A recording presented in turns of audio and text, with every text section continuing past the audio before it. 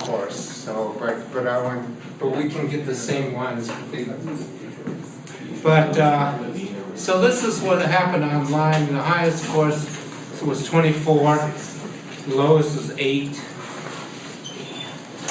If you which means, I mean, by random, if you just guessed, didn't come to class, or if you fell asleep during class and didn't bother to do any of the readings, got drunk the night before, and simply went through it, just marked everything at random, you should get 6 points.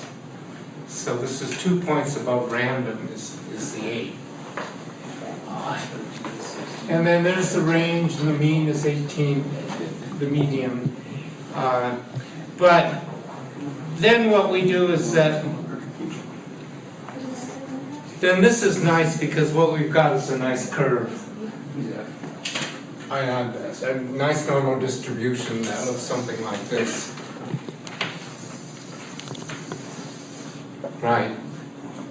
And so if we throw the outliers out here, then we've got a nice normal distribution.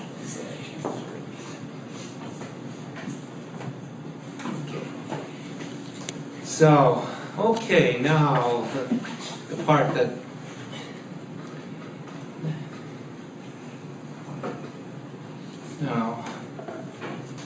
okay, exam statistics.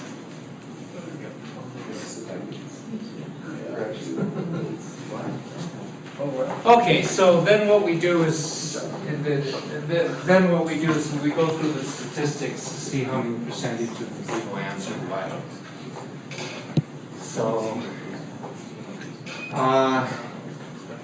So number 1 looks good. Number 2 looks good. Can you see that or not?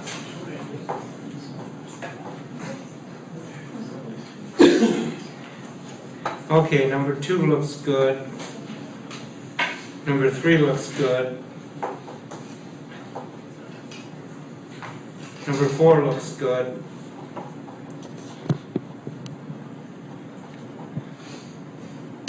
Number 5 looks good. Number 6 looks good. Do you see it? You know, there's a percentage of how many answered the question correctly. Number 8 looks good. Number 9 looks good. Number 10 looks good.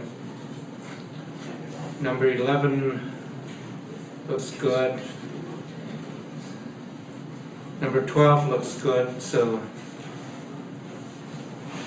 number 13, 77%.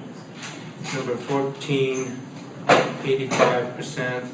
Number 15, 77%. Number 16, 92%. Number 17, 84%. Number 18, 76%. Number 19, 86%. Number 20, 88%. Number 21, 86%. Okay, here's the one. That one. That's what I'm talking about. It says in the reading that it's a revolutionary science phase. It says both.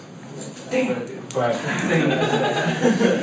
my interpretation is that, I mean, I agree with you. yeah, but my interpretation, see, this is one of those conceptual questions where you, no, listen! That's why I hate doing this. So what you basically have is a paradigm, and this is Aristotle, etc., right? I mean, unfortunately, this guy, and he says this, but he also contradicts himself.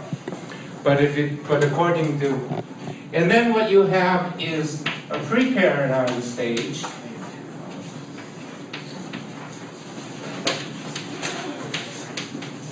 And this is where Copernicus, Kepler, Galileo, etc. come in, right? But then you have the paradigm stage.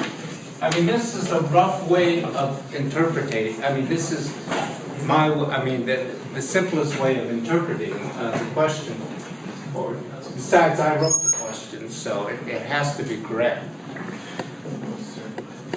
And there will be some questions that only, that a minority will answer because they're the more difficult questions, right? So then, the paradigm stage, it turns out to be Newton, etc., and the people who are working on the paradigm. So logically and conceptually, these people, like Kepler, fall into a pre-paradigm stage. Yeah. So where does the normal science and revolutionary science, is that all in the paradigm stage? Okay, let's see what's going on. Good question. What's going on now is basically normal science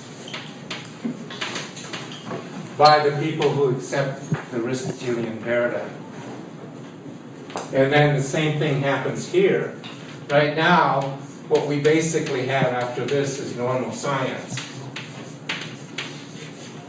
Meaning that everybody accepts the Newtonian paradigm, correct? And you're doing normal science. And then what, according to Kuhn, what will happen during this normal science phase? You get anomalies, and then you get crisis anomalies, and then we go through. So, I'd be happy to discuss this further. So, I think it's a good question, but then, yeah, it is a revolutionary phase, and the guy says that. But I think the better answer is that it's a paradigmic phase. But it also says that the pre-paradigm phase only occurs once, ever. And that that's before there's any actual scientific agreement of any sort. Yeah, but it's gonna appear again here. It only appeared once in this area. So, go ahead. Yeah. Well, I was thinking you've got the pre-paradigm of Aristotle's phase, and then you go in from there. You go to the revolutionary science phase. That's kind of how I got it. I got it from reading. Right. I did. Like I said, it can be debated, but the final arbiter is me, and I'd be happy to sit down and go into the nuances of it. It says right after And then if you- paradigm phase in which there's no consensus on any particular theory. And there was a consensus, it just wasn't there. Yeah.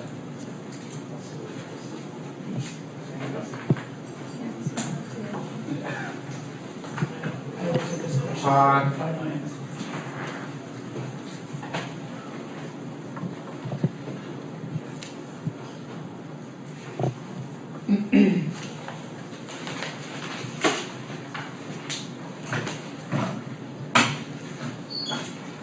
Right now, if we sit down with the reading, and then I can make the argument for 39, but I don't want to do it now. So I'd be happy to sit down and go through. And the fact that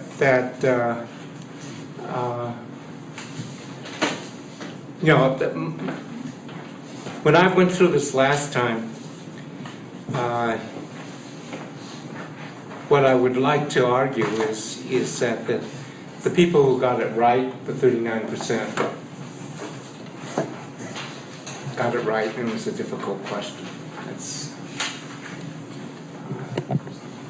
Okay. But I can be, if you meet with me, I can be convinced the other way. And then if I'm convinced the other way, I'll give you the extra point. On the other hand, you also have to realize, the reason I don't I don't mind doing it, but you have to, if you look at the exams, it's basically an aggregate. What counts in the end is the aggregate score. So there were, there could be 2 or 3 points that could go either way. But I would argue that after 3 exams, the score that you get is fairly accurate as to the grade that you should be getting. So, okay.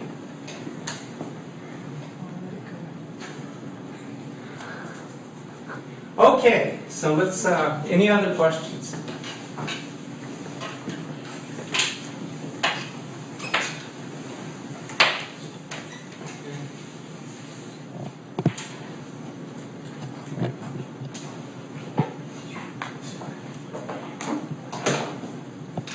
No? We can, okay.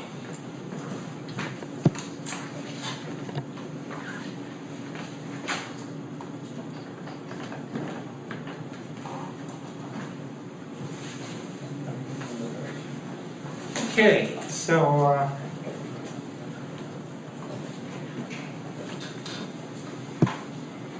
okay, we're going to start a new unit. I don't know, you guys did so well. Everyone should be really happy. I mean, Yay, we're happy. okay. Thank you. Wow. In fact, I don't think I've gotten this high scores in any class. So I don't know what, I mean, either, It's 'cause we're smart. yeah, I think that could be it. Or, well, I'm doing a good job, I don't know. Okay, do we have, did we take row? It's going around. Yes, I think it's up there. Okay, so, okay, Emily, I'm deducting 3 points for standing up to the professor. Damn. It's just not, this is a communist No, it's society. because I'm a woman, isn't it? Yeah. Two strikes, okay. Let's see. Just give, okay, Roland, this is your name, Pop. Where are you? Yeah, oh, okay, Roland. Any comments about the exam or the readings or anything? Okay. So, Except for the fact that I can rush through it though. I'm sorry? I sort of rushed through it though. You rushed through it? I should, Rush through the exam? Well, you should rush through it. well, I actually went back and then changed answers, and then those ones I missed. Never do that. I mean, because statistically what happens is you're gonna outguess yourself. And yeah, it's just standard procedure that you don't go back and change the answers.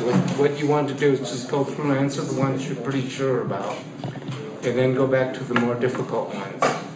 But once you mark that answer and then think about them, but once you've made your answer, just change, okay? I mean, don't change, sorry. Yeah, don't. It's got confirmation bias that we always see when we change the wrong answer, we never see when we change it and get the right answer. I'm sorry? Isn't that just confirmation bias, where you see every time you change an answer and get it wrong, you get feedback on that and see that, but every time you change it and get it right, you don't see it. I've read that it's actually not true, that changing answers is bad. You've read that it's not true. Right. It just seems Well, like it's true. It just seems Yeah. like it's true because of the feedback that.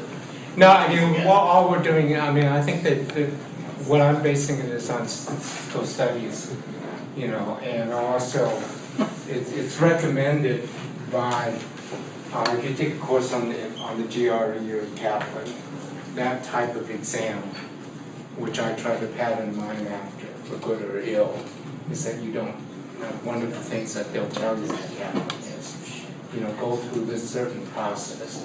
Once you've chosen an answer after careful thought, or after thinking, then just leave it and go on. So, Okay. So, and your name? David. David, 2 points off for you. And it's not because you're a woman. I mean, yeah, exactly. Okay. Keelan. Yes. Keelan, right? Yes. Okay, you were in Dr. Robinson's course, right? Or, No, I you're a just know friend of. Okay, you know him. Okay, so you get 3 points extra just because of contact. Okay.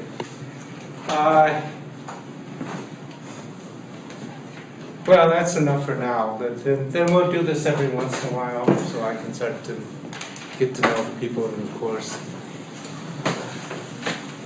Okay, let's start the new unit. And this unit should be, the first unit was the most difficult, so you should do fine on the next unit. And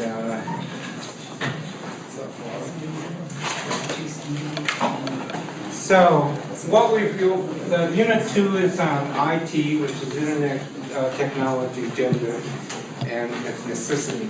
So again, what you do is to go through the unit, right? You scan the unit. What you want to do is look at your brain as a machine. And of that machine, for the purposes of taking my test, what is the most efficient sensory apparatus that you're going to be encountering? I mean, that you'll use? Your eyes, right. And we've had an ocular bias in the Western civilization for a long time. People are saying it's changing, and there's some big debates going on philosophically as to whether or not the ocular or the visual way of organizing information, especially via the text, is the best, or if it's biased. And I say, yes, it is biased, and being no phobia, I'm saying that I think it's the best for now, until we can come up with some other way of organizing information. So, you know my biases. Aside from being a leftist and a socialist, I just want you to know where I'm coming from, where my biases are. I guess I should have told this at the beginning of the class so people can drop it, right? if they don't particularly agree. So I'll do that at the beginning next time. Okay. So what I would do is go through, I would go to page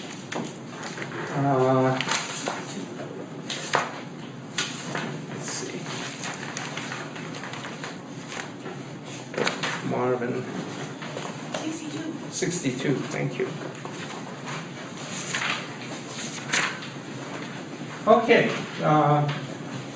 and then just look through, Triumph of the Nerds, and just kind of wade into it, start scanning in the information, right?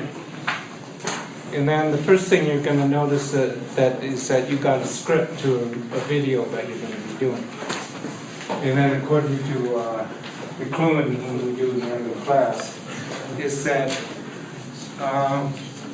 the video is a different medium than the text. So you're going to be approaching the video differently than you will the text.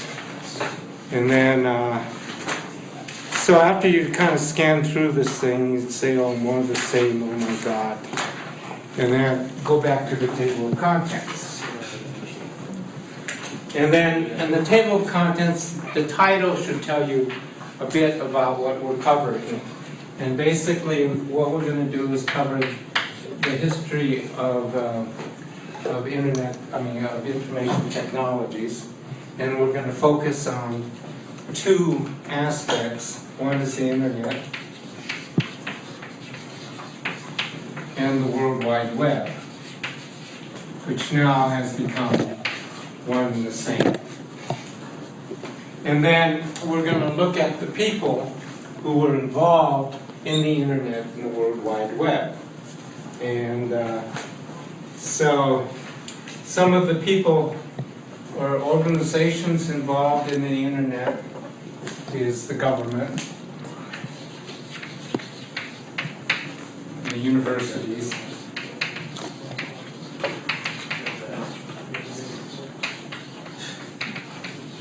and some private corporations. When we shift over to the World Wide Web, we find that the people that are involved in it are the universities, and then later on some new developers, which are private companies.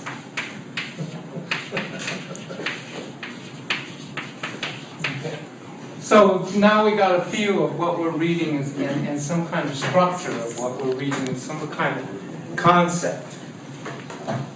So a question that will come from here is that, for example, a conceptual question which you really can't look up specifically in the text, but you should be able to infer from the text, is that which organizations are mainly involved in the development of the internet, or was not involved? Here I'll put the Home Brew Club, which is an informal organization. So then you got A, B, C, D, and then the question is, which organization was not involved, right, in the development, early stages in the development of the internet? And the concept of the answer would be the Home Brew Club. So it's a conceptual question that you will not be able to look up, and that's how we're trying to develop. That's how we're trying to develop the exam. And you know, some questions you'll be able to look up. This one you won't be able to. All right. Okay. So the other thing is that what you want to do is look at the different readings, which we'll do, and we'll classify them.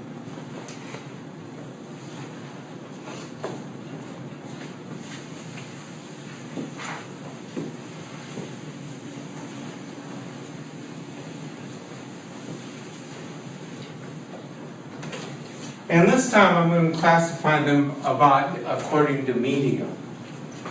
So you've got assignments, and then you got readings, and then you got videos, right? So, okay, what's Triumph of the Nerds is what? Video. And what? Sorry. Thank you. Emily, you got all your points. You just got all your points back. Plus more to, participate in the discussion. And then, okay, so what you notice is that you've got the nerds, Triumph of the Nerds in the video, and Triumph of the Nerds in the reading.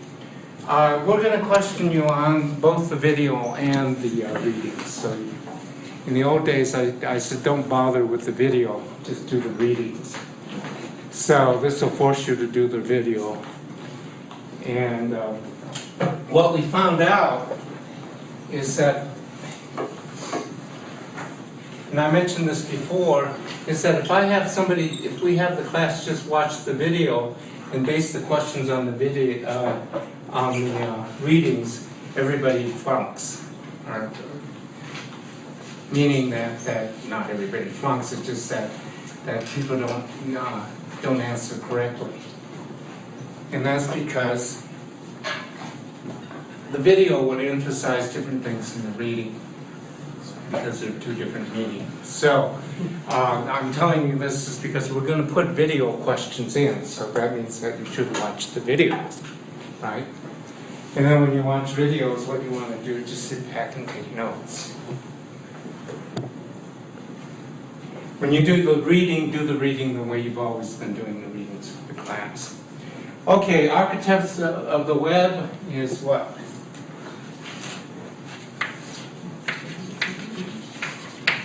It's reading only, so you don't have a video on that. Same way with women in computer science. And then the same thing with Java, Polese. And finally,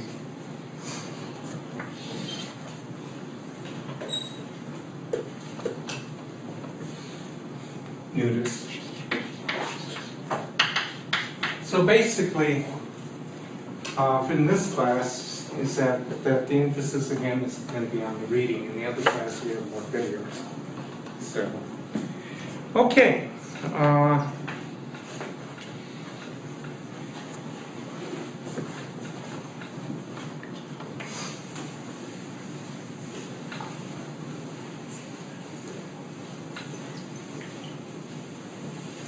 Okay, let me go through and just talk about what each of these readings involve so that you get a feel. And then what I would do is, go online and start looking up information, giving you the frame on these particular readings in the video so that you get a feeling of what you're getting into before you dive into the readings. So Triumphs of the Nerds is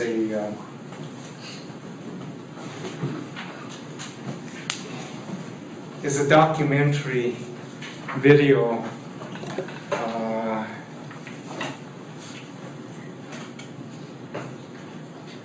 coming from a video online called Pirates of the Caribbean.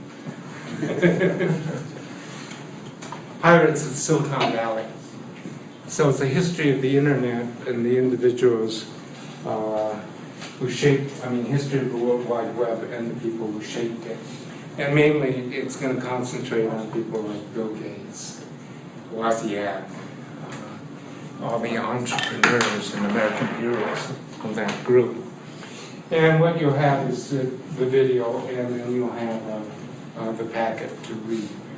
Architects of the Web, again, it's another version of the individuals that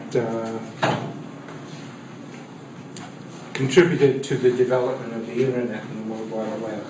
And the reason we're using readings from the architects of the web, because that's one of the few readings that emphasize the role of women, one particular woman, in the development of the internet and the World Wide Web.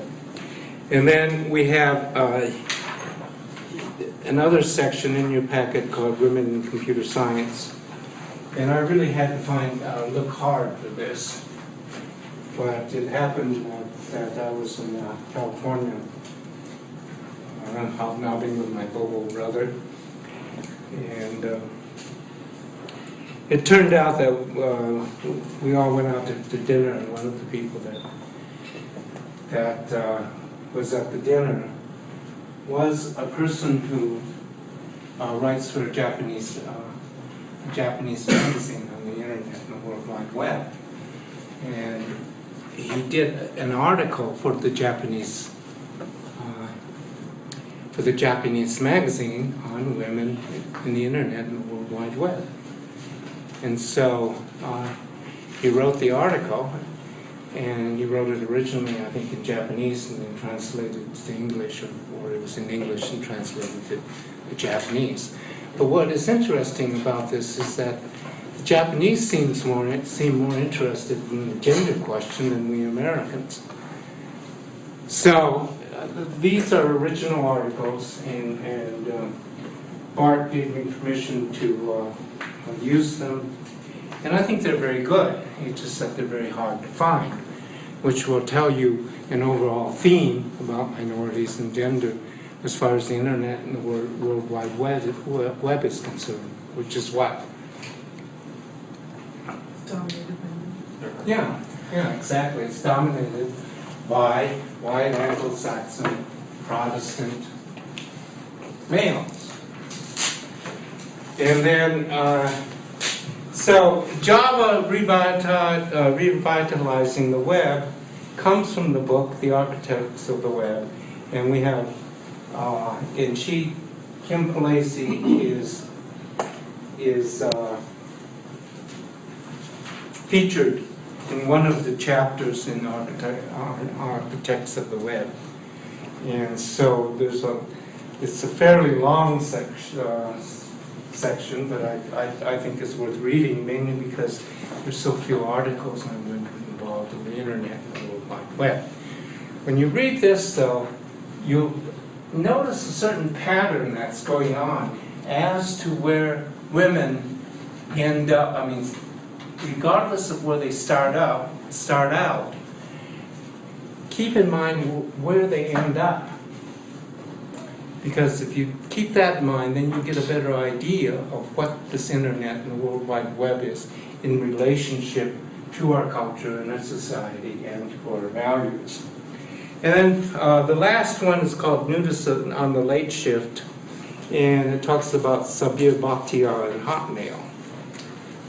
And what's Hotmail, by the way? Outdated mail browser. What? Outdated email. Right. And so looking at the name without profiling, what nationality, I mean, what ethnic group do you think Sabir comes from? India. So what we're seeing, and this is an empirical study on my part, because I think that's the only way we can approach this question of culture, gender, and minorities, because it's a very sensitive issue, is that we do see minorities in the development of the internet and the World Wide Web, but they're a particular type of minorities. And so which two groups would dominate the development of the internet and the World Wide Web, and what so-called minority group will dominate the development of the internet and the World Wide Web in America and in the IT field? Maria said one. Indians, right? God, 10 points. And the other group, by inference, would be White. I'm sorry? White people. Right, but I'm talking about so-called minorities, non-WASP. Yeah, Asians. And from a cultural perspective, why do you think, I mean, we'll say there are more, that we're more impacted by the Indians than we'll say the Chinese or the Japanese or the Koreans, just from a cultural point of view, to make an inference. Communist barrier? What? Maybe it's the barrier of communism, the different ways of seeing the world. Well, Japan and Korea are Oh, okay, well, but then, you know, that I think that is the case with the Chinese. yeah. That because of the difference in economic systems, that could be a factor.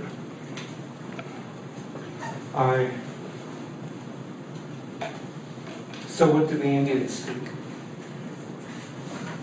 English. English.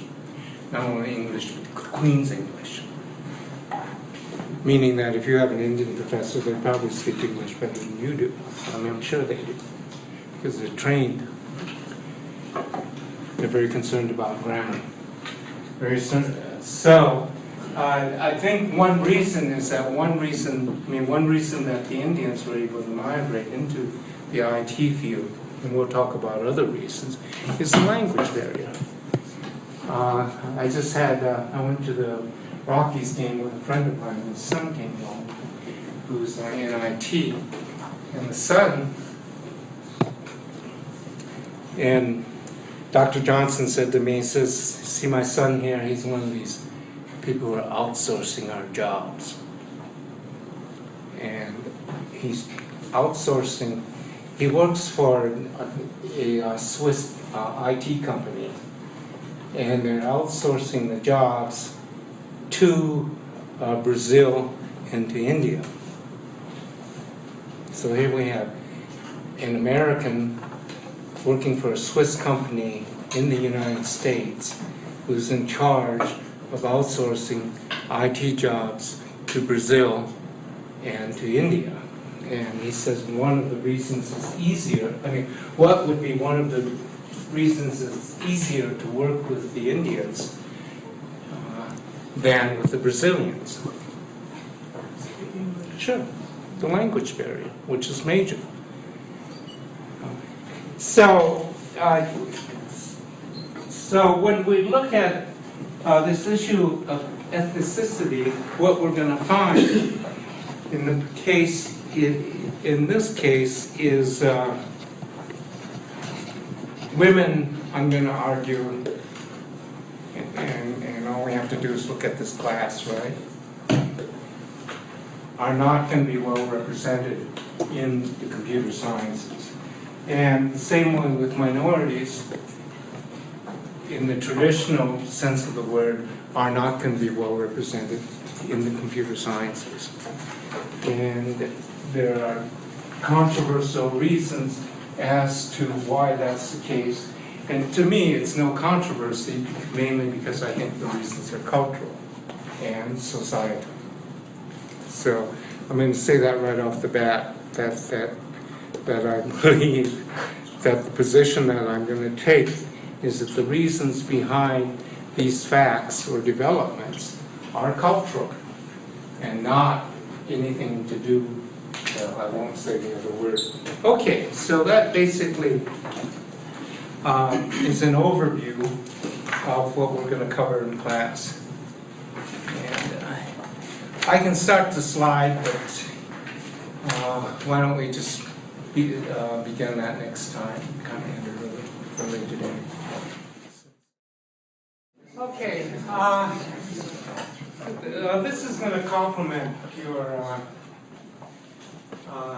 readings, but I would take notes on this because we'll probably throw in a few questions from the lectures. So normally I tell you not to take notes during the lectures, but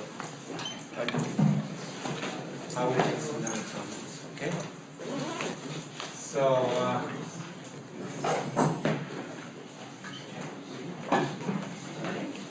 So it's from a book called Fire in the Valley, and I call it the underground history of the internet and World Wide Web. And basically it's what I call an alternate history. It's my history. We know everybody constructs their own histories, right? And this one particularly illustrates my particular biases coming from leftist, progressive, social, delete that. Coming from a particular point of view, but I think it's we should entertain. Oh, we shouldn't. I don't know. But I think part of academics is to be able to present different viewpoints, and I should. So I'm going to come clean, and you already know mine. And so this is a particular interpretation of the internet and PC revolution, and it's called Fire in the Valley. It's a book written by a friend of my brother's who's part of this Silicon Valley culture. So I can say that I've got personal acquaintance with this particular culture. Okay. And so I begin my history, and again, the reason I've rewritten the history is that I've tried to integrate women and minorities into the picture, as that's part of the reason for go of the course, is to bring in the question of diversity and gender into the culture of technology. So what I'm arguing in this case is that the first computer programmer was Ada Lovelace. And again, actually the traditional interpretations are paying some attention to Ada Lovelace. Because I think, the other thing is that Ada was recognized by the Defense Department, because the defense programming for the military for a long time was this computer program language called Ada. In fact, I have a friend who was working on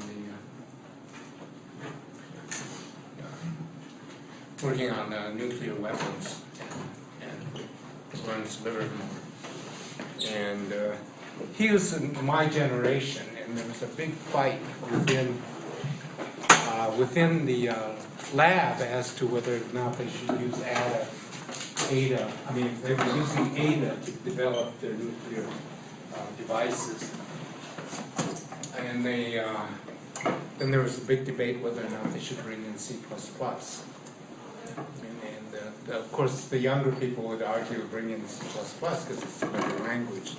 And my friend fought that issue for a long, long time, mainly because he was trained in Ada, right? And he thinks it's a better language. So he finally lost out, and the guy who beat him out, then there's, at work this always happens, is that it turns out that his main enemy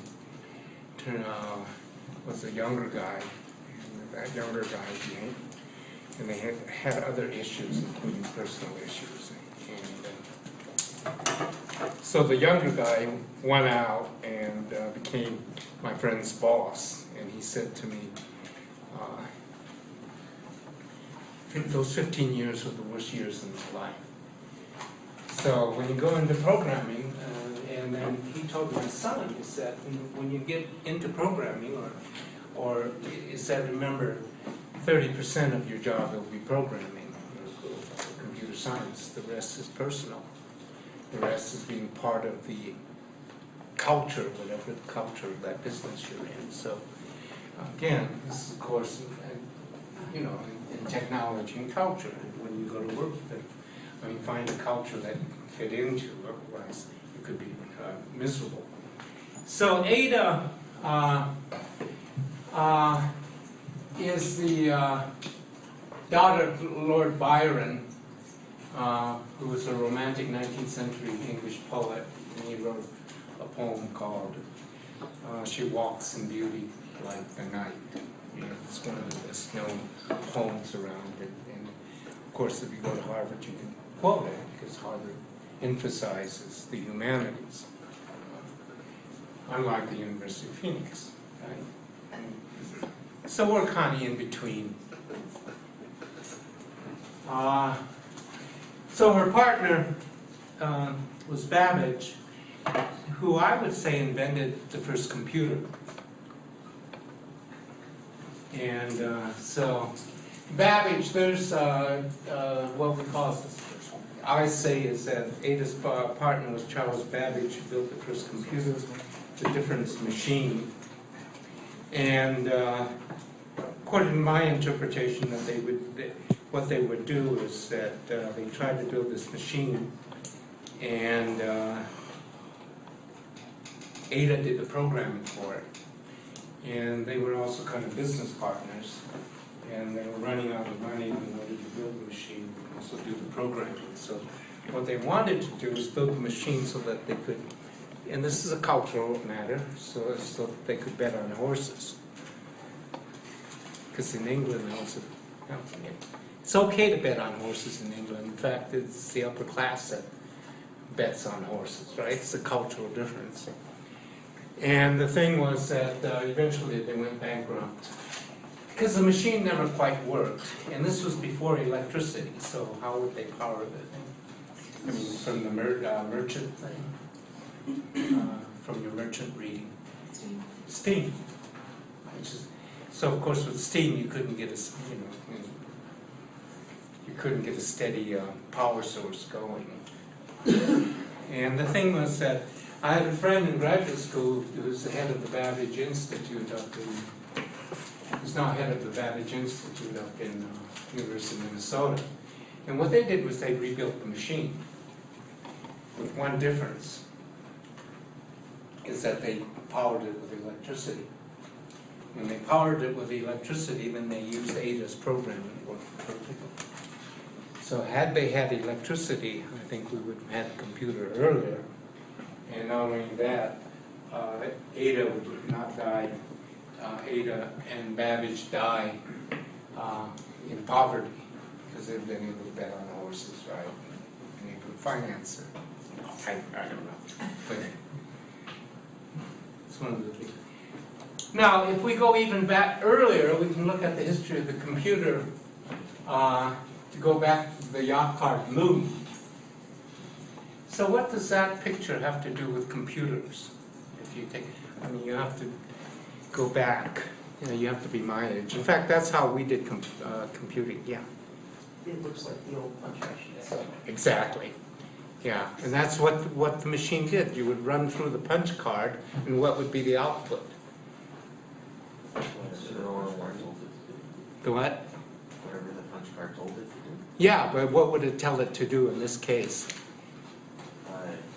Put certain patterns on the Exactly. pattern. Yeah, so you can see the analogy why this could even be considered an earlier computer than the difference machine. So, and when I first started programming, so that's the way we, that's the way we would program. You would type out the cards. Then what you would take, the cards to the gatekeeper. So again, the question of power, you can see where's the power line?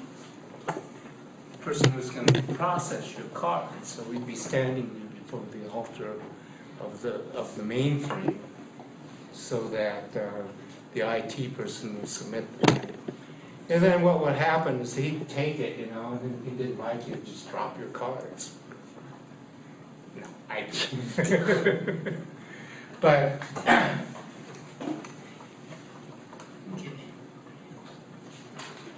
so the other thing is that we can see the relationship in the culture of technology when we study the history, is that the next phase, or a major phase in the development of the computer, was during World War II.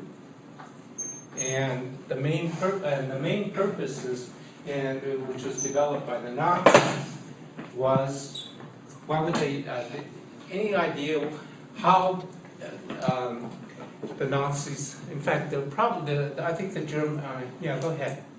Yeah. I think with this thing about IBM, one of the first computers employed by the Nazis was used to keep track of people. To what? It was to keep track of people. No, first of all, IBM wasn't even there. But that's a good point. This is where technology comes in. Some aspects of technology that people didn't take into consideration when they developed it. So, but no, even before that, the main reason the Germans tried to develop a computer during the First World War was to issue coded messages. So instead of having the human scramble the message, what they would do is have a machine code secret messages, war messages, and then on the other end they would have a machine to decode it. And then what they were figuring out is that then they couldn't get humans to decode the message, because it was done by a machine, which is a lot, because you could get layers and layers of decoding the message. So here they are, a member of the Allies fighting the Germans. What would you do? Try to build a machine that could decode Exactly. So you've got the development of computers right here, one to code them, the other to decode them. And then the more sophisticated the Germans got, then the more sophisticated not the Americans, because they weren't involved in this, but the Brits would get in coding and decoding the messages. So it turns out but the problem in the United States and also in Europe is that they couldn't get enough people to. Well, women got into the act at this time, and what would you say the reason for that would be? I mean, what could women do that men couldn't do? Well, I was just gonna say shortage of manpower. Well, shortage of manpower is one issue, but women had a particular skill that men did not because of, we're looking at typing, yeah. So what they decided to do is recruiting the women to type in the code. And I would say that, and then they found out that not only could they type, they could also program. And because of the shortage of manpower or human power, then they would take, the women would start, we started getting the first time women into computer science after Ada. So on the one hand, you had the Nazis who were using computers to code messages, and on the other hand, you had the Brits to decode them. And the person in charge of the project for breaking the Nazi code was Alan Turing, and a computer scientist. Okay. So, just for the record, we can say the father of your discipline was gay, right? Multicultural course. We've got to bring that in, that multicultural diversity. So, and the story of him is pretty interesting. He worked for British intelligence. He was head of the project to unscramble war messages from the Nazis. And the thing was that he's the founder of the science because he came up with the Turing machine, and secondly, the Turing test. And the Turing test is because they were asking the philosophical question at that time, could the computer be as smart as a human? As intelligent as a human being? And Turing said one way you could determine that is by if you had a program, if you had a human here, right? And then you had a computer here, see, they're behind the screen, right? And then what you would be able to do is ask the human questions and ask the computer questions, and then a third observer, and then the human would answer, and the computer would answer, and you as observers cannot tell the difference between whether it's the human answering or the computer answering, then you pass the Turing test. And I would submit to you that we're getting pretty close where machines are passing tests easily, especially if you define the domain, right? And Tavish, where's the computer going that's going to make doctors obsolete pretty quickly? India? No, what profession? Yeah. They can do like surgery with it, right? Sure. Not only that, is that there's where they're building the most sophisticated expert systems. Is in medicine. So you can either ride the trend and go and do the computer aspects of medicine.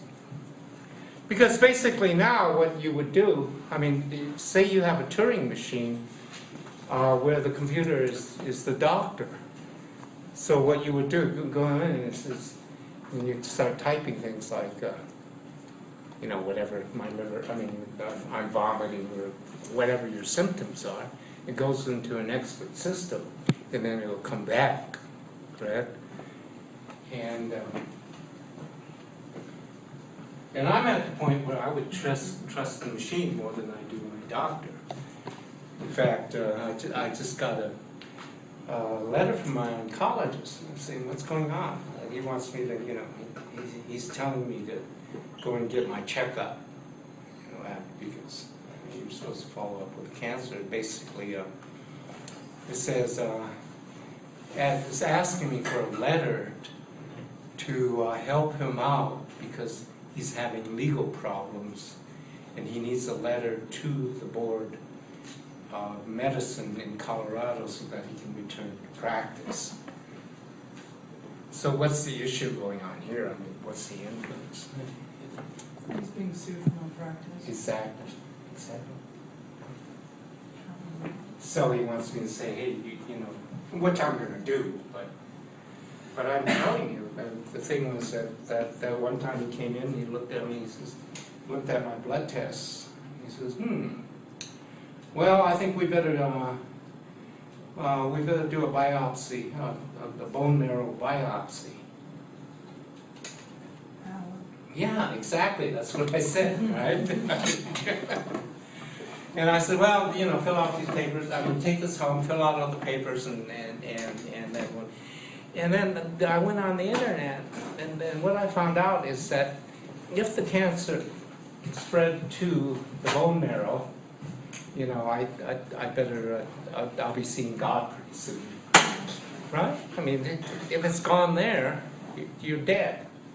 And then I looked up, and the chances of it, you know, based on the blood test of my having bone cancer was, I don't know, I think it varied, but something like 1 in 30, 1 in 75, depending on what source you went to. And I think it might even have been worse than that, better than that, it was maybe 1 in 100, that according to the blood test. And I said, first I said, ow, and I said, the hell with it. I'm not going to sign this. And so I'm ready to take the papers back, so basically you take the paper back and it's signed, and then they go and take the bone marrow, and then they do the biopsy. So I go in there and Dr. Parra's not there. He's got an emergency that he has to deal with, and then so the PA. Does everybody know what a PA is? Physician assistant? Yeah, physician assistants there, and boy, I trust her more than I did my official oncologist. And she's over there, and so I have all the, and she didn't know that she was supposed to do a biopsy, right? So she goes through the routine, gives my blood test, and does all these things, and she looks at them, and she said, looks fine, you know, bye. You know, and she spends more time with me than the official doctor. And then she takes off, and then, so I go back later, and so basically I didn't do the biopsy because of certain circumstances. So I go back later, and Para flips through my charts, and so everything seems fine. Aren't you glad we did that biopsy? Yeah. So you wonder why he's getting malpractice suit. Well, but see, he was probably trying to cover his ass having you do the biopsy, because if he didn't recommend it and there was something wrong, you could sue him. Right, exactly. So it's endemic in the system, you know. So, and then people ask why medicine is so expensive, right? Because they get sued. You get sued all the time, but not in Canada because it's socialistic. But we can't have that, it's socialistic, right? God, it's going to take away our freedoms. And besides that, you can die in the hospital waiting for an emergency room. Wrong, you die more faster. More people die in American hospitals than in Your Canadian government's too hospitals. competent at socialism. What? Your government's too competent socialist is. You know, that could be the case. I mean, our government hasn't had a very good record of doing things, have they? Including bailing us out of the financial crisis. So, no, you got a point. Okay. Anyway, Turing, afterwards, continued to work for intelligence, and after the war. And then the thing is, we don't know exactly what the real story is, but basically the FBI, their version of the FBI came to them and said, hey, you've got to stop having all that sex. Now, for the Brits, was that a moral question?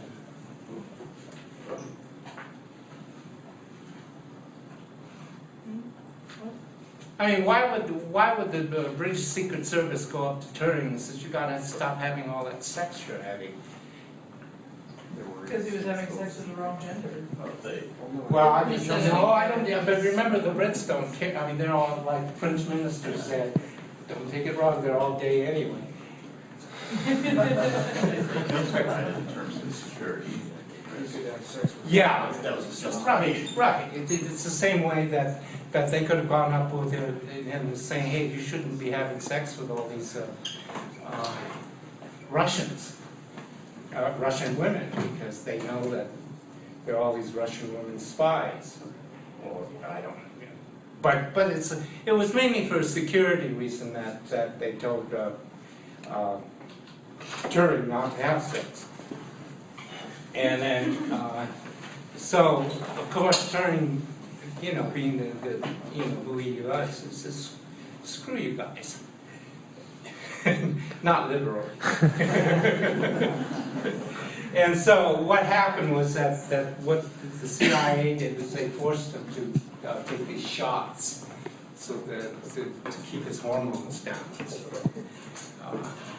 And then finally, we don't know what happened. He simply, I think, said the hell with it and put arsenic in his apple, which is a great metaphor, I think, and ate the apple and killed himself. So there's the father of your. Of course, we don't want to tell the computer scientists, the future computer scientists this, and parents don't want their kids to become computer scientists. Right? You've got to keep the myth up as to who and what computer scientists really are. Or you can accept it with a sense of humor, as my son said. He thinks the story is great.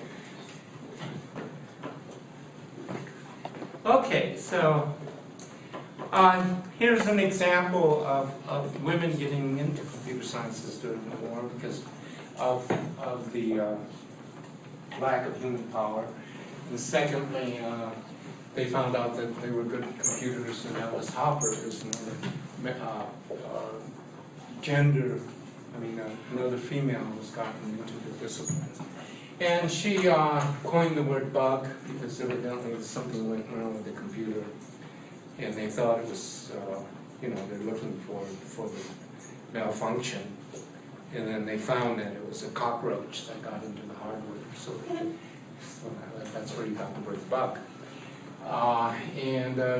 She invented the programming language COBOL, which was a standard business language for a long, long time. And then for the little cultural aside is that during K through 12, not K through 12, what is it?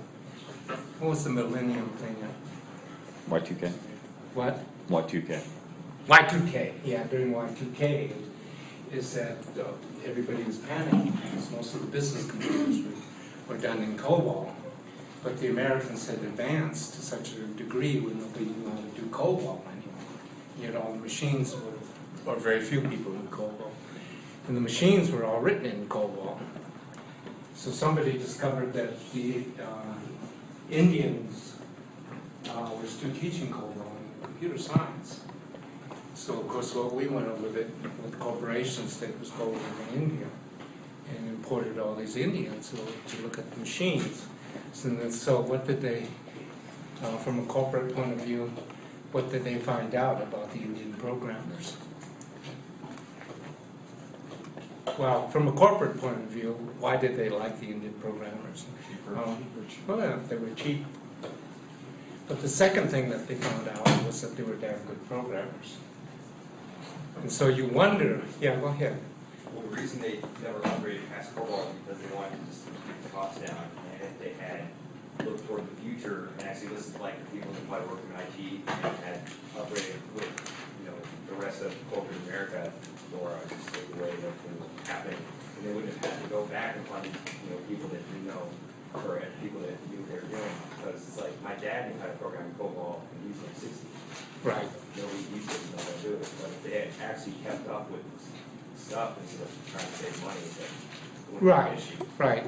And there's, I think, a real cultural conflict, and it's very strong between computer scientists and the engineers and the business people, because they've got different reasons for doing what they're doing. I wasn't even an engineer. I mean, he just learned COBOL just because he had it back in like the 70s and 80s. He wanted to be working on something that had to know COBOL. Right.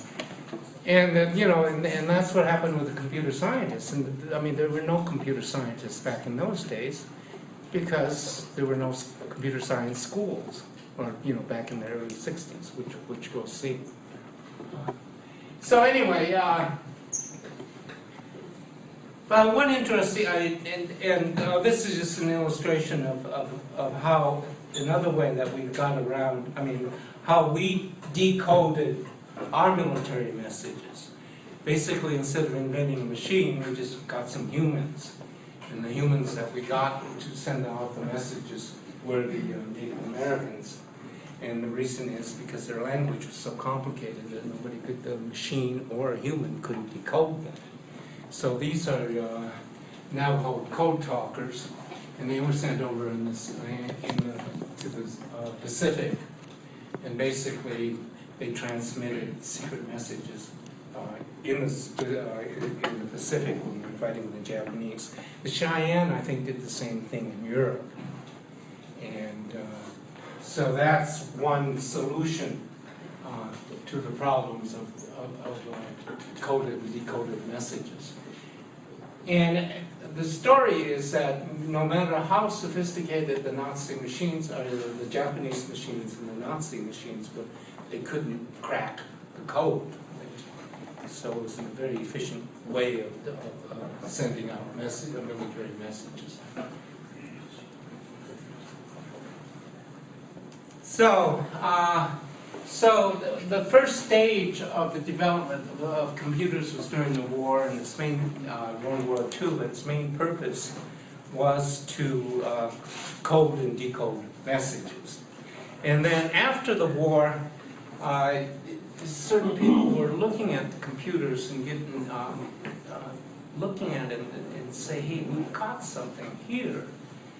That we've got a technology here that may be able to do more things. And so about in the 50s and 60s, or in 1958, I think, the Russians did something before, it was during the Cold War, and the Russians accompanied, or the Soviet Union accomplished a technology that really freaked out the Americans. And what was that?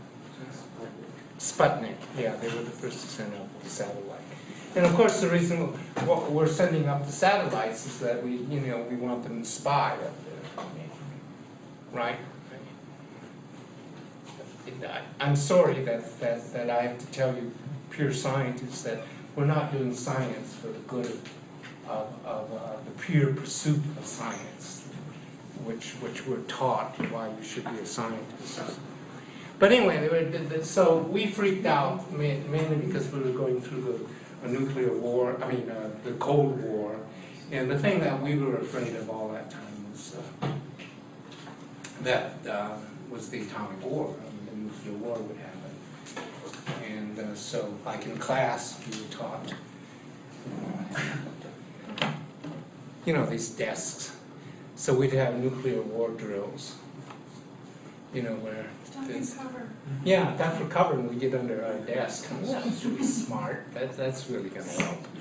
But we did it anyway. But other people who, after the war, were looking at it from a different perspective. And one of the visionaries is J.C.R. Reid, who turned out to be a cognitive scientist. And the vision he had was to be able to take all the different computers and link them up in order to make a global brain. And he wanted to use this for humanitarian purposes because he had seen all the destruction that had been going on during World War II that machines could do. And he asked the question, isn't there any way that we could use these machines for the good of humanity instead of destroying things, instead of blowing up things? And he thought, well, you know, one of the problems is that technology seems to evolve at a very rapid pace, exponentially, while the human mind and the human mind or humans seem to evolve really slowly. And he said one way that we could change this is to use the computers to create a global brain in which everybody could contribute to it. Wikipedia, you got it. Wikipedia, I love Wikipedia. But remember, don't use it in your classes. To come up with this global brain, and then collectively, using this brain, we could solve the moral and value problems of society so that we won't have any more of these wars. Now the problem, so at that time, because of Sputnik, President Eisenhower started pumping a lot of money into research and development. And one of the agencies they formed was called DARPA. And Licklider was the head of DARPA. And basically it says, do anything you want for the cause of war or peace. So Licklider said, well, I really would like to do this do anything you want as long as it helps out with the Cold War. And Licklider wanted to come up, to make real his vision, but there's no way that he could justify that funding to the Pentagon by saying that, well, the reason I want to build this global brain is because I want world peace, right? So what Licklider and his group said to the Pentagon is that the reason we want to build what becomes the internet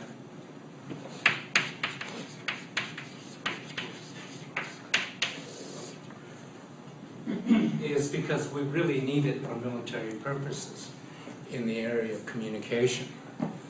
Now remember, one of the devices we had at that time was that we built the the international, what's it called now? Interstate highway, right? What? No, I'm getting older. My short-term memory is going, not to mention my long-term memory. But no, now think of a military purpose. It was really built originally for military purposes. Why would you want to build an interstate? Because no roads are too small to move large military equipment like tanks or... Right, Yeah, and also Eisenhower had come back from Germany and looked at their roads and their highway systems. We've got to have something like this. And but more specifically, our IBM missiles. The idea was to put the IBM missiles on these big trucks and keep driving them around so that the Russians couldn't hit them. So you'd have a mobile type of, like submarines, a mobile nuclear system. So Licklider had an analogy about the internet. So in the old days, you had the way of communication was by telephone and as analog, and you do it through telephone wires, right? So for military purposes, why would the internet be superior? You ever heard of it? What? Have you ever heard of anything? I think that would be part of it. But for a technical, what? You can clip a wire. Remember the Native American who got supposedly killed because he served as a breaker because he was going up there to cut the wire, so that, you know, to break the community. I'm sure the story is apocryphal. It's got to be apocryphal. How could he be cutting that wire exactly the same time that lightning is hitting on the other side? But anyway, no, that's exactly the reason. It is that with the internet, you have this thing called the router,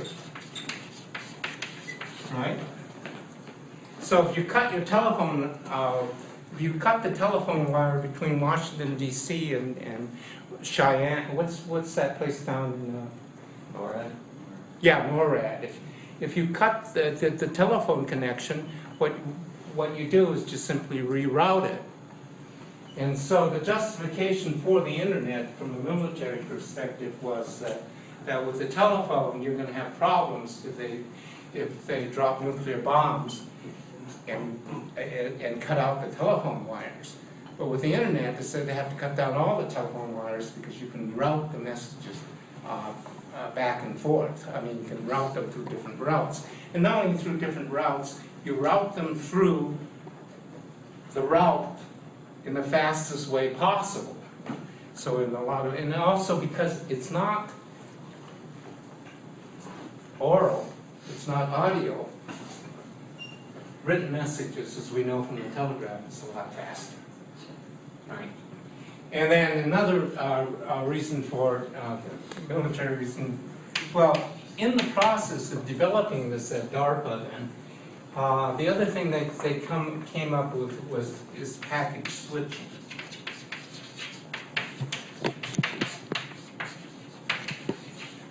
So, why is this important? And you're talking to the military and just touting this technology. Why is packet switching such a great idea? Also, in terms of going back to coding and decoding. It's because what you do is you take a written message, right? And then what you can do is break this, you take this message, and what you do is break it up into bits. And then you route the bits through the fastest way possible in order to reach your destination. And then what's on this other end? I mean, from a technical, what would be on the other end? Yeah, on the other end is a computer that's going to put them all back together. And so what you can do is break up information, send it through the different wires as fast as you can, send them to B, and they can put it together. And also that keeps the military, I mean, keeps the Russians from intercepting your message too, unless they've got a decoder on the other end, or a package encoder on the other end. So basically that's the technology. And the reason we know that Licklider had this vision for the computers is that he wrote a book called The Man-Computer Symbiosis in 1960, which came out, which was his idea of the Internet and the World Wide Web. Now, when you read it in the textbooks, you can, in the textbook it says the reason we developed this thing is for military purposes. No, the real issue is that we developed this thing but justified it for military purposes in order for Licklider to get funding. And of course, the funding was good in those days. It's like a few years ago that if you ordered a hammer, if the Pentagon ordered a hammer, they'd charge you, the contractor would charge you, $90 for a hammer, $300 for a toilet. Yeah. Speaking of that, did you ever see one of the Pentagon reports that had a $15,000 toilet seat on it? 15 what? $15,000 toilet seat on it? Oh, really? It was Yeah, 15, that was it solid gold for the generals, or what? I didn't know generals did that type of thing. I thought they didn't. It was for a secret project. A toilet seat on the probably on the receipt, just a budget. Well, I didn't, I mean, so why do scientists like to get military contracts?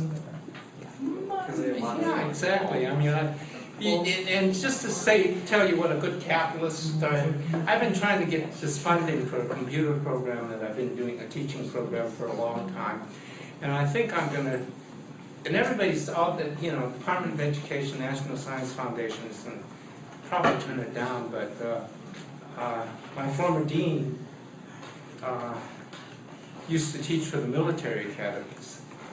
And he's got in with the Office of Naval Research. So, again, this is the culture, right? So I think there's a good chance of my research getting funded, aside from it being brilliant. But other factors come in. So, now this was going on in the 60s. And my argument is that the computer revolution is a continuation, is the silent revolution that continued after the different revolutionary movements that were occurring in the 60s. So, don't take a picture of this, but if you look very closely by that American flag there, you'll see Dr. Tang. Who's that? And I'm kind of getting a deja vu on this, because something's going on in New York now, right? But if it keeps going on in New York, I'll make a prediction. What's going to happen? What? Oh, it's already happening, but it didn't work. First thing you do is you send in the cops. You beat up the women. That hasn't been changed. That doesn't change. What? Oh, is that what you do? Oh, I thought it was sexual. I thought it was something about repressing. Oh, really? Okay, good. We got an expert, so I'll, so that's why they beat up the women, right? Okay, I thought that they beat. Here's why I thought they beat up the women. I thought they beat them up is because there was some, that they didn't want their daughter to be doing this, so they would go in. It's a terrorist tactic, they're attacking old men before they attack anyone else. Okay, so I'm wrong. I thought there was repressed sexual reasons for beating them. Okay, I said that in another lecture. Delete that. I was wrong. It was not. It was Tang's problem. It was his sexuality that he was projecting. What? We didn't quite hear what he said. Yeah. Okay. What's your name? Mike. Mike, who was in Iraq, right? He said that the reason they beat up women is because they're the weaker. So in controlling terror, right, you could go in and get the weaker ones. To control the crowd, you beat up the weakest, so the strongest don't want to mess with you, pretty much. You make it look vicious so that no one wants to touch you. So you go in and beat up somebody like this guy over here, right? No, I mean, I'm not making any profiles, I'm just saying that you, and then, you don't mess with Mike. Like if you have a group of like 20 people and there's only one old guy in the group, you're going to go after the old guy just to make a statement that you can do this to someone. And then no one up and just yeah, so this is that you see one old guy, you go after him and beat him up. That's why I'm not going to New York. See, I'm not making a profile. Okay. So, anyway, so this was during the political revolution of the time, and what are we protesting here? The Vietnam War. And here's an organizational or cultural, social question. Why didn't we have the same type of demonstrations for Iraq? No draft. So that would make a difference, right? Especially, and not only that, the climate was different because all these revolutionary ideas were going on at that time, and including the drug revolution. I remember well Sarah. She walks in beauty like the night. No, this was. But this is to illustrate there was no. And you know, I'm seeing some of this in the newsreels that you know the flower children are coming back. I'm sorry. Yeah. And why do you beat the flower children? Because they're all my friends. What? They're my friends, all the ladies who want flower children. Okay. That doesn't have to be spread around. Okay. So, usually, I mean, we found, I mean, what happens, of course, is that as the demonstration gets bigger, you can bring in Mike and the boys. I'm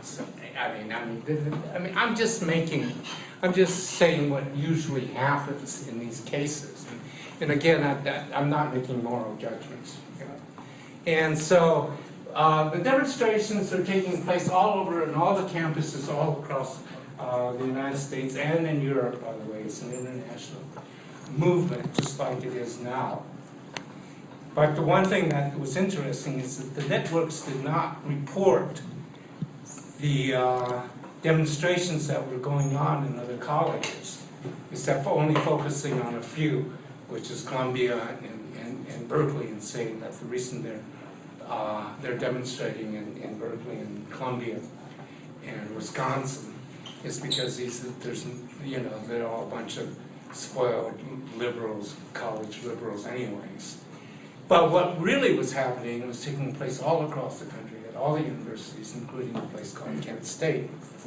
And what happened in Kent State, which was not covered in the television media, is that they did the same thing in Kent State. They sent in the National Guard. And what was different about Kent State versus some of the other demonstrations? Yeah.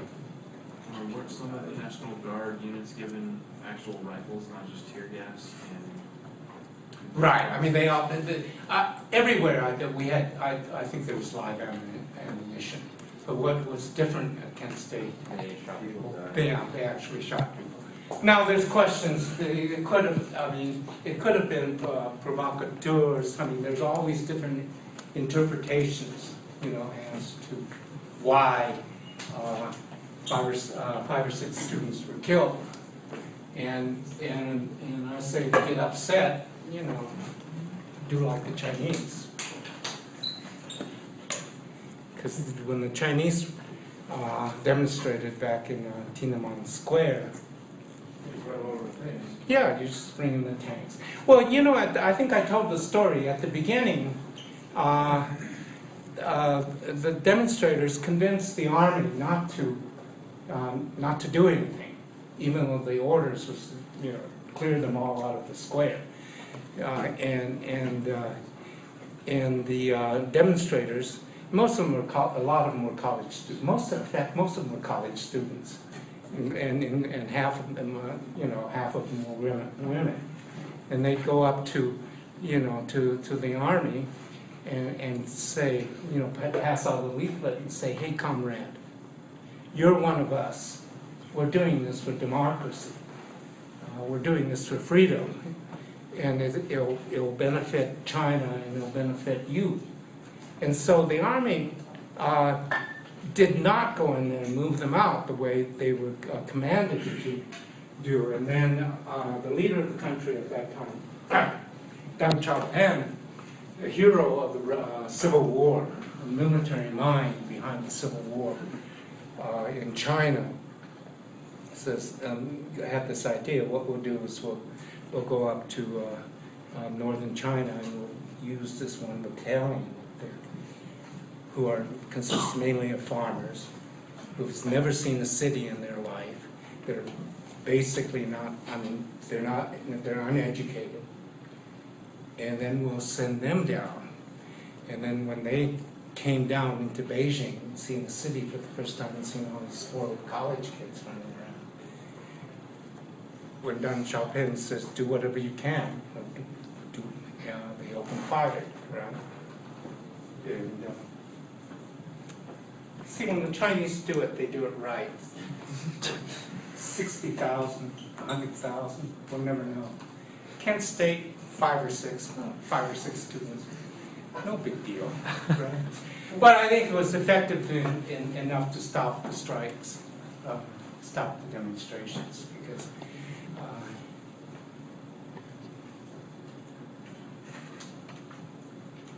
so that this is an iconic picture, correct?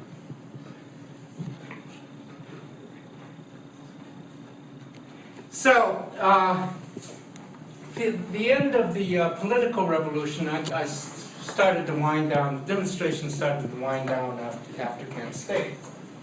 And so, the computer revolution started out in the 70s. And like I said, it's a silent revolution. And what we see in the case of computers is this kind of two different groups that are getting involved in computers. And one at the top, which you would expect is somebody from the private corporation, Intel, right? One of the pioneers in computer science. On the other hand, you had people like Alan Cooper.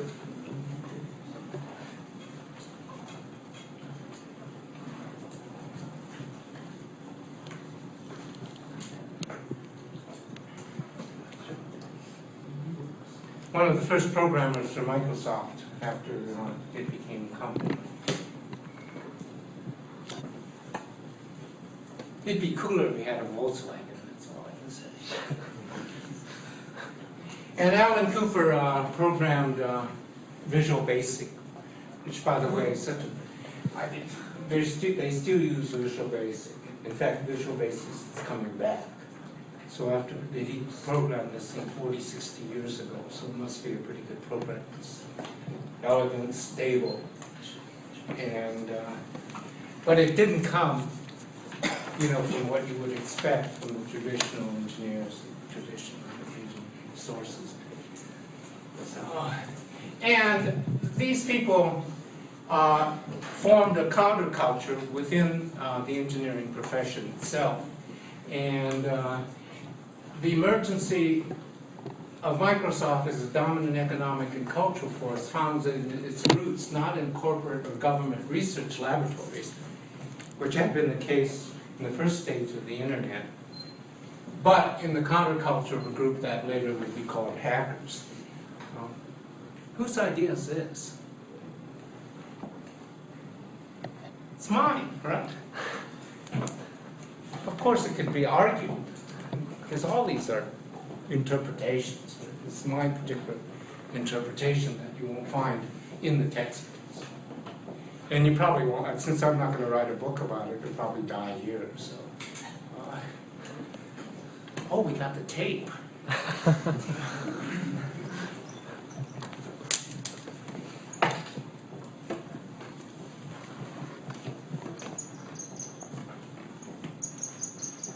Okay, so more evidence of this counterculture that's emerging at the same time.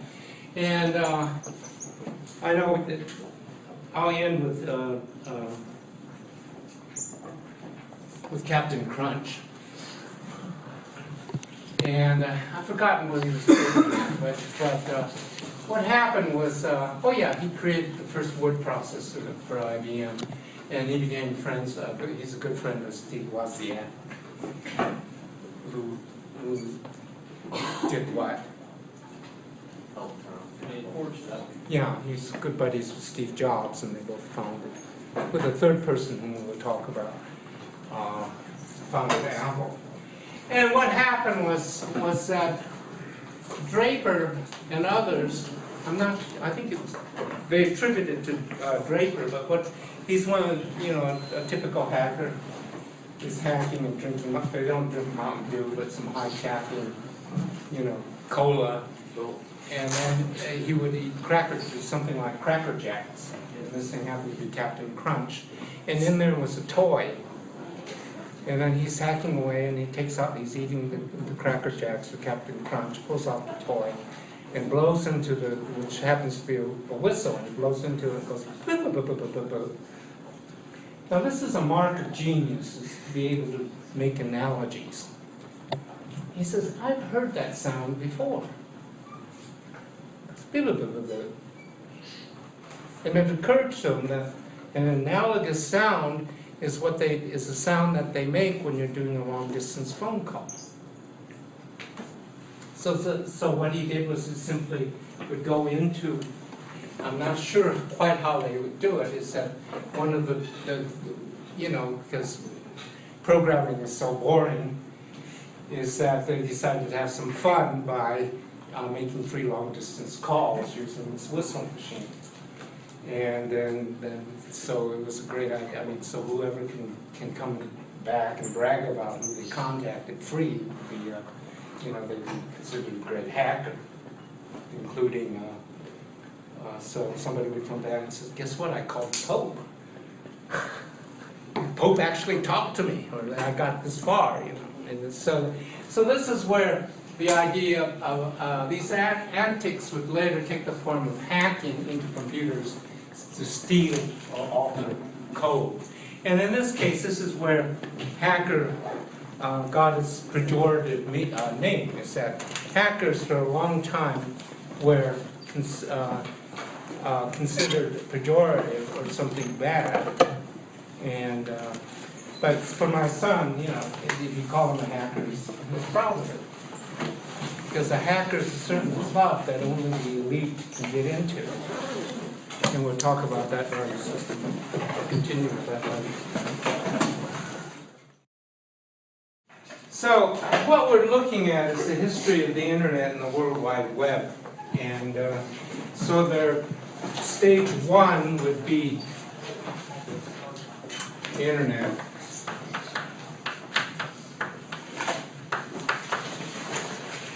And the main influences to the internet would be the government.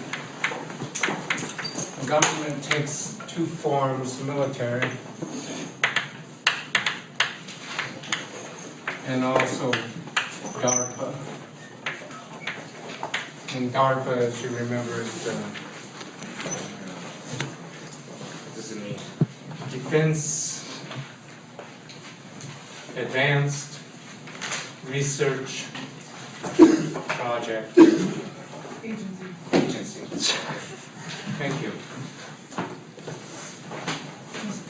Okay. And so what we've seen is that the military is funding DARPA, and we talked about DARPA last time and where the idea of the internet came from. And then the other, in the original from the internet, also from the government, or you've got private sector, and then you've got what would be the other? Corporate? Well, that'd be private sector. Corporate, yeah. What? The hackers? Not yet. Not yet. We'll get into them. The universities, right? And then briefly, what's been going on? Yeah. So originally, what Licklider did was contract out the development of the internet to the private sector. And then what happened was the private sector didn't have a clue as to what was going on. But they didn't understand Licklider's vision for the internet. So then Licklider took away the contracts from the private sectors, most of them. There were a couple that remained. One was MCI, which no longer exists, but was a major corporation in the IT business. And then gave the contracts to the universities. And then the university said, no, we don't want it. We don't want to do this. And then Licklider said, well, if you don't do it, we'll take away the mainframes, supercomputers. And so essentially the idea of the internet was even forced on to the universities. And then the ones that were associated with the universities happened to also be the ones with with the supercomputers. And among them was the University of Utah, Berkeley, Stanford? Not Stanford, Carnegie Mellon. Oh, Illinois. But you can almost see where the great computer science departments are coming up is because they had government grants that gave them the supercomputers. So this is basically the first stage, which I would call the government stage, because the government is pushing everything. And especially DARPA is pushing the development of the internet. And we see that in order to justify the development of the internet, Licklider made the suggestion that the internet is going to be very helpful for military purposes. And why would that be? What was the rationale? It's a technical issue. Telephone lines get cut. Yeah, exactly. Telephone lines get cut. With the internet and the router and packet switching, you see all this innovation going into the internet. Then what you can do is that when the Russians bombed us, right, then we could just reroute all the messages back and forth on the internet. So, and the military thought that was a great idea. So, if we continue with the universities, which we'll do, which I'll take up, but then the next stage is what we call the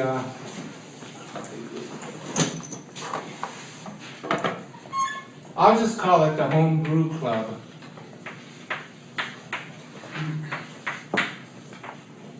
And this stage, mainly because some of the innovations started to take place outside of the universities and outside of the research centers.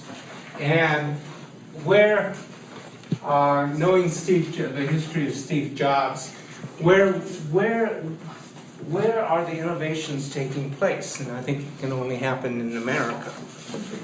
In the garage. So this is the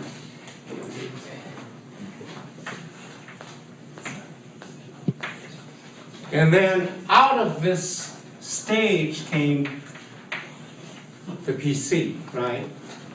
And why is the PC necessary to get the World Wide Web in the form as to where we are now?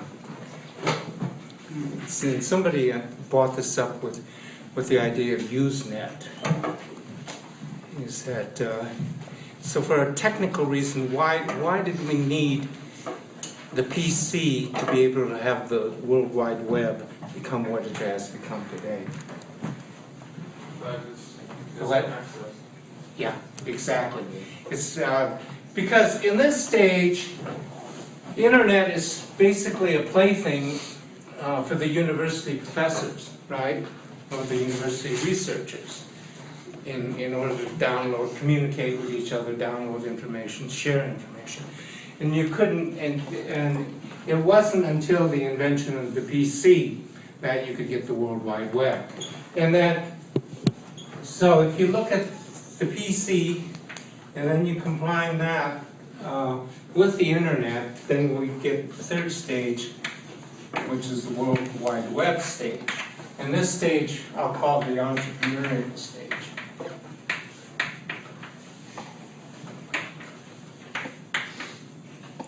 Which of course merges into the PC too, because the PC is basically an entrepreneurial, a PC starts out, personal computer, the mini computer starts out in the garage, mainly as a hobby, and because of the hackers group. And then from there, and they're genius, and then in America it happens that, we're a capitalistic society, so things get distributed through a capitalistic system. And that's what happened with the PC. And then the PC combines with the internet to form the World Wide Web, and that's taking us into the stage where we are now. So, in the last 5 years, who made the list of Forbes billionaires? Who? Mark Zuckerberg. Yeah. Facebook, Zuckerberg, and who made it before them? Bill Gates. Who? Bill Gates. Oh, Bill Gates, okay, and after Bill Gates?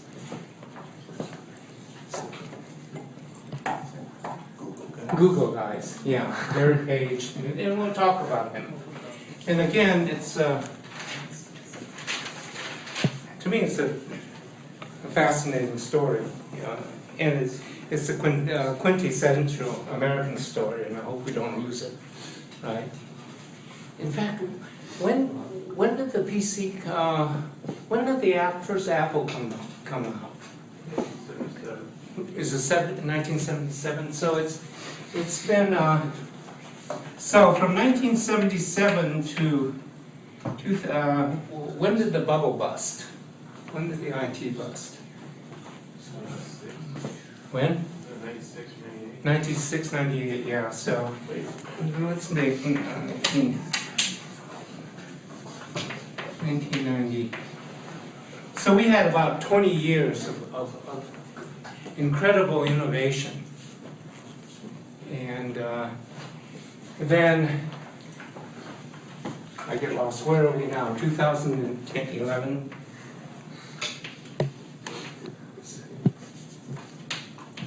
So when did the bust happen? The bust happened in what, 2000, was it? The IT bust? Summer 2001. Summer of 2001, yeah. So it's been 10 years since good times. So it's about time we start, you know, everything comes in cycles. Isn't it about time we start going back into those,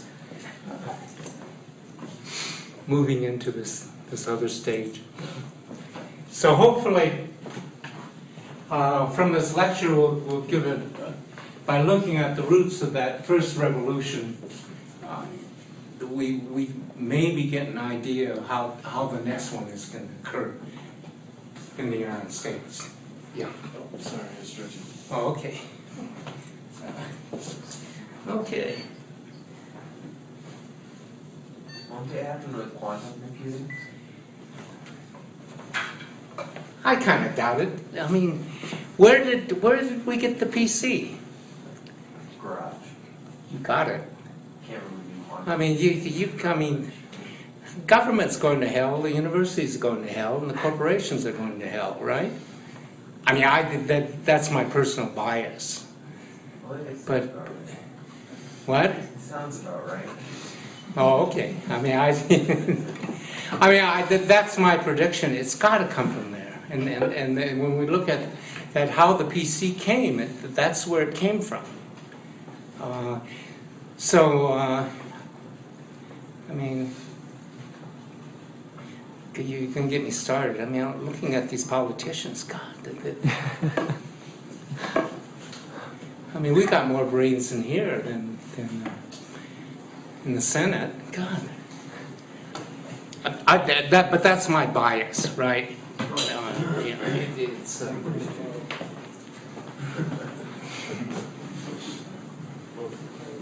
okay, so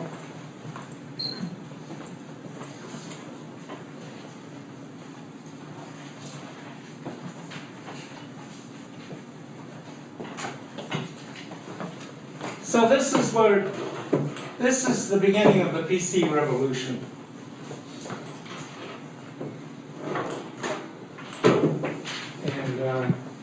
And we talked about Captain Crunch and where the idea of the hacker came from, because what they were doing is hacking long distance, hacking the telephone in order to make long distance calls. And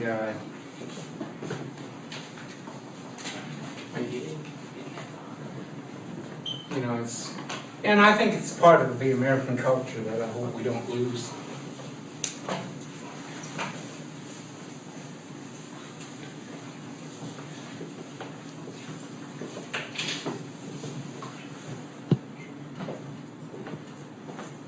the, God, we can get all these suits in power though, right? Might be losing some. Anyway, so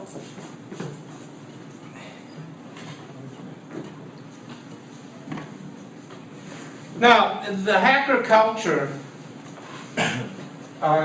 also permeated the corporate culture, well, the university culture in any case. But now we're turning to the history of the internet. So there were two founders of this operating system that we call Unix.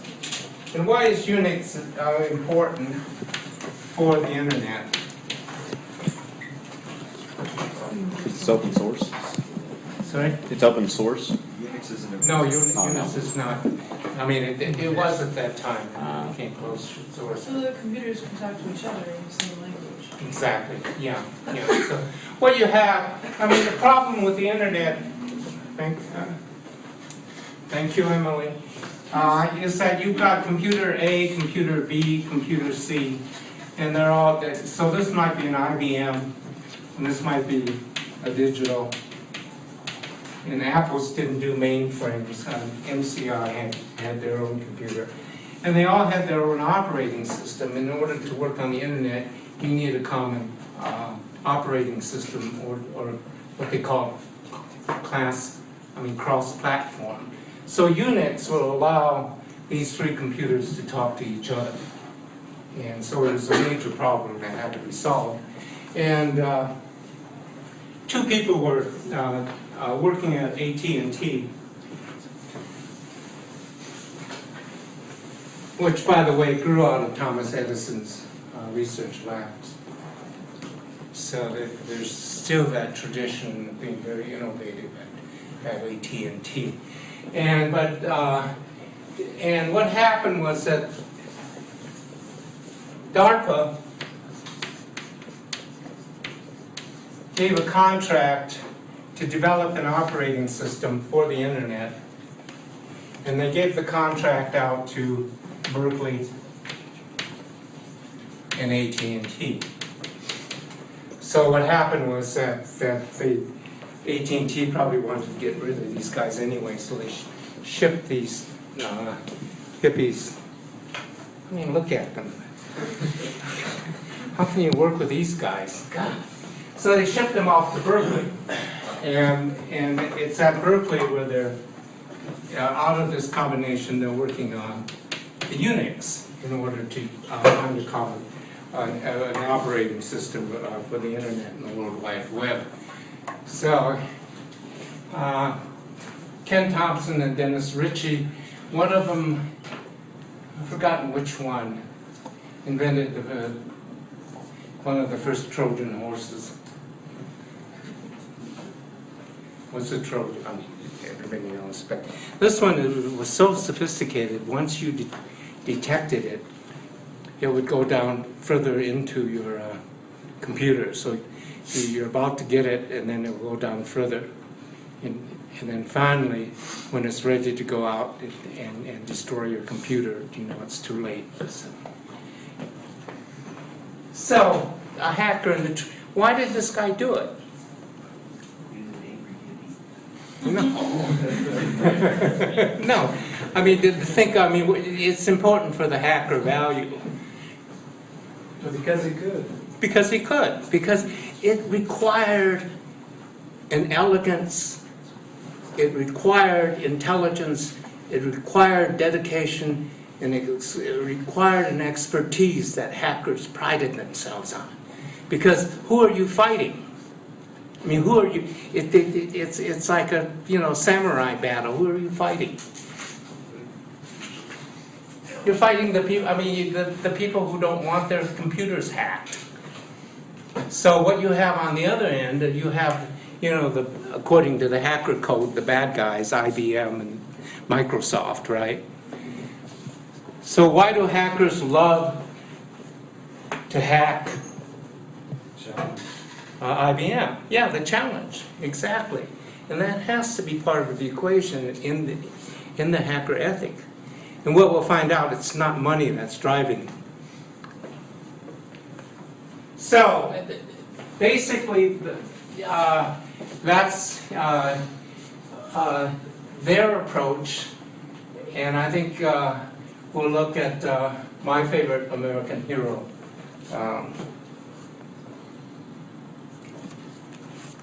Bill Joy. By the way, what is Bill Joy? I mean, he's I don't think Joy is a billionaire because he never did it for the money. I think it's probably worth maybe 23 million. So where does he have his homes? This is America, right? I mean, you gotta compare this culture with Chinese culture, we'll say. Okay, you're growing up in the 60s, and you're starting to make your mark in the 70s, and then you become a multi-millionaire. And he's not retired, by the way, and then with that, it's rewarded in America, by the way. In a commie country, they'll take it all away from you, right? That's what we're fighting for, Mike. Thank you. No, he's got, his favorite home is at Aspen. And we'll get to the reason why he's in Aspen. But what happened was that he became one of the co-founders of Sun Corporation. And then, as we shall see, once you get into corporate culture, like Ken Thompson and Dennis Ritchie, they become problematic. So basically, they wanted to get rid of Bill Joy, but they can't fire him because he's the inventor of Unix. And if they fired him, what would he do? Give it to everybody? Yeah, or give it to another company. Exactly. So they kept him on and exiled him to Aspen. And so, but I think the story is interesting because he had the choice. He says, "Oh, great." He wanted to go to a place where he could snowboard. So he looked at Sun Valley. He looked at Aspen. He even looked at. Well, I think he wanted to stay in the United States, but where else would you? I mean, any borders in here? Where? Well, I mean, so you're looking for the premier place because you're. But the reason he selected Aspen, which is interesting, is because of all the ski towns, it had the best library. In fact, it's one of the few ski towns that has a library. I'm being didactic, by the way. I mean, and that's what separates Bill Joy from the rest of these, the non-geniuses, because he was curious. And he said, well, what am I going to do when I'm not boarding and pretending I'm working, right? And so that's the reason for selecting Aspen.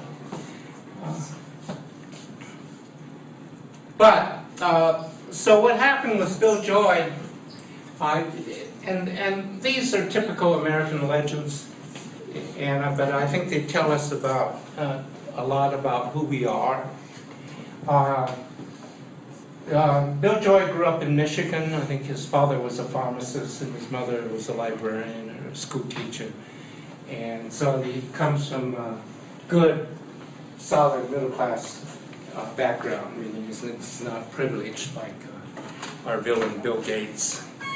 We'll talk about him. And he decided, and he went to the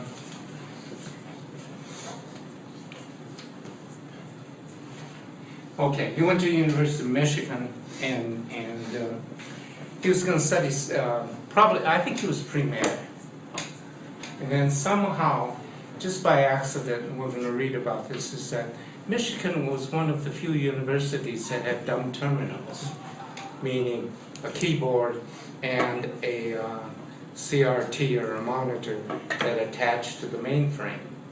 And so what Bill Joy could do was spend all his time just hacking away on the mainframe, which was not possible at other universities.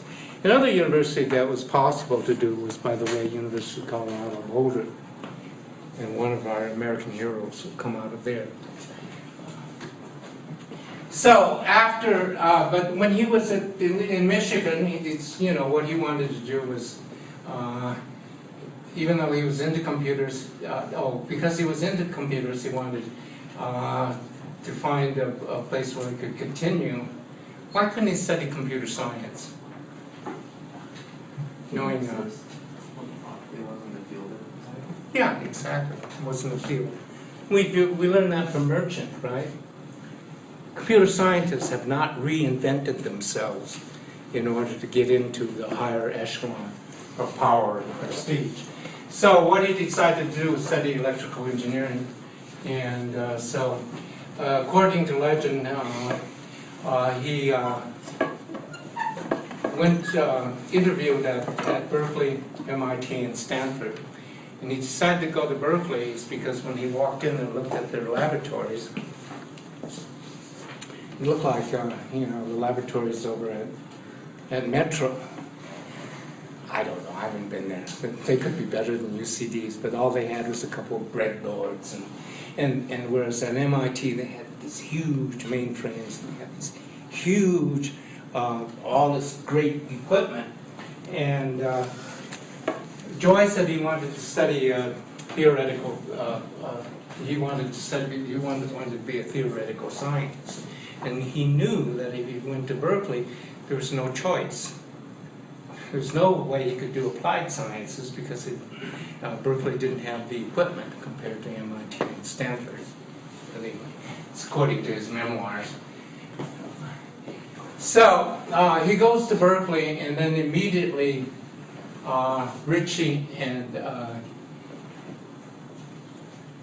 Thompson know that they've got a young genius. They've got not only a genius on their hands, but also what does he need that Ritchie and Thompson? I mean, what do Ritchie and Thompson need that Bill Joy has? Remember, what was Joy doing? I mean, he said, when I was at Michigan, I wasn't dating, going to football games. He was programming, right? So he was exactly what Ritchie and Thompson needed to work on Unix. So they mainly brought him in and paid him what they pay students, maybe at that time minimum wage $7 an hour, to work on Unix. So he's not doing it for the money, right? And it's at Berkeley that Joy starts to make his reputation. Is that he was such a good programmer. You know, he'd just sit down, and his professors and his colleagues would say, "Oh, that guy can move bits with his mind." And then he would be required, and then so Thompson comes in and say, "Hey, do this," and use his editor, which is a standard editor at that time. And then Joy would look at it and say, "Oh, that's crap," and go off and program his own editor. In fact, I think under Apple's, I think he did Emacs, but the editor that he programmed, because he thought the other program was terrible, is still being used in the computers today. So we're talking about American genius. So what he does is that he's assigned to do, okay, now the other company that's working on the OS, or the operating system, is MCI. MCI is under the, has a team of about 12 programmers under a person by the name of Vince Cerf, who, by the way, is now credited for having invented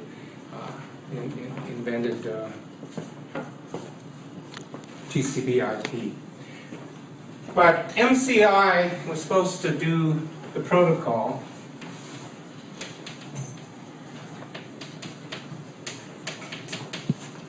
And Berkeley and AT&T were supposed to do Unix.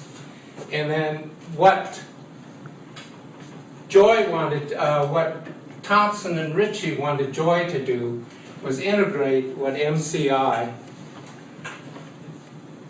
integrate their protocol into the Unix system so they could demo it, demo the internet to DARPA. And so,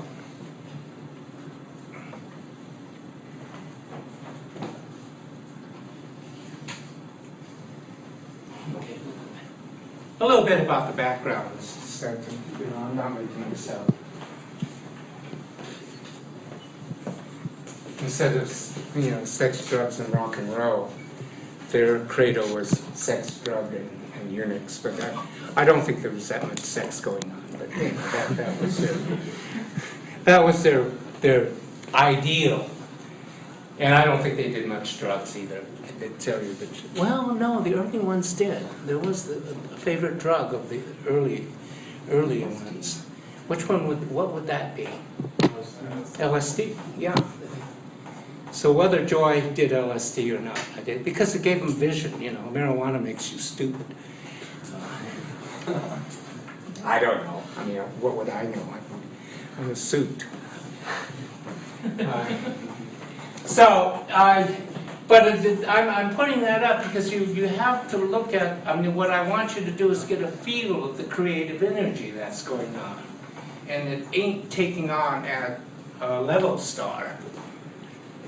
Now I mention level stars because this is one of the worst places you can work. They hire you in and chew you up. Chew you up and spit you out. So, but what happened is that Bill Joy is assigned to integrate TCP/IP into Unix, the AT&T and the Berkeley version of Unix. And so Bill Joy looks at, so he gets a copy of the protocol from MCI, and of course he says, this is junk, I can't use it. So what Bill Joy does is goes in and, knowing the character of Bill Joy, what would he do? Write his own. So he wrote his own protocol and integrated it into Unix. And then when they had to demo it at DARPA, Vince Cerf and his corporate team of programmers come up and say, everything worked seamlessly, by the way. And so Vince Cerf comes up and said, Bill, how did you do that? And this is to illustrate, and this is a computer joke, right? Because they're known for their arrogance. They're known to, be very competitive with each other. And you separate good programmers from bad programmers. It's just, at least among American programmers, it's the culture. So Vince Cerf, and if you look up Vince Cerf, they consider him the father of TCP/IP, which I think is a lie, but that's okay. Because I think Bill Joy actually did the protocol, but at least he did the protocol that worked on Unix. And so Cerf says, Bill, how'd you do that? And Joy said, well, that's easy. I looked at the protocol and wrote the code. Which means basically, hey, Cerf, not only am I better than you, I'm better than your 10 programmers. So it's this type of part of the hacker culture that continues. So for you computer scientists, this is what you're getting into. It's incredible arrogance. And Bill Joy was not separate from it. So Unix worked fine. Unix worked fine. The Pentagon was very happy with it, and they decided to keep funding it. And this is how Unix got started. Now, at Berkeley, and at AT&T, they've got this product called Unix. And since you're with AT&T, and this is America, what does AT&T want? Yeah, to commercialize it, to make it into a proprietary software. So, and then what does Berkeley want to do? Release for free. Yeah, that's what you would expect. No, they wanted to commercialize it too. So there becomes a lawsuit between the University of California and Berkeley, University of California and AT&T, is that who's got the rights to commercialize it and how are they going to share the spoils and share the profits. And then that's when we part of the hacker ethic came in, and Bill Joyce says, this is bullshit. And it goes through his natural birth. It should be free. It was done at a public university. I'm the person who did it. The reason I did it was because I think the internet is very important. And he definitely didn't do it for the money. He's getting paid $7 an hour. So this was the beginning on the West Coast of what we call the free software movement, which continues today. And I think it's part of the American culture, don't you think? Or I would think. What happens in China? The government. So the lectures on the internet,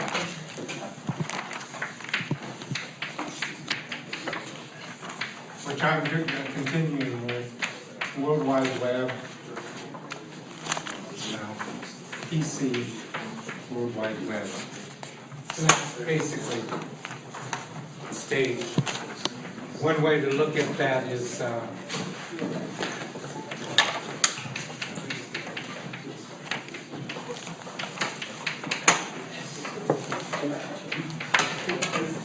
then they converge right into the World Wide Web.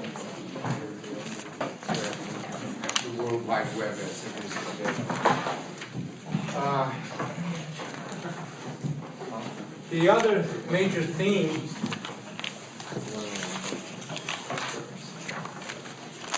that might be on exam, questions such as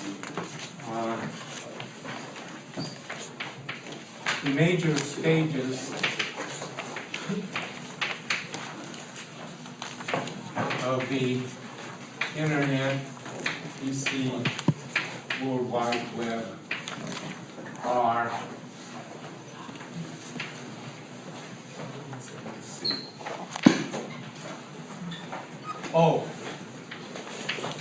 you'll get questions like this, which is not one of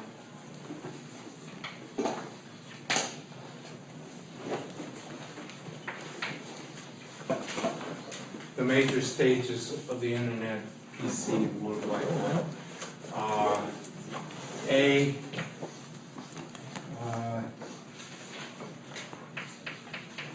You won't know this because I haven't talked about it. So, entrepreneur.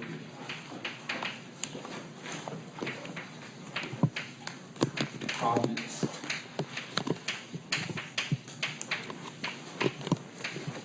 Corporate.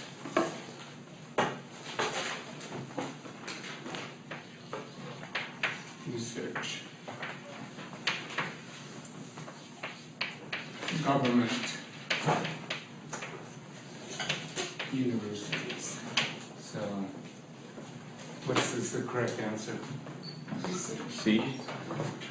Yeah, because it's a not question. Oh, right. Yeah. Corporate research. So, So it's a conceptual question, right? That you have to put things together and make an inference. And also it's a question you can't look up in Google, correct? Although in the last resort, if you want to use Google, fine, just don't get locked out, okay?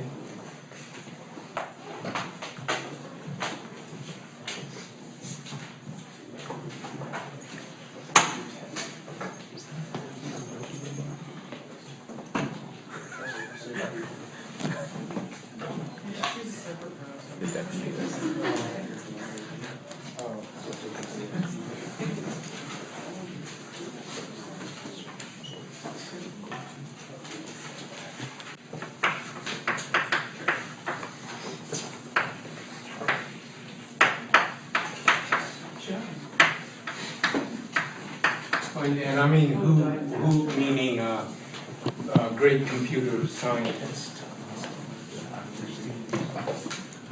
I don't know, but Google it. Yeah, Google it, good.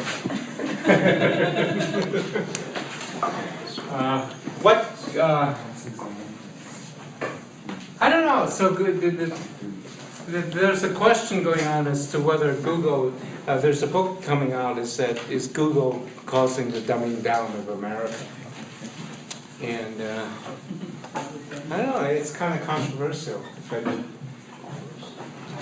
since I don't think it is, and the reason is that because what is it creating? I mean, see, Emily is contributing to this collective brain that's going on, correct? So on this question, so if you didn't know, Emily can look it up, and then she puts it into this global brain. So that's one argument, but the argument among the so-called experts is that it's dumbing things down. This generation is going to go to hell. So I beg to differ. Go ahead. I read an article, like a study was done on this, like talking about this, and the conclusion was that that Google is it reduces our capability of retaining information because we can get it, it's like in bytes and it goes away. Right. But our ability to interpret and create a hierarchy for information is increasing. So No, but why would that be? Because there's no structure in the. Well, I memorize stuff if you know where to look it up. No, I understand that. That's good.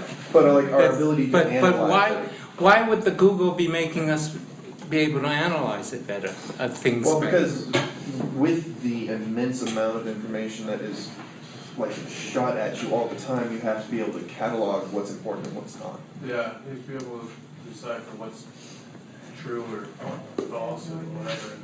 Well, I mean, for example, well, how do you know what's true or false? Well, usually if it's written in a medical journal or a law journal or business journal. Then I'm sorry. usually if it's written in a reliable journal, then it's more reliable than say, Yahoo Answers. How do you know that? Because it's been peer reviewed. But nothing's peer reviewed. I mean, on the internet. Sure, there's peer review on journals on the internet. Yeah, Okay. Science journals and Okay. .edu. Yeah. Okay. Fine. Yeah. Yeah, there's plenty of places online with peer reviewed journals, industries, organizations and stuff like that. Okay. So. Okay. I mean, I did, because I'm a neo-Luddite, No, I use Google. But I'm just kind of, because it's an academic debate that's going on. You can also cross-check information. Yeah, that's true. Yeah, and that's what the syntax of Google is the hyperlink. And there are cognitive psychologists who argue, and we'll cover one of the persons, is that that's the way we naturally think. That we make associations. And I think you're right. And what's emerging by you empirically working on it is a new syntax. And it's going to upset people like me because you can tell I'm a book-oriented, right? The only thing I can find is Fred Shuttlesworth, but that's a Okay. civil rights activist. Did you type Dennis Ritchie? Well, no, because I didn't know that was it. Oh, that's right. Okay. That's right. I typed in overshadowed by Steve Jobs death. Okay, That Dennis. brought up this person, but not Dennis Ritchie. Pretty sad. You know, one of the greats. Not as great as Steve Jobs. Not as great as, who's our hero? Bill Joy? Bill Joy, right. Gotta keep him alive. He's a good American hero, right. Yeah, father of Unix. What? Because he created Unix. Right, See? see? Hey, where would Steve Jobs be without Dennis Ritchie? You're right. Where would Steve Jobs be without Dennis Ritchie? Because you see. He would have been an advertiser or something. He wouldn't have done what he did without Steve, without. Yeah, but but we'll never know because we can't verify. We can't verify a negative or right. Okay, so a little bit of homage to Steve Jobs and Dennis Ritchie. And it could be argued that he was as great as Steve Jobs because of Unix. I mean, okay.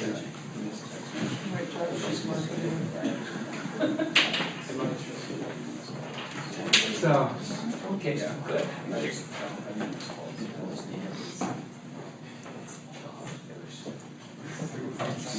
Okay, good deal. You put the rows in. Okay. But if that was a multiple choice question, I could have Googled each name and find out. Yeah, you could have Googled each name. Yeah. So I'm not against Google. I mean, if you don't know the answer, last resort, Google. But why? What's the problem with Googling? It's time. Takes time. Because what we got is a power test. Right. That needs time. Also, the thing is that what's on Google may not be, may be contrary to what I say, right? And is therefore wrong. Right? Yeah, who's right? Yeah, Google's wrong. Of course.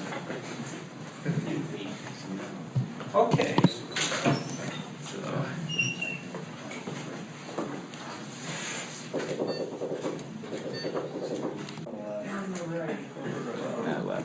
Right.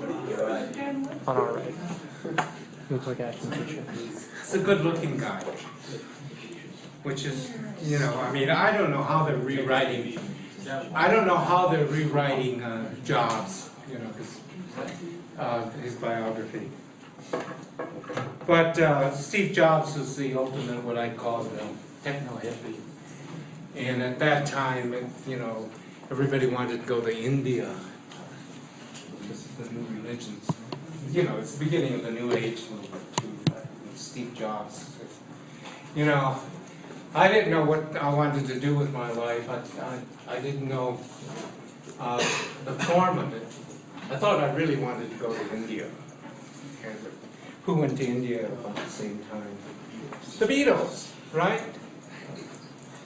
And then, what else contributed to the Beatles' music? Drugs. Drugs. What else contributed to Steve? See, they're going to rewrite this. What else contributed to Steve Jobs' genius? Drugs. Yeah. His favorite was LSD, by the way. And He doesn't like LSD. hey, please censor this. God, they're going to get me. I know. I know. No, I'm sorry. Steve Jobs. What did Steve Jobs graduate from? Nowhere. Okay. But See, this, just for the record, I'm not recommending that anybody drop out of college. You understand? Or drop acid. Or drop acid. This is very, I'm just trying to state the facts. Just saying. Just, and I really don't mean anything, Governor. Or Dean, okay. Whoever's listening.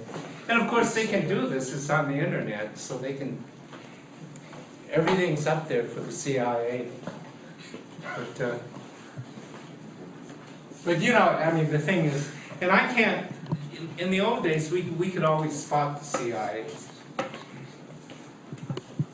Because they're always wearing patent leather black shoes. Squares. Yeah, and what they do is, see, they come up and dress like a hippie, and they say, oh man, and you look down, you see these patent leather shoes. And you want to get right. So, by the way, should I go demonstrate Saturday, just for old time's sake? It's shown, yeah, these people are clueless. Maybe, on the other hand, Mike, they're going to go after me first, right? God. Break out the hippie clothes. Okay, well, I'm sorry. Okay, I'm convinced. I mean, you have to remember, I'm not an idealist. I'm just very practical. So I may have certain beliefs, but I'm sure the hell not going to stand up to them for them if I'm going to get beat. Okay, so another thing about Steve Jobs that will not be in the textbooks is that it's kind of interesting. It should come out as a movie, though. Probably is that one of the main influences behind his life was his girlfriend. And he turns out, I mean, and this is going to be significant later on when we talk about how Apple actually took off. The other aspect, and he had a illegitimate daughter with the girlfriend. But what is interesting is that for 20 first of all, not only he deserted his girlfriend, but for 20 years he never acknowledged that he had a daughter. And then finally, he did good by adopting her. But that wasn't until after 20 years. So. Which one's Jobs? Guy on the left or guy on the right? The big man. Which one's the big man? Oh. Yeah, the one on the right. Told you. I mean, look at the other guy. You can tell he's not even smart. They both have hair. I know, but. It's a great description. I think that must be the motherboard for the Apple. Which one? That's the Apple one, according to the video. Oh, is that the Apple one? See, somebody asked where the next innovation from America is coming, and somebody mentioned the nanotech labs. Take a look at that, and the answer is, I doubt it. The next genius is going to come from somebody's garage, or somebody's. I mean, if this is any indicator. You can't build nanotechnology without a clean room. Yeah, but do you do that in garage? Well, but where are they doing all the laboratory? I mean, all the next. The next wave of innovation. Where's that happening? Maybe they'll think of it in a garage, but. No. Just as an example, there was recently, about 4 years ago, somebody who built a remote control tank, or called a ripsaw, out of their garage. And it was just two guys who built this. Sure. It's a super villain. Notice that if they can do that in America, they can also do it in Iraq. But where's the next innovation coming from? I mean, which area? Could be. He's kidding. Could be, I mean, we know Canadians are smarter than we are now. The biotech, right? So what are these nerds doing in their kitchen?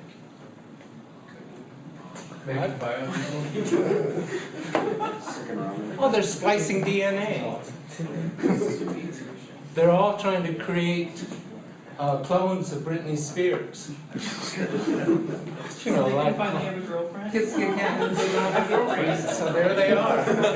Nutty. I mean, just like this group, with the exception of Jobs, by the way. He's an anomaly. I don't know why, but you know, the rest of them. And that's exactly what's happening in the labs. But I think women are getting into the picture, so I guess they're doing Ashton, whatchamacallit, I mean, they'll be cloning some. They won't be cloning sheep, you know. Why? It's already been done. Correct? Okay. Like, I mean, here's an ethical, but here's a question.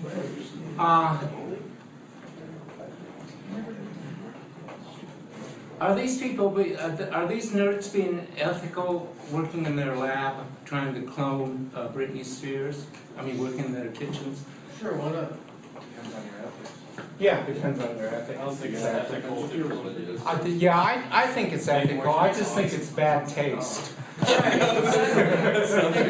See, it's a value judgment, right? Horribly bad taste. Okay. Yeah, I think they. You can get your dog cloned. I think you can get, yeah, I think you can get your kitty cat cloned. Like, if, you know, if Fifi dies. You can't clone dinner. I mean, Nice. I'm sorry? you can't clone dinner.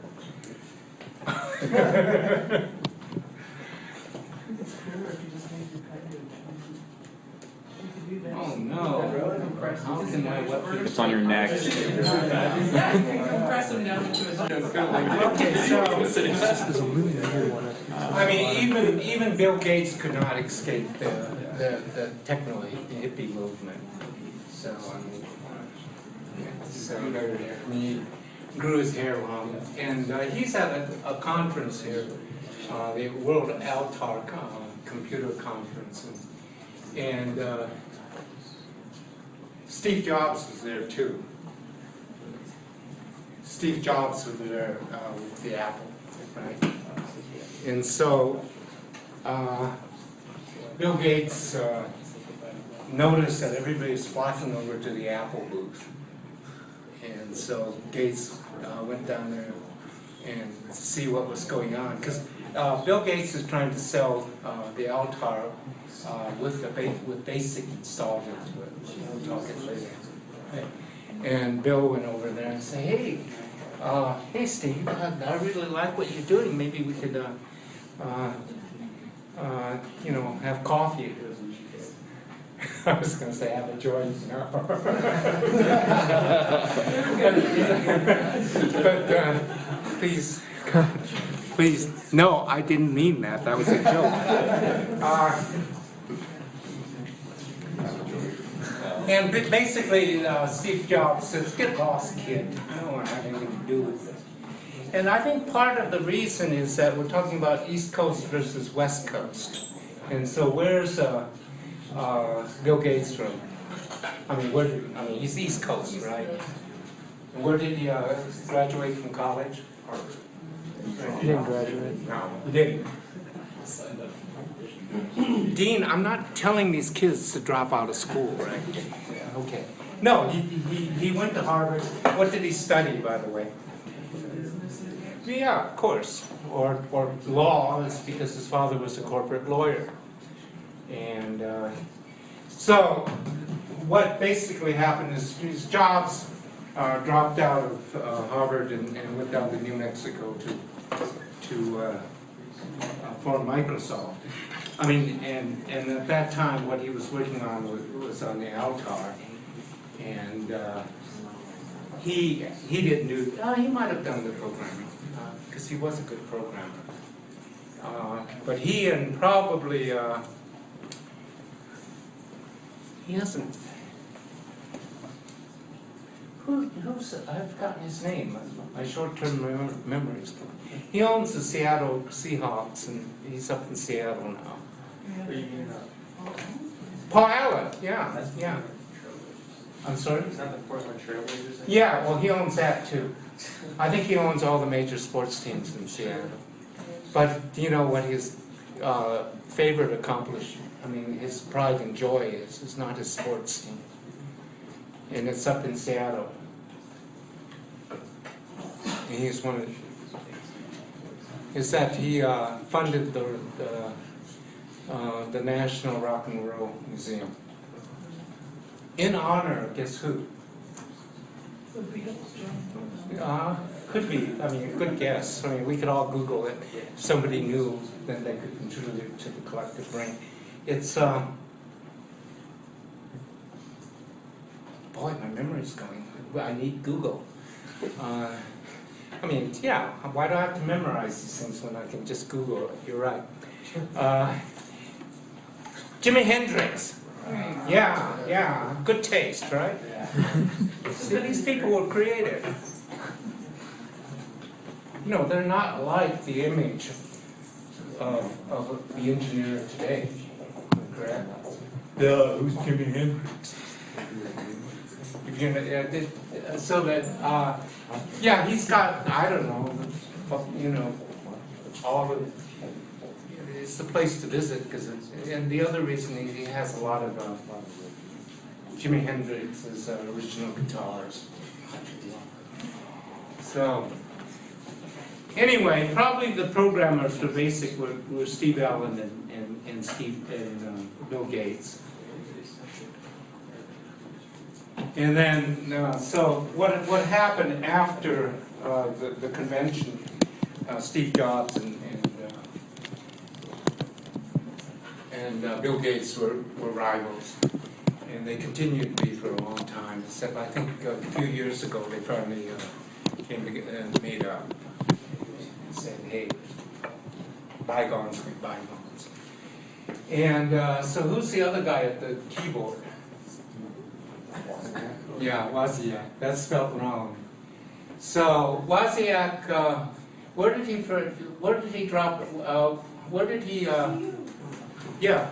How'd you know? Did you look at that? No, it's right there. Oh. Yeah, he went to Boulder. It's because his dad was driving. They were having a summer vacation in the West, and his father says, if you get decent grades, I'll send you to college anywhere you want. And he didn't get that many decent. He said, I'll send you to college wherever you can get into. And he didn't get into Berkeley. So they're driving around, and they're up in the mountains, and it's snowing. You know, being from California, he's never seen snow before. And he looked down on the CU campus and said, "Dad, you said I could go to any college I want if I can get into it. I want to go here." So he went to CU, and then got into and drove his Volkswagen out with his stereo set. Why didn't he bring his laptop? No such thing, right? So he goes to CU, and that CU, just like in the case of Steve Jobs, Bill Joy at Michigan, was one of the few universities that had a mainframe terminals. Notice how a lot of this is happenstance. It's just being at the right place at the right time.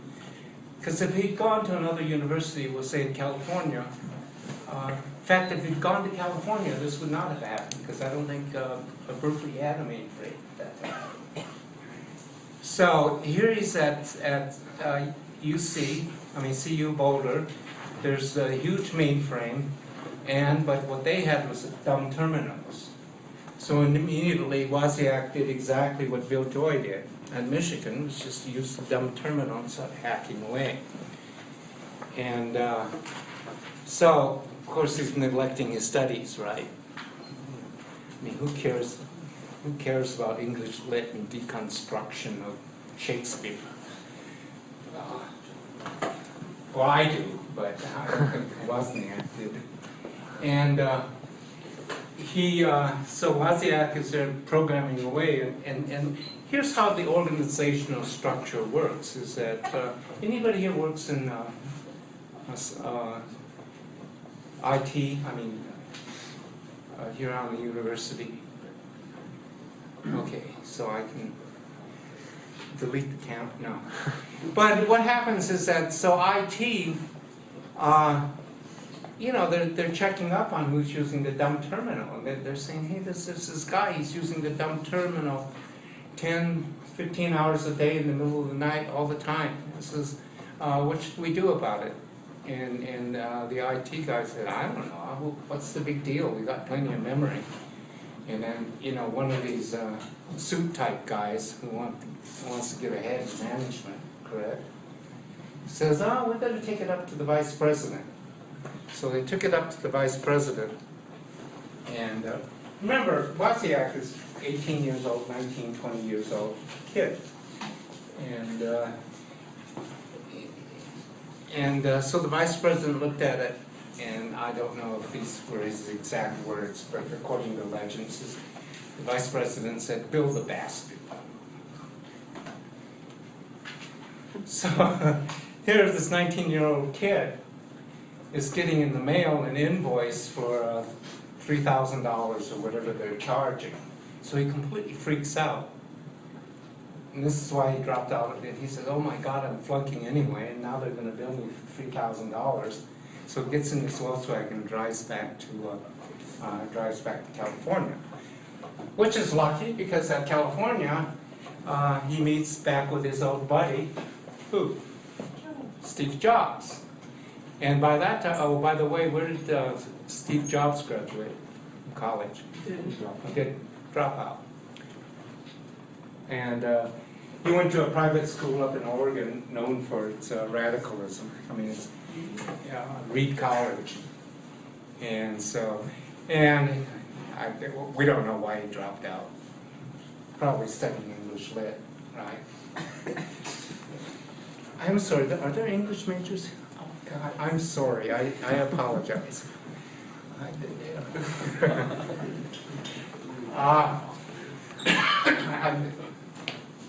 Anyway, so he dropped out after a year, and so they meet up, and even in high school, both of them were interested in computers, so they started, Steve Jobs probably said, hey, why don't you build a laptop? Everybody else, the microcomputer. And so they built it in Steve Jobs' garage, parents' garage. So there it is. Anybody in electrical engineering here? Yeah, it's beautiful, right? You want to cry when you see it. Right? It's pure genius, and only in America.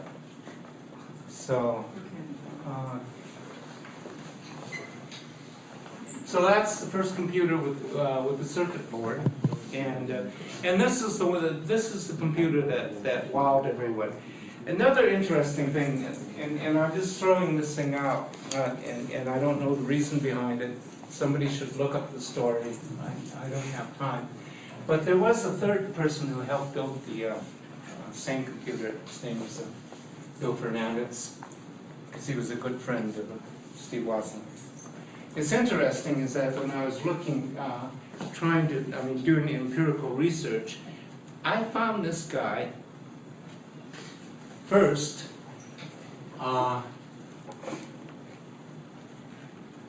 in French and in German, meaning that the Europeans were more interested in the idea of Fernandez being one of the founders or one of the builders of the original PC, or the original Apple. And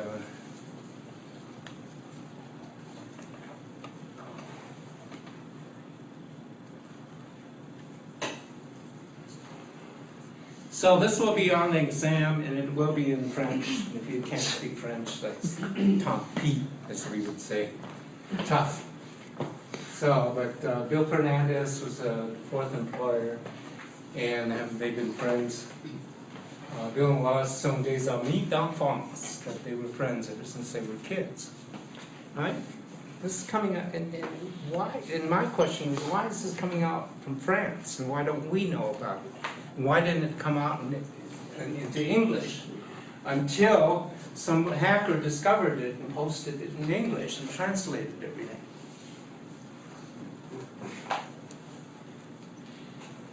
So Fernandez helped build the first Apple and the Macintosh, because Fernandez was the first employee hired by Apple, but he was not one of the founders.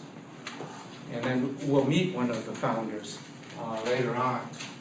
And then quit Apple in 1993. The last time I looked, it said that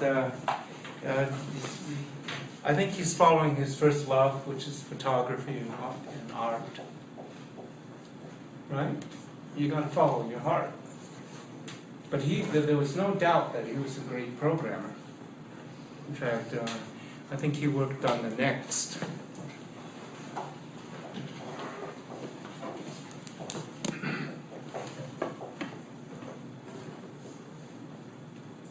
So, what's he got there, by the way? The blue box. The blue box. And what's the blue box? Who's he calling? Pope. The Pope, right. He's probably a good Catholic. No.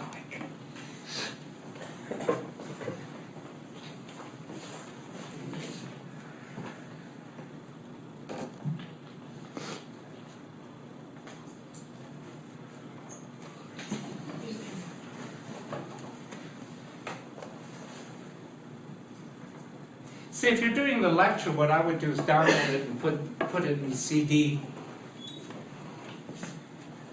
because then you'll be able to speed it up, right? The problem with lectures is it's slow, so you'll be able to speed up the information. That's what my daughter in med school does, because God, those classes are boring. So, but they're on videos. I mean, they're on videos. So she downs them off, downs them the CD. It just speeds up the thing. Correct? Because time is of the essence in this modern American society. Fast, fast, and faster. So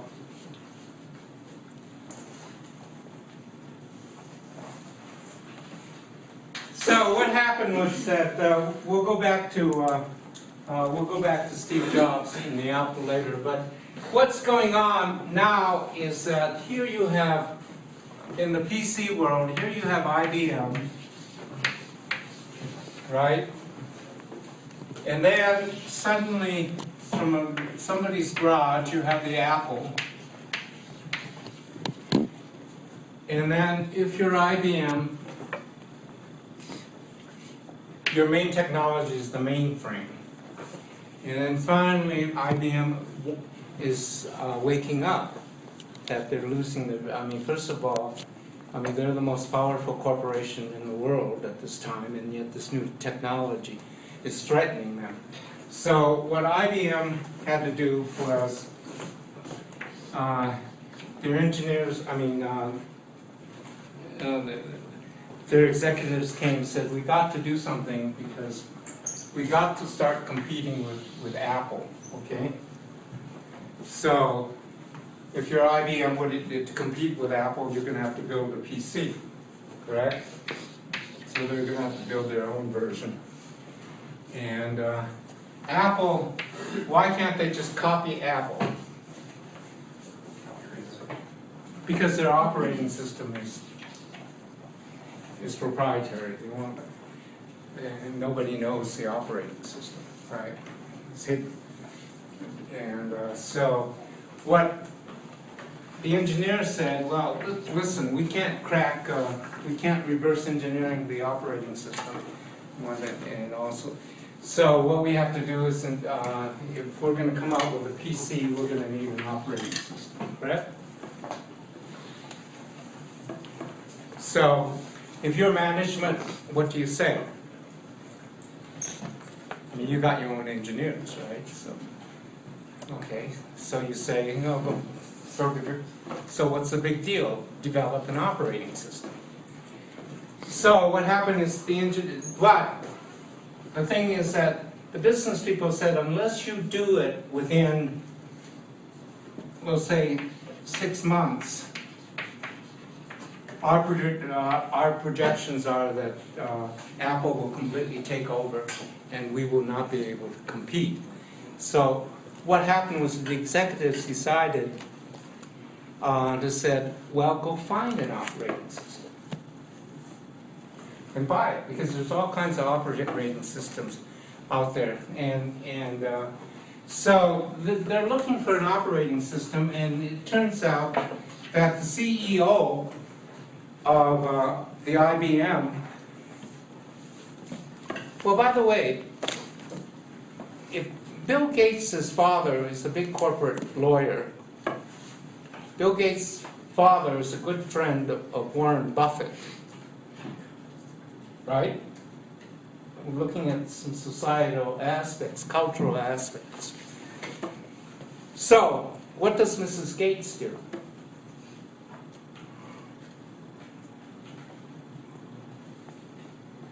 This is why they're protesting. They're not going to get anywhere. But this is, I mean, if you're a member of the 1%er, what's your wife going to do?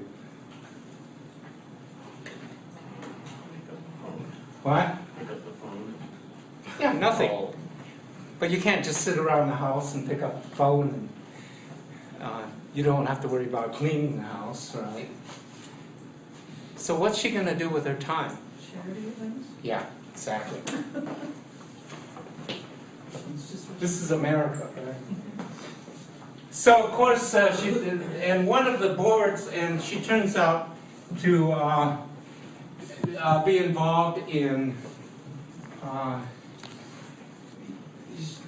not only with the private school where Bill Gates attended, but also she's on the board of the University of Washington.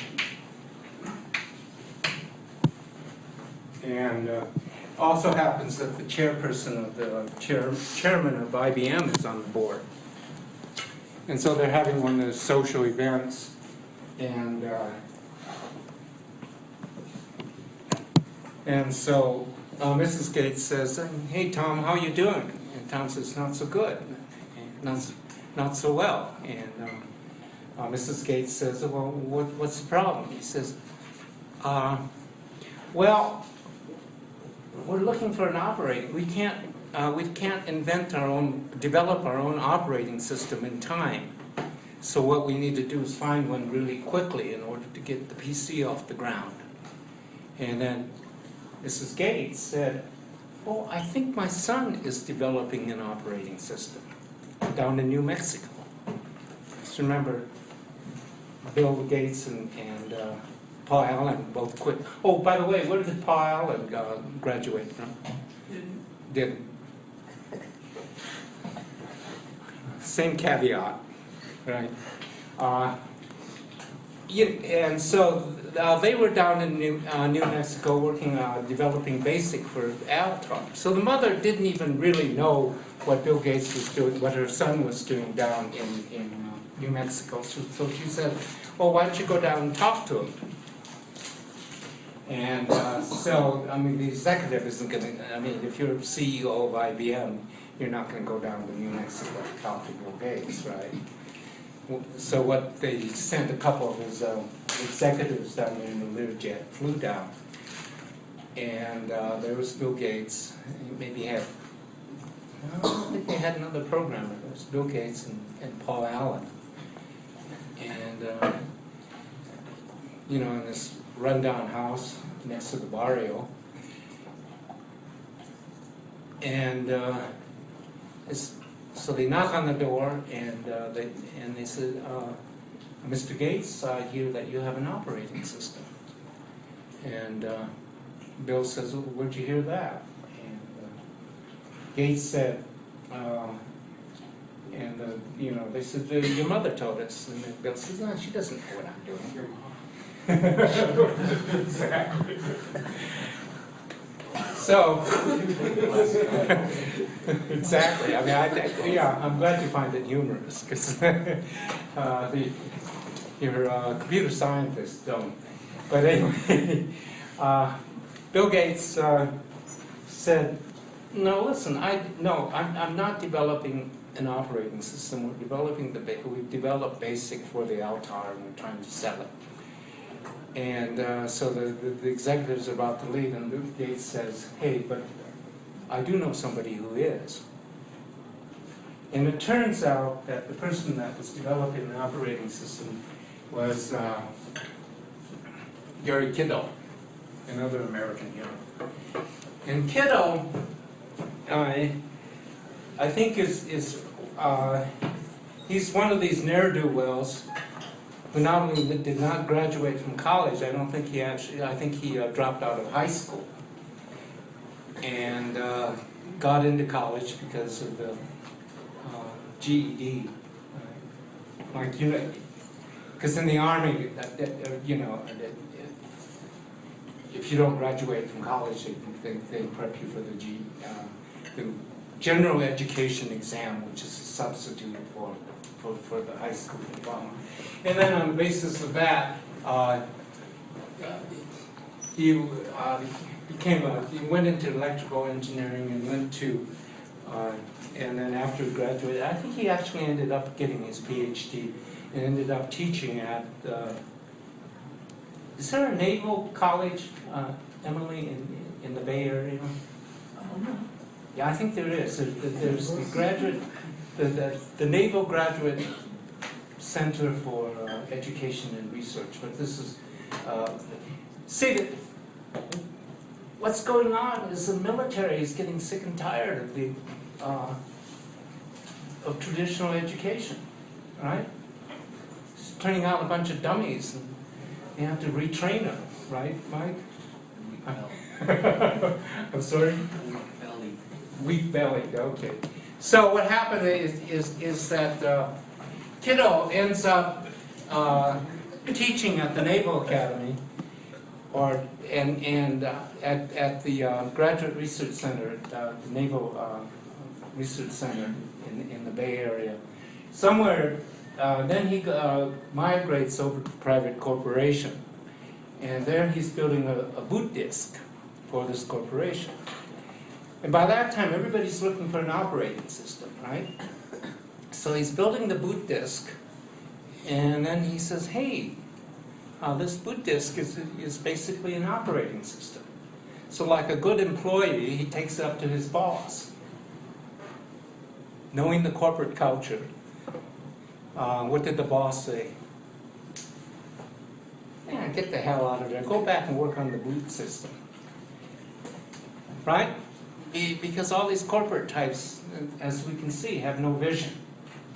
They probably didn't even know about the operating system that was in demand. So what Kiddo did was quit the corporation and decided to work on the boot system himself, on the operating system himself. And then he fell in love with a hippie girlfriend who had a sound business sense. Said, hey, why don't we form a company? But before they formed the company, they did this thing, he developed this thing called CPS operating system, and he took it over to the Home Brew Club.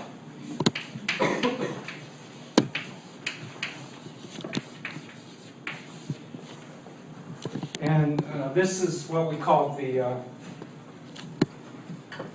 hobbyist stage, because the Home Brew Club was simply a bunch of these electronic freaks who were running around building computers And the reason they were building the computers is because they loved the computers, and secondly, they wanted to show off to each other, and thirdly, they couldn't get any dates anyway. So they might as well get together and get their self-esteem, by showing what they've done. And so Kiddo goes to the home brew club and says, hey, look what I did. And basically developed an operating system. And everybody say, that's really cool. And then if you develop an operating system for the home brew club, what happens to it? It comes free. Yeah, it comes free. Everybody takes it, and so a bunch of people take it. And then, of course, this is where Bill Gates is different than the home brew club. He did the same thing, and they all with his basic, and everybody was taking it free. And then he wrote a big letter saying that this shouldn't be the case. I invented it, I should have it, and I should have all the rights to it. So you see a conflict in culture right there between the East Coast, or between Gates on one hand and Bill Joy and some of the others on the West Coast. But anyway, the long and short of the story is that his wife Dorothy said after they issued CPM free, everybody was snapping it up because it was such an elegant operating system. And then Dorothy says, why give it away free? Let's form a company. So they formed a company called the Intergalactic Cosmic System, or something like that. And so what Dorothy says, says, what are you, some goddamn hippie? I mean, you're not going to be able to sell it. So they changed the company to Digital Corporation or whatever, something that sounded better. And then I find this is interesting is because here we see women coming back into the computer industry, and Dorothy is one of the first, but she's coming in on the business side. I don't know if she was a programmer or not, and I think that's going to continue. We're sure that will continue. So what happens is that the suits go back up to, IBM goes back up to,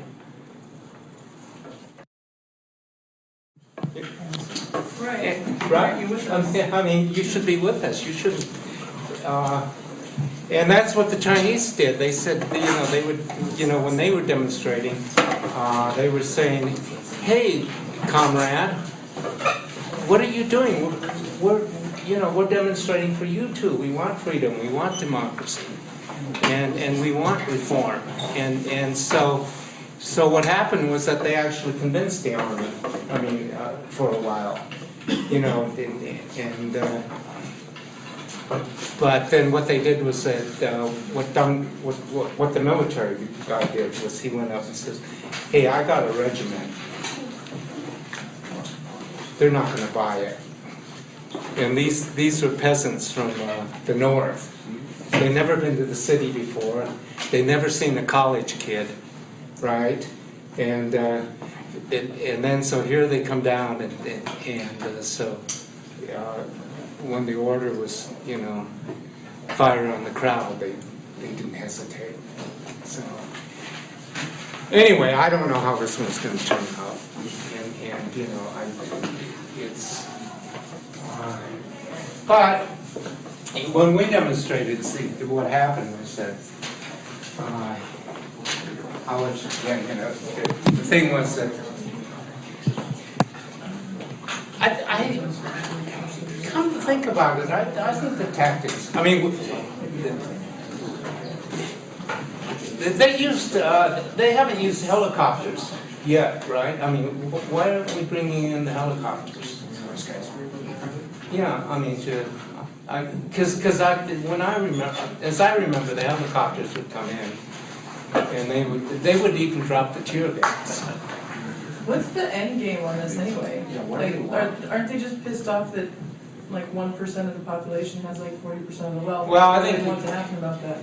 Yeah, there's no, it's like the Tea Party. There's no, 99%. yeah, I mean, that's what their slogan is. But the other thing that I think, there's one thing that's concrete, which I think is good, is that the students want to be able to declare bankruptcy on their loans. Right, I mean, Well, how about the people that go back to school so they don't have to pay their student loans? I'm sorry? How about the people that go back to school so they don't have to pay their student loans? Well, they're gonna have to pay it eventually. You think the bankers are gonna forgive your loan? Okay.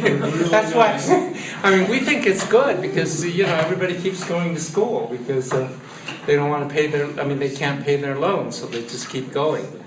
So, I mean,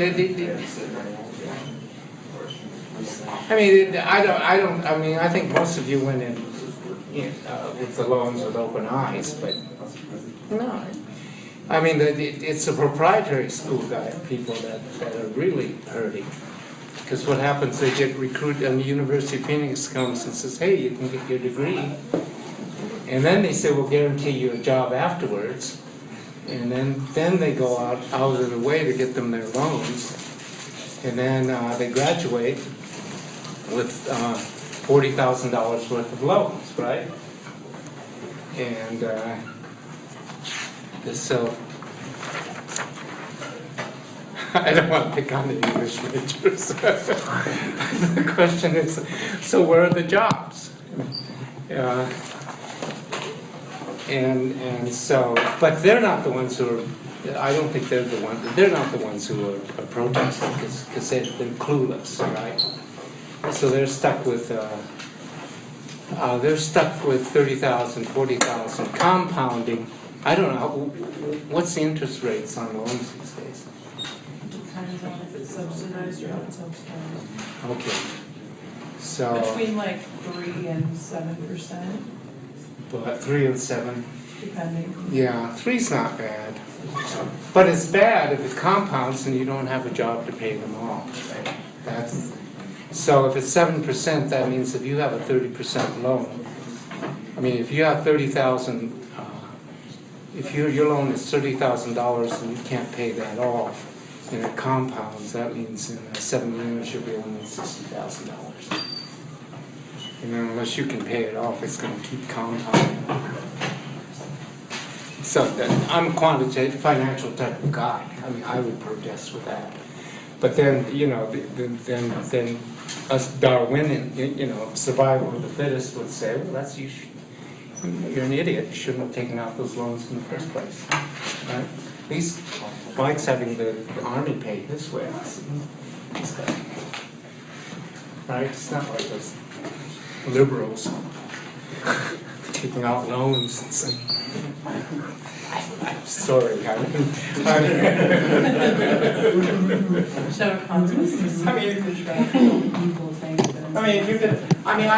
know if this guy went to graduate school, not then, but now he went to graduate school and has credit cards. And his major was sociology, and you wonder. Good luck making money with that. Yeah, exactly. It's crazy. So, I'm also 30 years old going to college. I'm sorry? I'm also 30 years old and going to college now instead of doing it when I was a kid, so. Yeah. Is it a cultural shock? Is it? Not at CU Denver. Not at CU Denver? Okay, that's Plenty of us. good. Probably in Boulder it would be, running around all those 18-year-olds kind of raw, going to football games. God. And also it's the most expensive, if you're out of state, it's the most expensive school.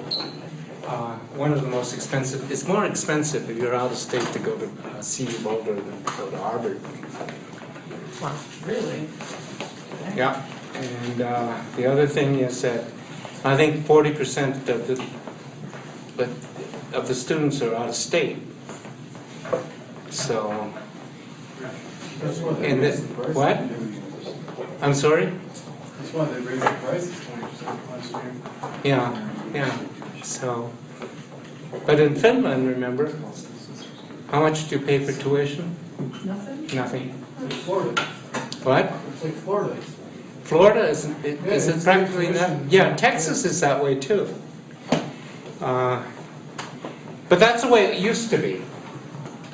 I mean, you pay a pittance in tuition, maybe, I think when I went to school, it was $60 per a 3-unit course or something like that. Of course, there's inflation factoring in. So. Okay, well, good luck to the demonstrators, because that's, delete that, please. So, because that's, my conditioning, my background, this is, my history. I'm not saying that, so of course I'm going to support them. And of course, if I'm out there and I see Mike, he's going to try to beat me. I mean, that's the way it is. Right? Right? I mean, it's no hard feelings, nothing personal. That's the way it is. Okay. So, no class on Thursday. And then 3, what we're going to do is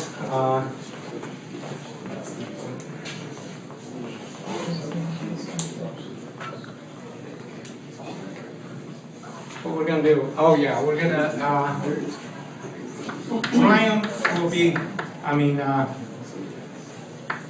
TRU, no, Architects of the Web.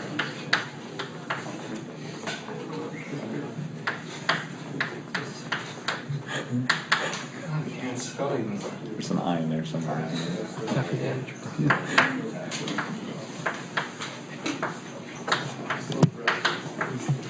Will be on the exam.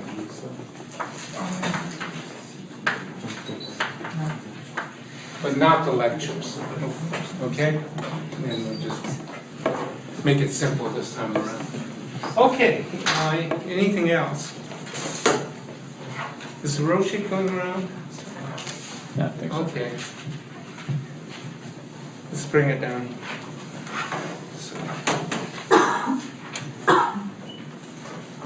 So I can see who's here in the back rows. You might.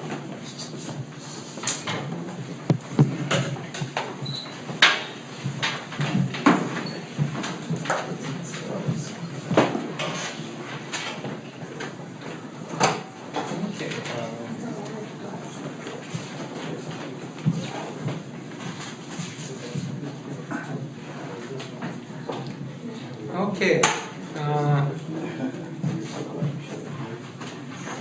Dan? Oh, you're? Yes. Okay, you were back there. I was. Are you leaving? No, I'm going to. Okay. Mike? Oh, yeah, I'm sorry. Mike Roy, yeah. Okay. Stephen? Are you an engineer, or is that the name? My last name. Okay. Are you an engineer major? Yeah. Piotr? Yeah. Oh, yeah. Yeah. You were in my 3400, right? I mean, 3600. Where did I? You look familiar. Okay, so. Wahid? Ahmed.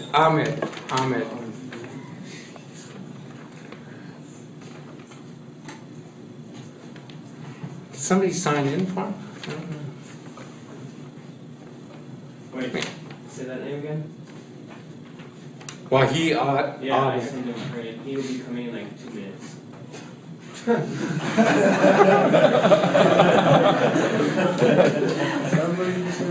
All honesty. And who are you, so I can start deducting points? You are, you're Lucky? No, what's your name? Did I? Okay, Lucky's there. Okay, David? Okay, so who signed in for Wahid? Me. And who are you? Who? Steven Engineer. Oh, you're Stephen Engineer. Okay, I'll make a special note of that.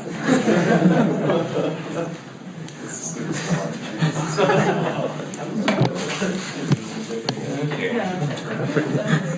It's all in paper too. How long have we been in here? 16 minutes. Okay, so,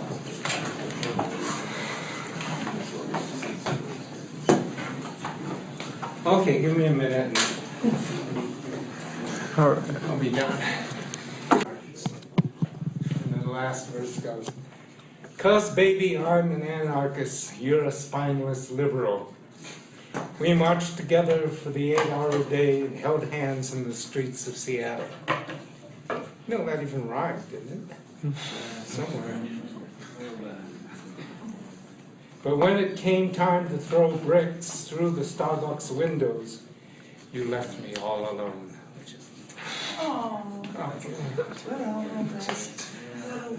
I'm sorry, I did that. But when we were demonstrating what happens, so the reporter took aside, you know how they do, took aside my friend and said, "How come you're protesting?" And he says, "It's the only way I can get dates."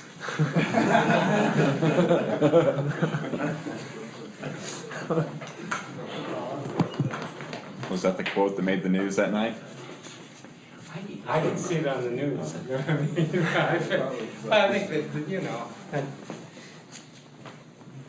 that's why I'm trying to tell my son is that to protest, right? I mean, it's okay. Not the worst idea. I've probably done worse. Instigator. Okay, so Poor son. you know, the opinion I express in this class is for pedagogical purposes only. It's on here.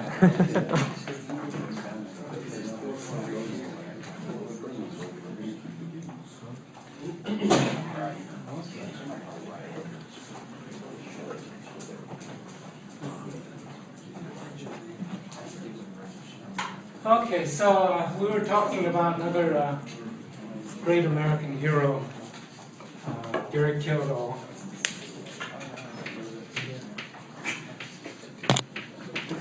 I don't think he's even mentioned.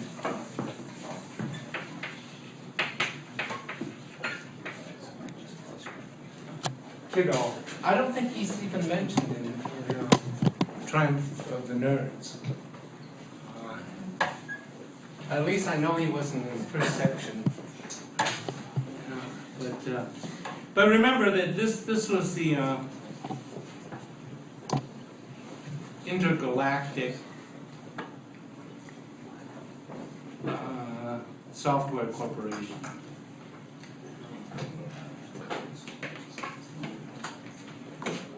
See, they look like those protesters.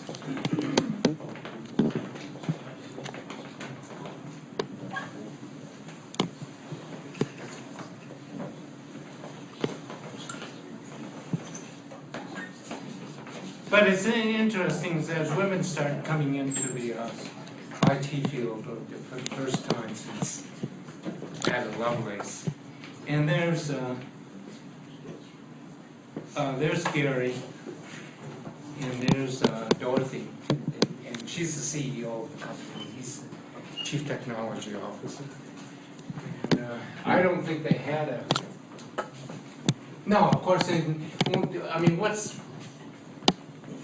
and of course they didn't have to make it successful, unlike Apple and unlike Microsoft, is that they didn't have a chief financial officer. And also Dorothy had no idea. I mean, looking back is what Harvard is saying, that Dorothy had no idea on how to do business. So they're blaming the failure of galactical research on Gary, I mean on his wife.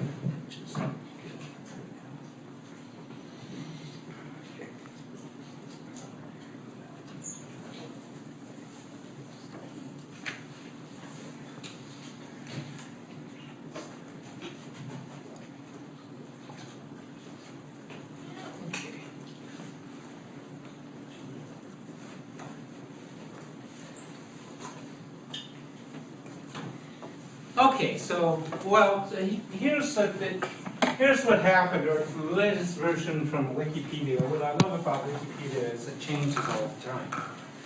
And why is it changing all the time? That's it. Yeah, yeah.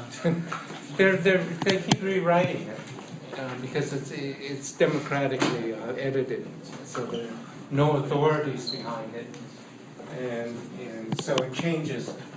And the latest version that I read is that basically the one I told before was correct, but what happened was that after CPM, remember Gates bought CPM from a programmer who had gotten it from Kiddo, and Kiddo gave it away with the home brew club, right? And so the deal with IBM, and IBM was going to buy CPM, but remember, part of the problem, and we don't know why, because Gary knew that IBM was coming to knock on the door, and then Gary Kiddo was flying around his little jet looking for property. Probably with Ted Turner. Ted, hey Gary, here's a good piece. Here. And then, but in any event, what happened was that IBM finally came, in the latest version, IBM actually came to a deal with Kiddo. And this wasn't in the version before that I read. And the deal was that they would put two operating systems on the IBM PC. One would be MS-DOS, and the other would be CPM. Now, what's interesting is that when Kiddo found out that IBM was going to put DOS on their system, Kiddo looked at it and said, "Hey, this is CPM. I'm going to sue." And then by that time, he was getting more financially savvy about the corporate world. He says, "You don't have a chance." And Kiddo said, "Why not?" It's pretty clear. It says, "Well, how many lawyers do you have?" And then Kiddo says, "Well, I'll go get one." And then the advisor said, "You're going against IBM." And so Kiddo decided not to sue, and then that's when they made the deal to put on the IBM PC the DOS operating system and CPM operating system. And Kiddo said that he actually believed in, a meritocracy. He actually believed that it would be no competition because CPM, by the hobbyists and everybody who used the operating system, knew it was the best operating system around. It was written in elegant code. Everyone, all the hobbyists loved it. So basically, what Kiddo thought was going to happen is, one, that the PC was not going to be that successful, so it's not going to be that big of a deal.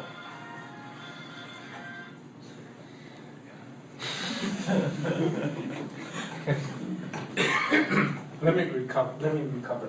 Okay, and then secondly, that if they give the consumer the option of either having CPM or DOS, that everyone would choose CPM because it's a superior operating system. And so the deal was signed, and then it turned out when IBM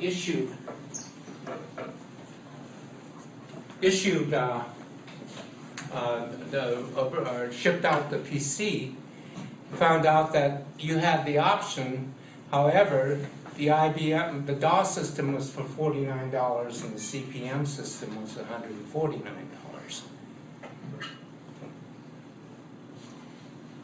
Kind of interesting. He should have read the fine line, right? He should have had a better lawyer. negotiate the contract. So, in short, it is that everybody, the PC became an immediate success. Everybody was buying Microsoft. And then I think eventually DOS became bundled into the system with Gates getting all the royalties. And then once the PC became the second standard over Apple, I mean, along with Apple, now there are two standards, Apple and IBM, and then there are all these clones.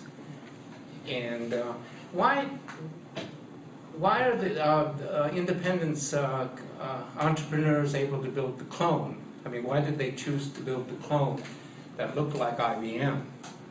I mean, basically clones of IBM, but not clones of Apple.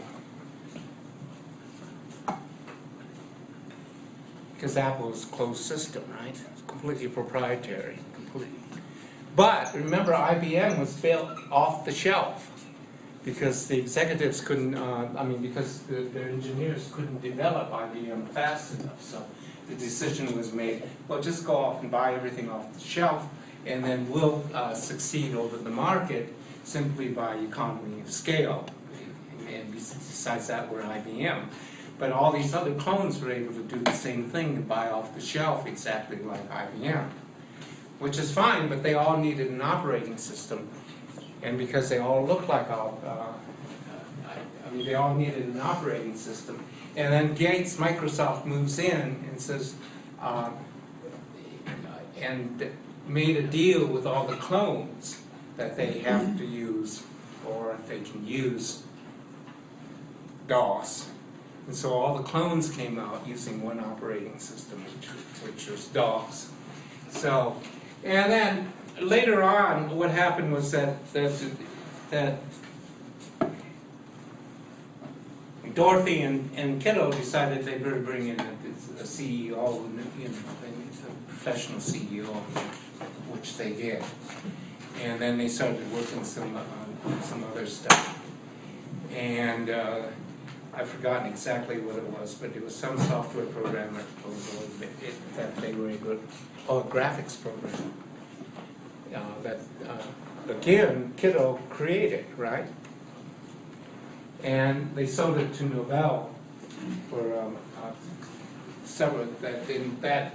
By selling that company to Novell, they instantly became multi-millionaires, and they retired, and then. So this is his home in Austin, Texas, and he had Kiddo had a pension for sports cars, right? And Lear jets. You know, he's an engineer. So since it's an ethnic course, what do you think his ethnic background is? German. Yeah, German. Nah, the Germans aren't that smart. Sorry. He's Norwegian. I'm mostly Swedish, so you know. Okay, but I think his mother was half Swedish and half Norwegian. And also, the other thing is that I love it because of the Viking heritage, is that his father was a seafarer, a captain of a ship. And also the other thing that I like him as an American hero is he went to the University of Washington, but in order to fulfill his military obligations, he had to teach at the Naval Postgraduate School. And it was there that he acquired his computer skills further.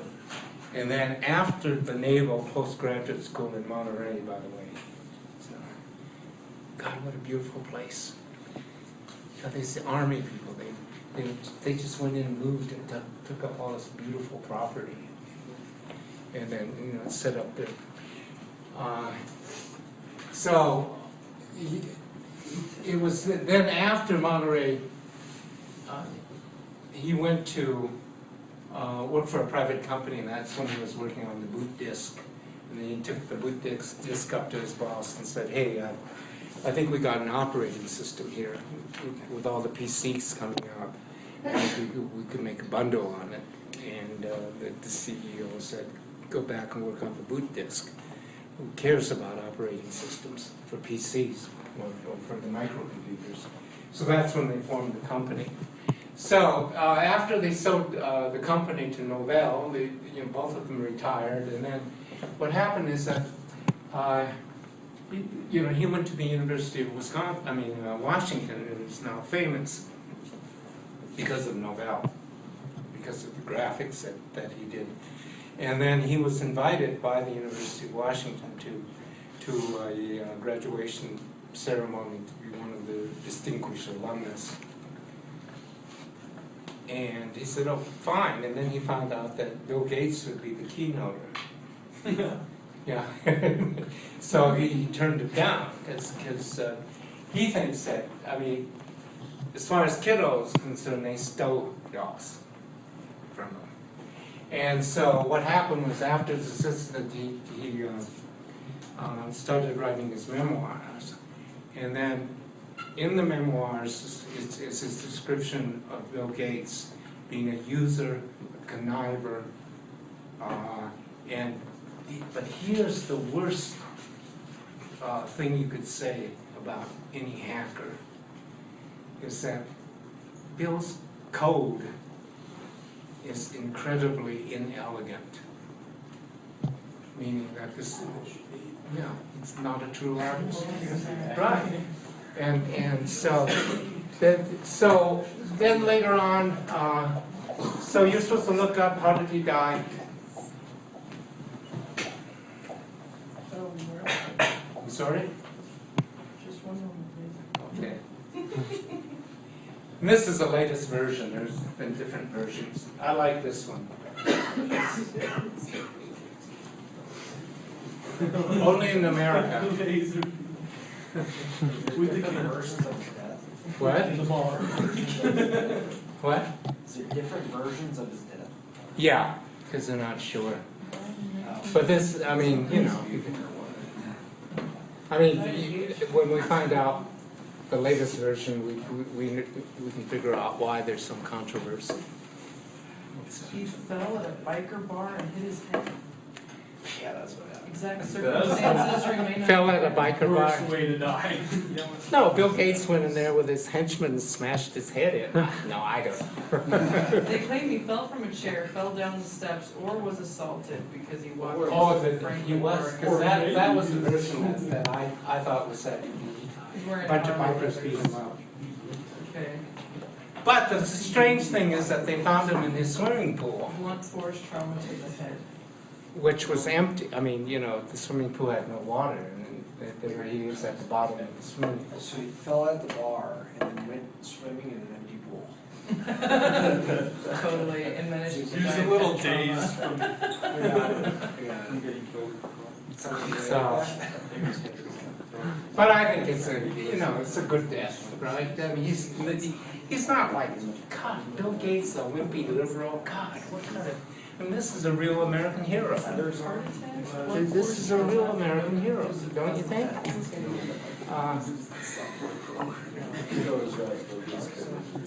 But the main thing is that he was a real genius. And the thing is that now Bill Gates is touted as the genius, and this guy, he didn't come from a privileged family like Bill Gates, didn't go to Harvard. To me, he's the real hero of the story. And the other, in the hacker ethic, is that he never did it for money, right? That's not what drove him. I don't know, that's pretty expensive car buying. The what? I don't know, that's pretty expensive car buying. Yeah, but that's thanks to his wife, right? You could tell she was a businesswoman. Yeah. Anyway, so now what's going on is what I call the betrayal of the computer revolution. Some woman's pinky leftists. And so it says the computer industry has always been a counterculture and Ted Nelson, Tom Paine of the Computer Revolution wrote, I thought there would be a real computer revolution, I see complete betrayal. And, Ted Nelson believed in 4 things. Most people are fools, most authority is malignant, God does not exist, and everything is wrong. True anarchist. However, like in our poem, what happened?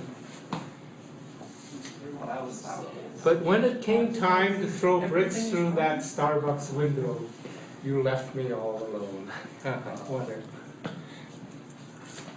No wonder these demonstrations aren't working with this type of poetry. God. She figured it out. What? It was probably freaking psycho. She figured it out and ran. No, she figured out that he was a wimp and couldn't write poetry. I don't know. Maybe it was written by a woman. I don't know. I mean, we're assuming Well, he said that. it is, yeah. What? Is, Let's see. Oh, this is terrible. Through the best of times, through the worst of times, through Nixon and through Bush. Do you remember 36? What? Must be God, everybody's dead. You can remember 36. Oh, this is. I know, right?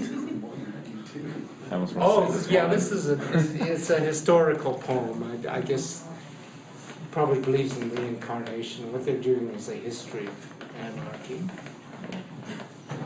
Do you remember 36? We went our separate ways. You fought for Spain, I fought for freedom. So, in fact, to date myself is that I actually saw Franco, who was back in 36. There was a civil war between the Republicans and the monarchy,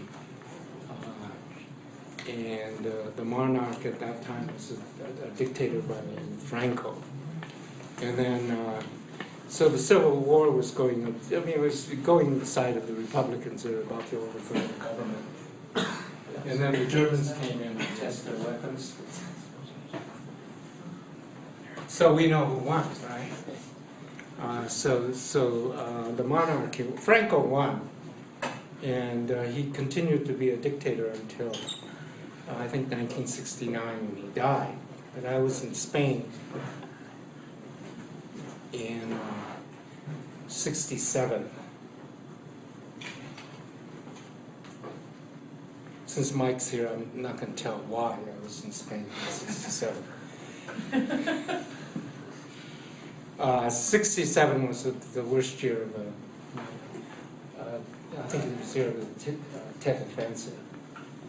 But just a minute, I told you I had a couple of friends who fought.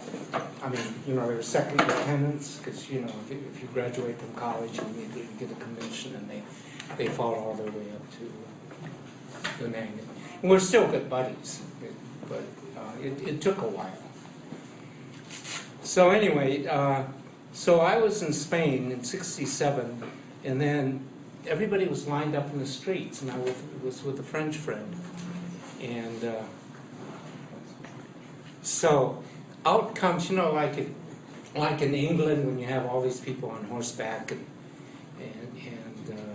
they come out in big royal pomp and circumstances, because Franco was actually literally in a golden carriage pulled by maybe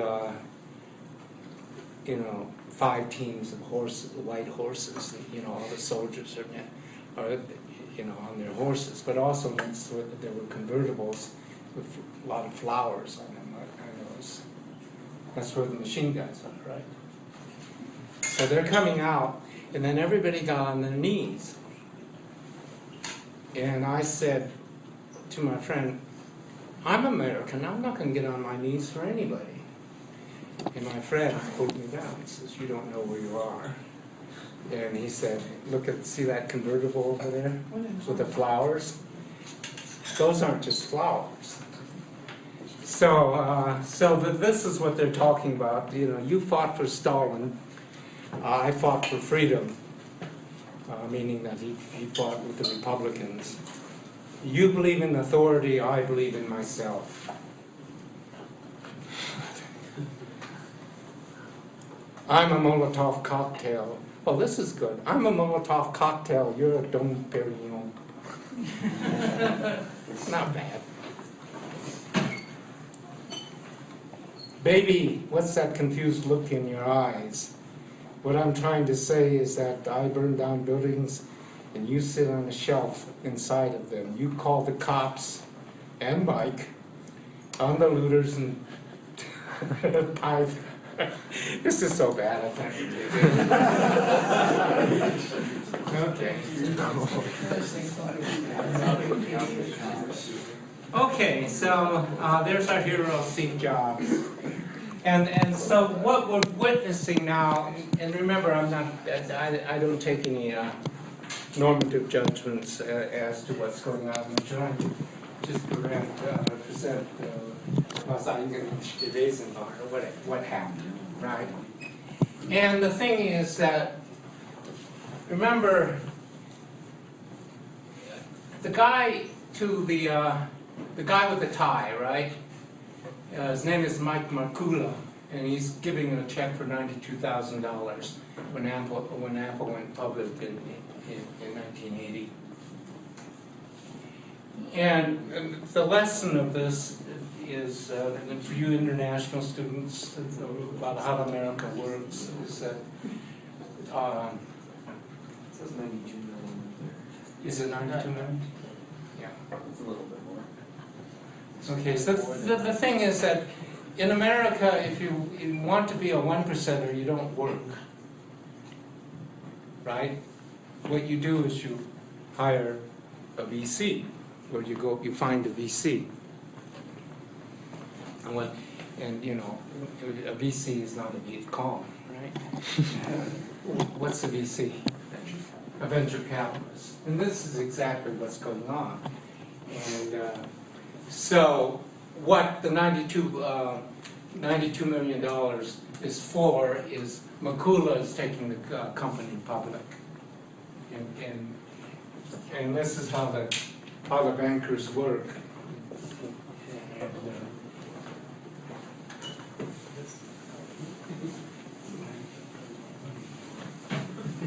And so what you do is you find a finance person. And what we see in the history of the internet and World Wide Web and where it's now is that you need the technology officer, you need the management, you need your CEO, and you need, but above all, you need the finance person. And so, in the case of Apple and in the case of Microsoft, in the case of all the other companies that, is that what you would do is that you, first of all, you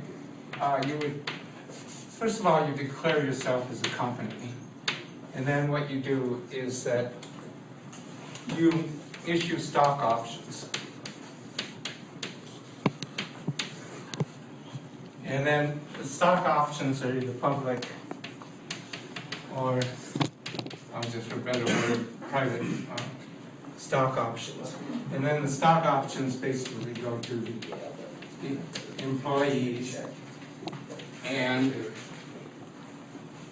where else are you going to, so how much is Jobs, how much did he have to pay for the stock options? Zero, right. And then they give it, and they also give to the insiders, the people who put up some upfront money. And then they also give it to the bankers. Why would they give it to the bankers? Because the bankers are putting out most of the money. No. It's because they're the people selling it. So there's an incentive for your bankers to go out to sell your stocks, right?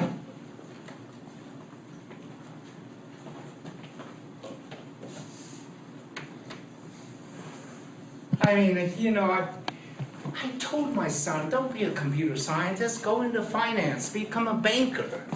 That's where the real money is. I mean, the thing is that, see, the bankers are the ones who sell so what the bankers do, so let's say the banks, what they do is they issue an IPO, which is what? Initial public offering. So everybody else gets the stock at free or at discount. And then if you want to buy the stock, you're gonna have to pay whatever the initial public offering is. So even before the stock is issued, you're at a disadvantage because the people who are really making the money are these people and the bankers. Why? Because they got their stock options free. And so they're just simply, anyway, you know, if my son had become a banker, I would say this is good. Correct? Anyway, so what we're saying is that for the computer companies to get as huge as they are, they have to work through a capitalistic system. And it works through the capitalistic system, and if it weren't for this system, then who's got an apple? Yeah, that's how we get the apple, correct? Buy it. I'm sorry, what? Buy it. Yeah, we buy it, but the thing is that that's how it's distributed in a capitalist system. And that's how it's tested. You know, like in France, what they would do is that they forced everyone to, I mean, they subsidize a computer thing called, well, they actually subsidized the first internet, and it worked fine. But I'm just saying it's a different way of distribution. And in the capitalistic system, this is the way you distribute or get it out. And then not only that, this is the way the technology is tested. So why is Apple now doing better than IBM within this frame? I'm sorry? iPhone. Yeah, because they're more innovative, because they're better marketers, and because, as Nelson says, the American consumer is down. No. Okay. Yes, sir. Are those technically separate industries? Because IBM doesn't do home computers or any of the stuff that Apple does. I'm sorry? IBM doesn't do the same stuff that Apple does now. They don't have a home PC division. They don't make phones. Right. That's what Apple does. Right. So actually what happened was that both Apple and Gates, they didn't destroy IBM, but they devalued IBM, forced IBM to go into different services to survive. So in the long run is that everything that the IBM did with their PC historically didn't make an impact. But they were right in realizing that PC or the mini computer was going to threaten their dominance. And they were right in the fact that they were going to have to move out of the mainframe into the PC market, which they did. But then in the long run, that didn't work out either. So, okay. So, a little bit about Markula is that when you read the 10,000 hour rule as the way people get successful in America, a lot of it's luck, right? It happens that Markula, I mean, there's Steve Jobs. He's cool. He's a babe magnet. He's taking drugs. And there's Mike, who just made $1 million, several $1 million in the stock market. He's retired. And so he's got everything, but he doesn't have coolness. So he's hanging out with Jobs, right? So they're hanging out together with Steve and Steve Wozniak. They're building the computer, and Steve is doing his thing, and so Markula says to Jobs, and says, I think we can make a buck out of this thing. And Jobs says, okay, let's do it.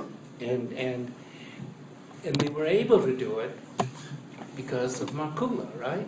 Because he understood IPOs and VCs and the whole finance of it, because that's the world we came from. So, but in our story, you never hear of Mike. Yet I'd submit to you that if it weren't for Mike, you wouldn't have that apple there, correct? Okay, so no class next time. Revenge of the Nerds. You've got the script and you got the video. Do both. I mean, yeah. Do both, because there'll be questions on both the video and the script. Wait. I'm sorry? Okay. So, okay. So there's our great American hero, Steve Jobs, giving a check from Mike Markula. And what we're arguing here is that when we've gone into the entrepreneurial stage, is that you need three, to be among the 1% in America, right? You need three people in your corporation if you're in high tech. And one is, so, and what are those three? A lesson in capitalism. CEO? CEO, CFO, and CTO, right? So right here you have the CEO and the CFO. The CTO's not there because Wozniak. Well, he should be in this picture, but he's not. But your CTO is Wozniak, right? The Boulder dropout. So, poor Jobs. But anyway, I just checked the wiki, and most of the information that's you're reading about is pretty correct. And one thing that was interesting is I thought what happened was that he I mean, who were his parents? His adopted parents or his real parents? Well, that's what I was getting. He was adopted, right? So I think that after he got rich, or after he founded Apple, he started looking for his natural parents. And then he found the mother, her name was Simpson, who was I think the mother was an artist. And then after finding the mother, he found out that he had a natural sister. So the sister and the brother got together to look for the natural father. And it turned out, so they found the father, and they went up to the coffee shop where he was the manager or owner of the coffee shop. And it turned out that the natural father was Syrian. And Jobs said to his sister, and says, no, you go in, I don't want to see the guy. And so the sister went in and talked and introduced each other. And the father didn't know that his son was Steve Jobs. And he says, I'm sorry about this coffee place, but you know, I had one of the best restaurants in town in Palo Alto. And I had all these important people come here. Even Steve Jobs came a couple of times. And evidently, and then when asked about it later, Jobs says, yeah, I've been there a couple of times. But a couple of things that's interesting is why he didn't want to see himself. When they asked, well, why didn't you want to see your natural father? He says, well, I found out things about him that I didn't like. But I think, since this is a culture class, is that had Steve Jobs not been adopted by who he was adopted by, I think Steve Jobs would have been fine, but I don't think he would have been Steve Jobs, because his father was an engineer, right? I think. But a high professional class, and they were affluent enough to send him to a private college up in Oregon, Reid College. And also a little bit about how politics influence you. Reid College is one of these liberal leftist private colleges. So if you look at Steve Jobs' politics, it's always been on the left, and I think that's a function of his upbringing, right?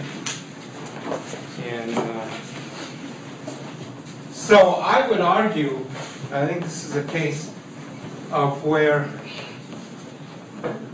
culture is more important than genetics. And Steve Jobs became what he became is because of the circumstances of who he was adopted by. Engineering professional class shaped his politics, shaped his thinking, which is to be very iconoclastic. In fact, it's become a classic now, is that when he gave the commencement speech at Stanford, maybe about 10 years ago, he said, the best thing that happened to me was, well, what happened was that they founded Apple. And he appointed himself as the CEO. And then later on they brought in the CEO of Pepsi to become the CEO because the whole thing was getting too huge and unmanageable. They knew that they needed professional help. So they, I forgot, who was the who was the CEO? He was from Pepsi. What was his name? Anyway, see, that's what happens with Google. You can't remember anything because you can Google it. So,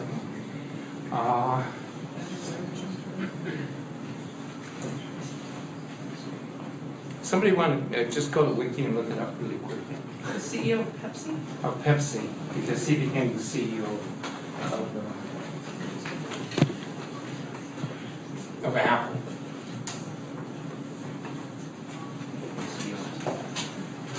This is a common occurrence, by the way, in America. What's going on? Anybody? My internet's slow. Yeah, it's been slow.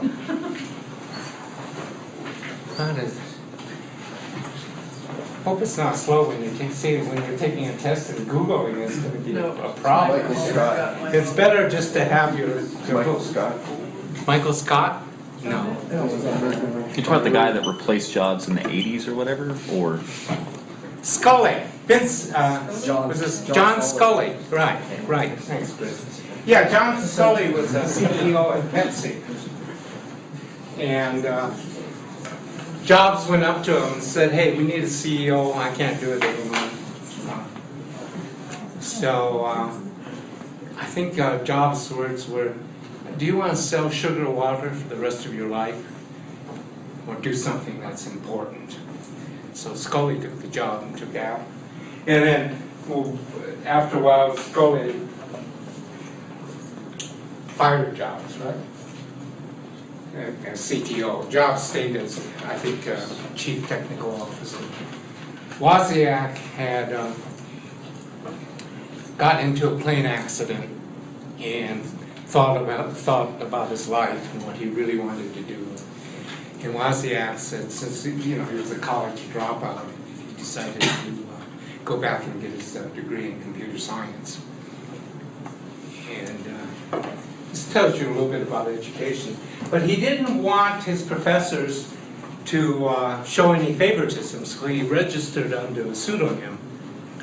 And so in his first programming class, he got his paper back, or his first programming assignment back. It was a bee.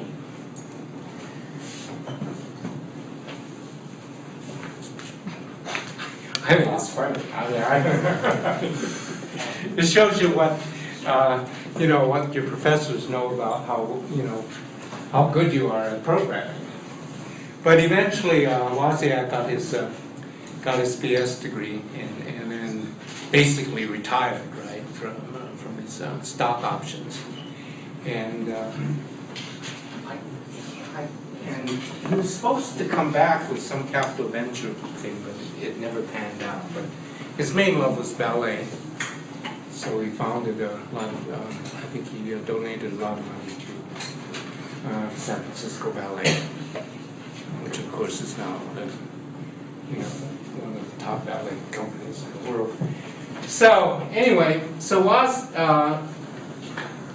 Jobs, he's giving a lecture at Stanford, and this is part of the hacker ethic. And he says, the best thing that happened to me was when Scully fired me from Apple. Because now I had to start over again. And he started over again. And that's when he reinvented himself and started, first thing he did was the Next machine, which was a machine that was ahead of its time because it was basically an internet machine. And then he went on from that to, I think, the Macintosh, and then continued what he's been doing. He got because he keeps reinventing himself. I think, but Jobs' genius was hardware, and that's the genius of Apple, right? He probably never programmed a line in his life. I mean, what did he study at Reid? What? Probably. I think he did. Did he? Is it? Yeah, calligraphy. So, there you have it.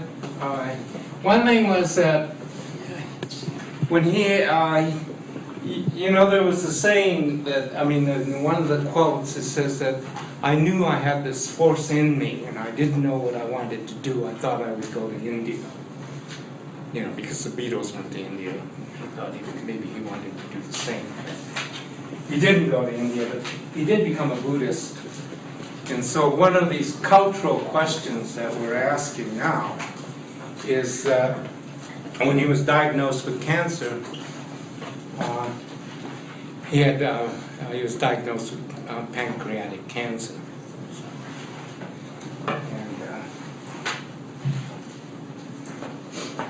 So what's the story being built up around this cancer? Well, the thing is that if the doctor tells you got pancreatic cancer, what do? Start saying goodbye to people. Yeah, I started saying goodbye to people. And I think I told this joke in the other class, that my oncologist told me this one. Because, you're sitting in there getting chemotherapy and you're looking around to see who's going to die. Because you talk about the odds. And did I tell this joke? This is a joke. It's totally like a nurse. My oncologist nurse, because you got to have a sense of humor, right? So she says, okay, here's one for you, Mike.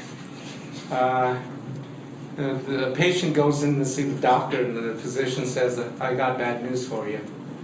You're going to die in 3 months, 6 months, or a year. And the patient says, was there anything I can do?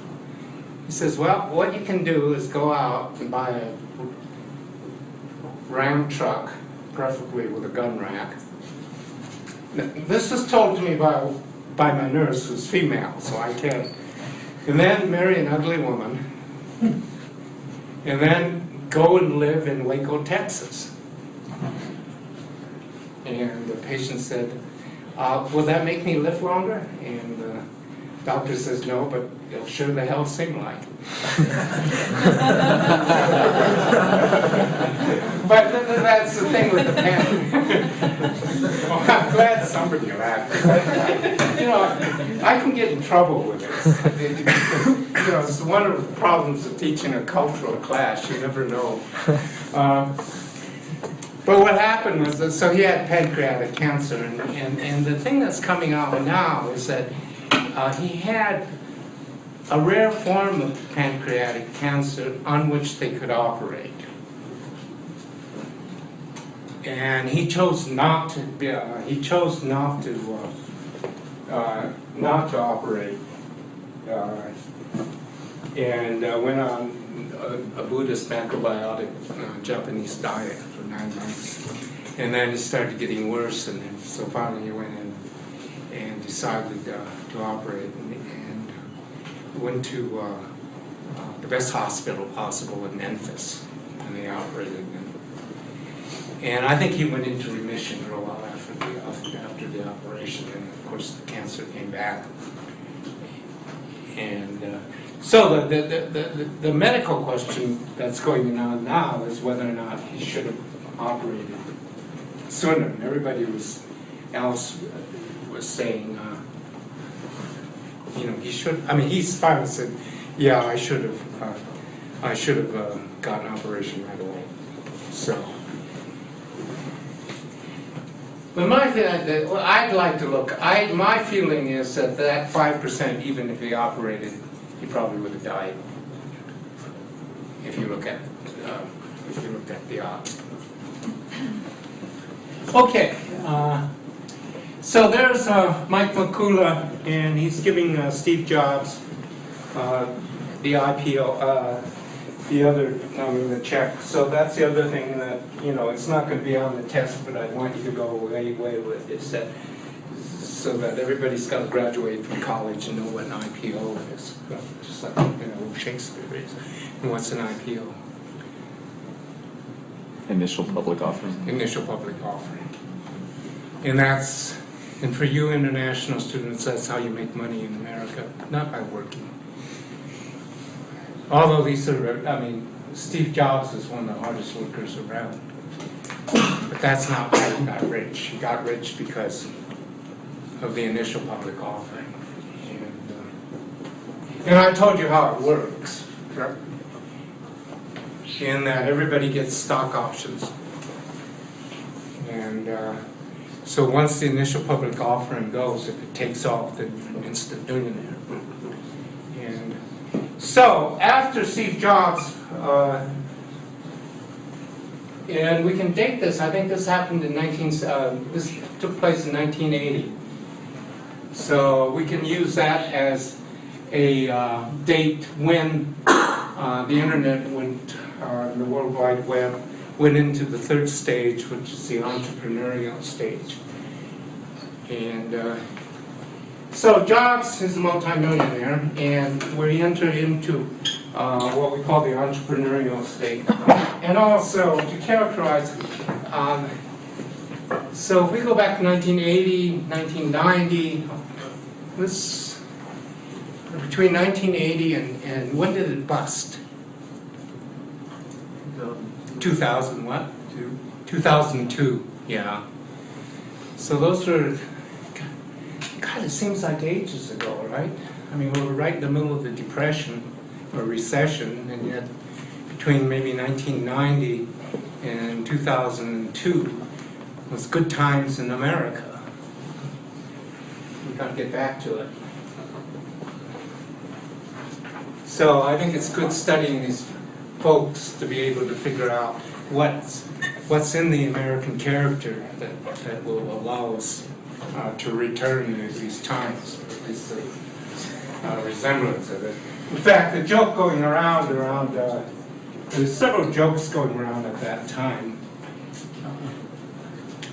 First of all, you didn't have to worry about a job because the economy was booming. And then to get in the job in computer science, the joke goes like this. So she shows up to be interviewed by Red Hat, which is a startup computer company that gives services to Unix, right? You give away Unix Linux, I'm sorry, we'll come to Linux later. So the interview goes like this. This is,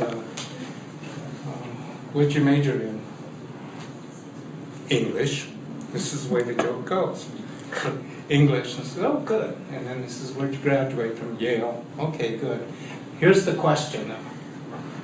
How do you spell Java? And she goes, J-A-V-A. And the interview goes, you're hired. These are good times, right? In fact, my son, he was a sophomore at Metro. We went up to San Francisco during these boom times. God, how did I miss out on this? I shouldn't be here. Anyway, so we go up to San Francisco, and my brother, knows these people in Silicon Valley. He knew the people at Red Hat, and Red Hat is this multi-million-dollar company that had the ideas that they're giving away Linux, and so the way they cashed in on it. Well, think, how would you? I mean, here everybody's giving away Linux. And everybody wants Linux, and you're an entrepreneur. How would you become a millionaire? Distribute. What? Distribute. You distribute it, but you not only distribute it, but you distribute it with service. What you would do is you package it in this nice packet, you distribute it, and then you'll say, we'll install it for you. We'll send you the manuals, we'll send you videos, we'll do everything in order to get it started. And that's what they did. And it became, and once they issued the IPO, all the founders became instant millionaires, correct? So they issued the IPO and they moved into a warehouse district in San Francisco. Because this was the golden age of America, which you folks are going to recover, correct? Anyway, it's the gold, and so it's this big warehouse, and there are no cubicles. I mean, there are no offices, and all the programmers would bring in their 10-speed bikes, park it over, and then there's cushions all around, and there's exercising machines, and above all, for the programmers, there's video games all over, so that you can take a break by playing video games. And so we went and visited, we got a tour of the thing, and I swear they were going to hire my son, who was a sophomore in computer science, right there on the spot, because there was such a demand for computer scientists like that. So, but anyway, the joke that was going around in the entrepreneurial stage was, there used to be a program called Who Wants to Become a Millionaire? There's a new one. Who doesn't want to become a millionaire? And the answer is people in Silicon Valley, because they all want to be billionaires. So, I don't know if this cheers people up or not, because these are hard times, right? But that was only 10 years ago. Yeah. Then Bush came in and helped everything, right? Continued by Obama. See, I'm non-political, I'm apolitical. I just state facts.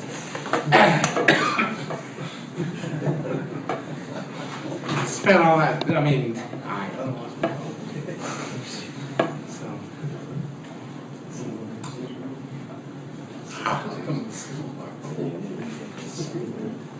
I think I would learn by now.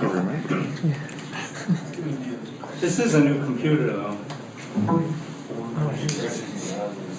The other one finally died.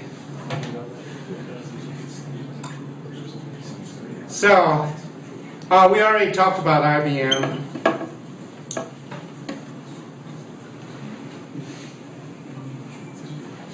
Oh, there's the Wozniak. Your voters drop out.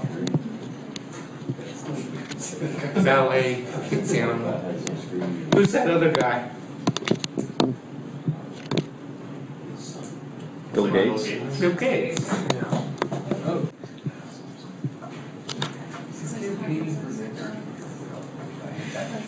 think, was that Wozniak or was that Bill Allen? Photo credit said Bill Allen. Oh, I'm sorry. Yeah, you're right. My mistake. That's Paul Allen.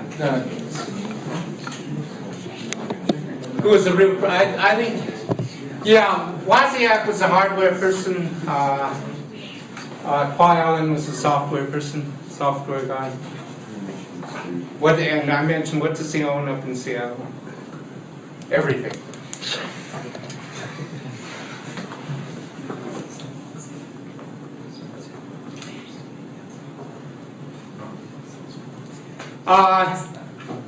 Bill Gates, you know, as predictable, had problems with women, so his mother set up the stage after he became famous.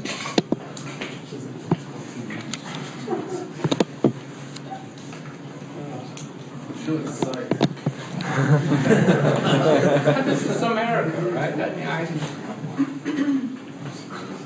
So I'm telling a story different than the official version that you're getting on at Revenge of the Nerds. They're at a fancy restaurant in London.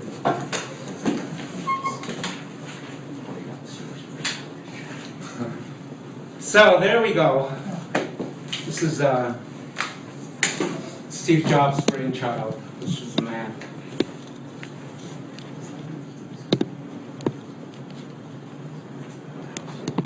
You've all seen Steve Jobs' ad against IBM that was shown during the Super Bowl. Yeah. How many have not seen it? The 1984. Let's see if we can find it.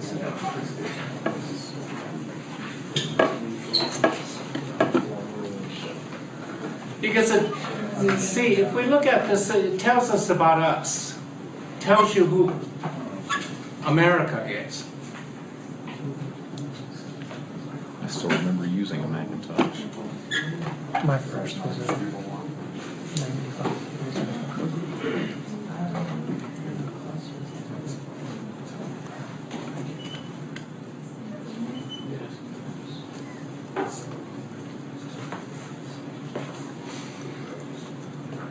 Correct me, because all computers in school were Macs, and then everything transitioned over to PCs. That's true.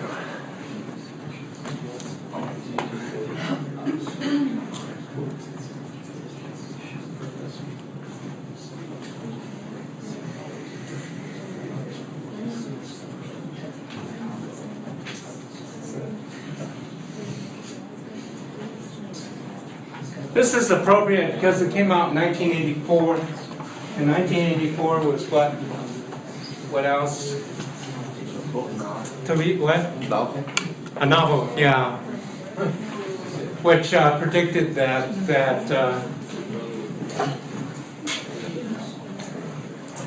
a dictatorship would take over America, but nobody would know.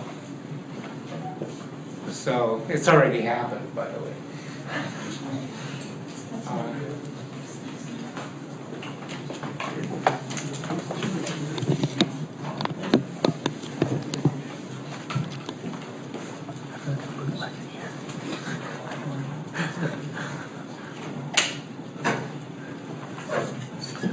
You may need to turn off the camera. To prevent copyright. Okay.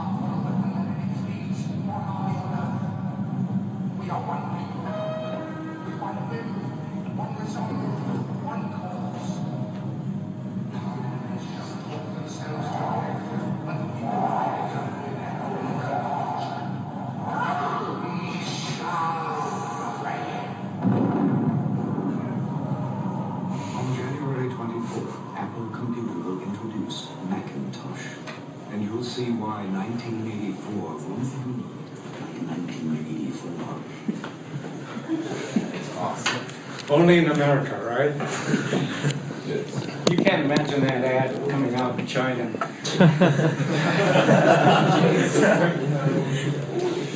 But that's where our creativity is.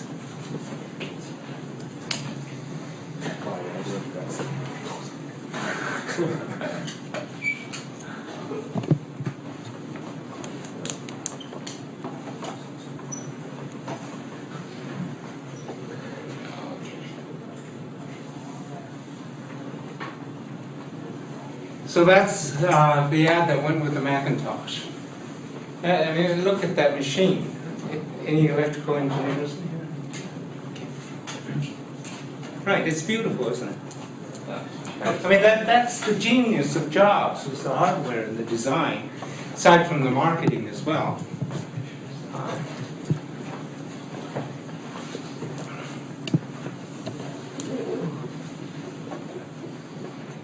And then there's Wozniak, and there's Steve Jobs. They finally put on the tie to meet the president.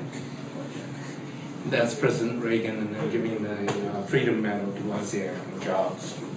Again in 1984.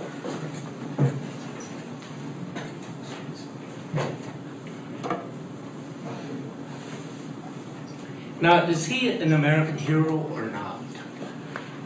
Right? Only in America. He says, I gotta put on a tie. God, gotta meet the president. God damn it.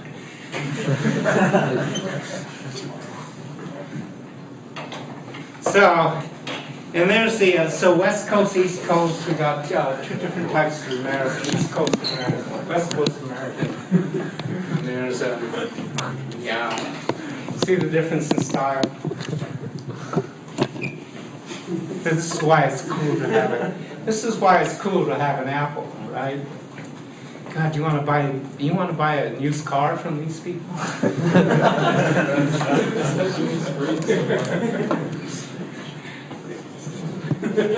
on the left looks kind of creepy. I'm sorry? Dude on the left looks a little creepy. I didn't hear. He looks kind of creepy, the dude on the left. Oh yeah, you know who he is. He's the buddy who gave Bill Gates $60,000 to buy CPM. Remember? Yeah. So Gates calls up this guy.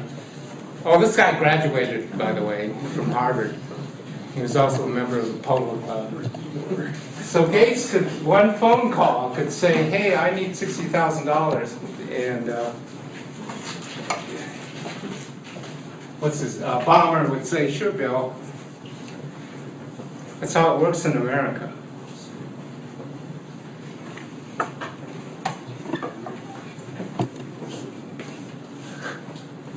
Yeah, I think he's creepy, but I've got my biases, right?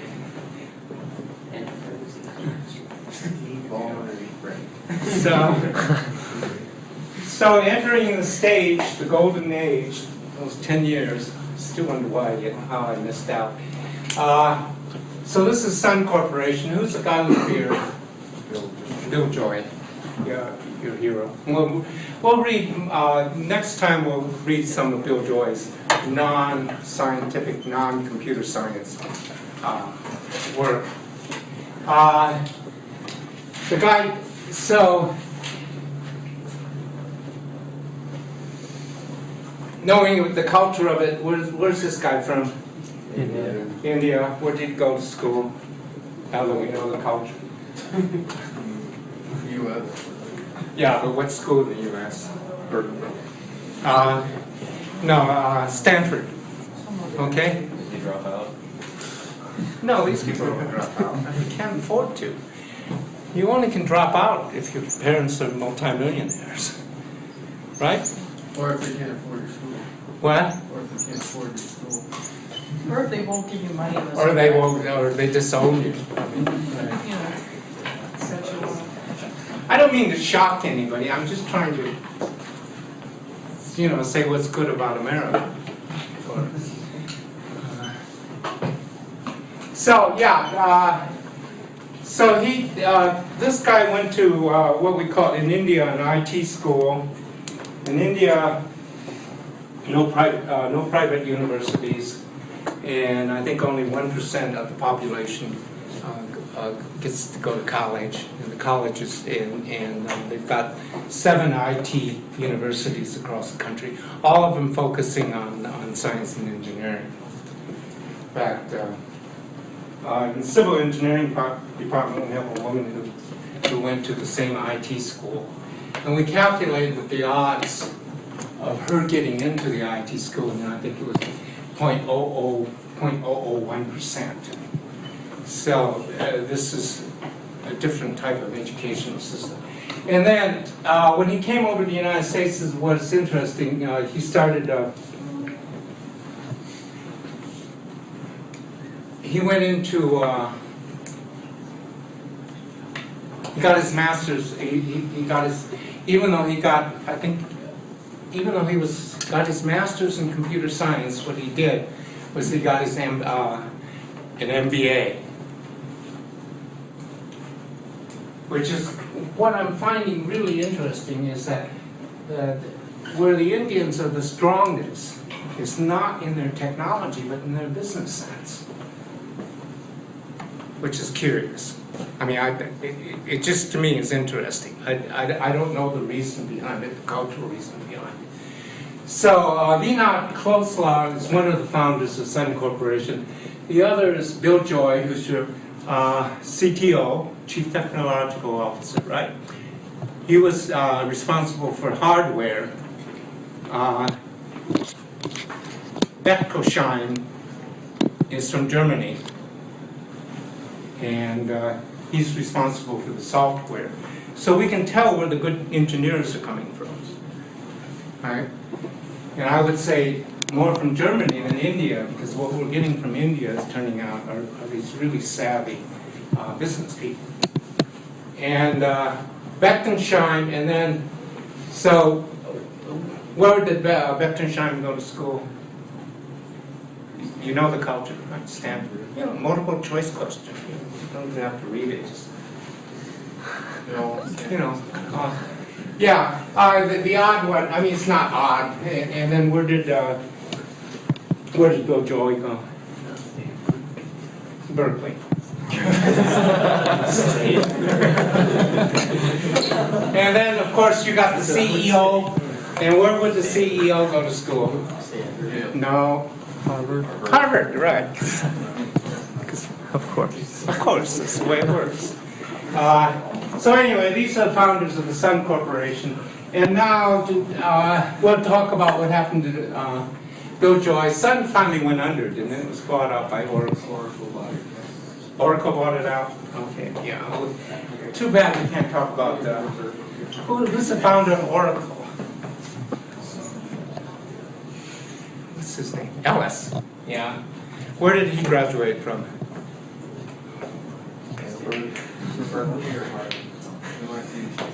He didn't. He didn't.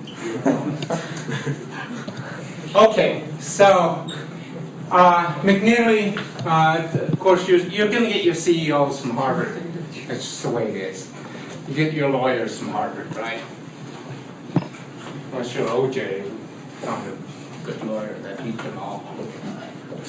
If the glove don't fit, you don't.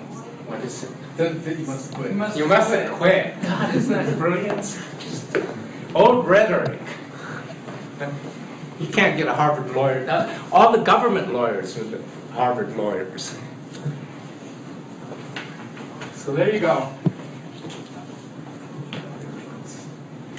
Don't get me wrong, I think, OJ was as guilty as hell, but that's not the issue. The issue is how good your lawyer is. And so, after marketing, what's the largest cash reserve at Microsoft? What? The lawyers, right? Because everybody's always suing each other now. Same way with Apple.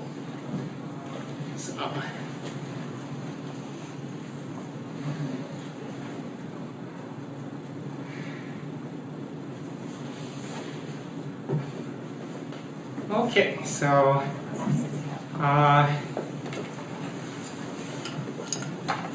let me continue. I have to switch tapes.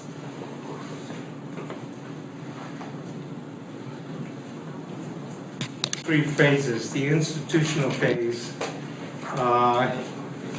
and the events that took place at Arapa, the University of California, when Unix, and then the second phase was the hobbyist phase with PC, and the third phase is the entrepreneurial phase, and then you got a reading on Polese from the Architects of the Web. And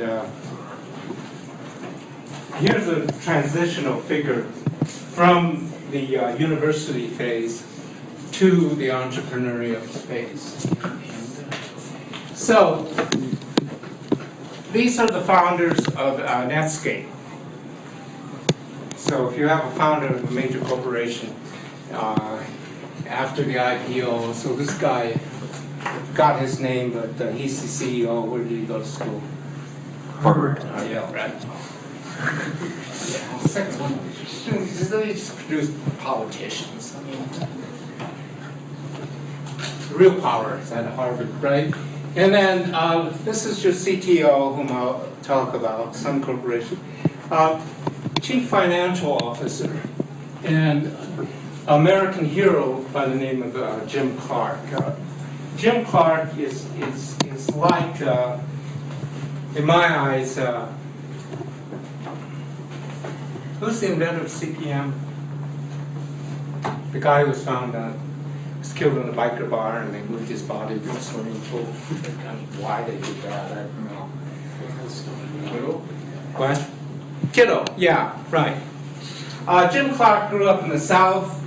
He wasn't a football player, so if you're not a football player in high school, you're in trouble. You're male, and so the thing is that it didn't do very well and dropped out of school. So now we're talking about high school dropouts, and then joined the military. Besides Emily.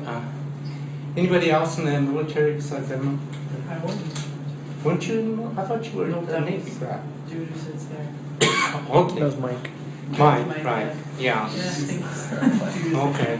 And Greg was in the Navy. But anyway, I think he joined the Army. And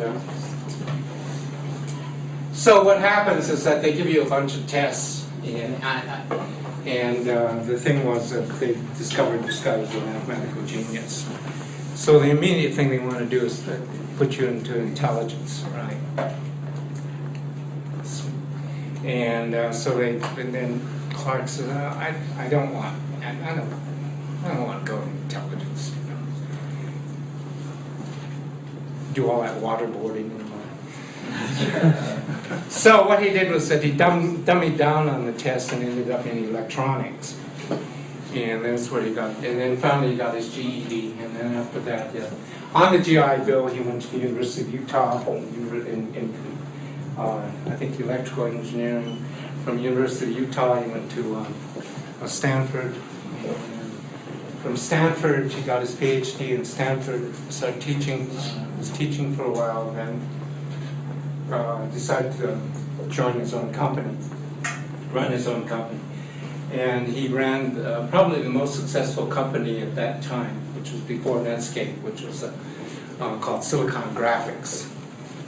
And so, in the meantime, Mark Anderson comes from a small town in Wisconsin. I think his dad was a pharmacist and his mother was maybe a librarian. And so Anderson was wanted to get into electrical engineering. Why wouldn't he major in computer science?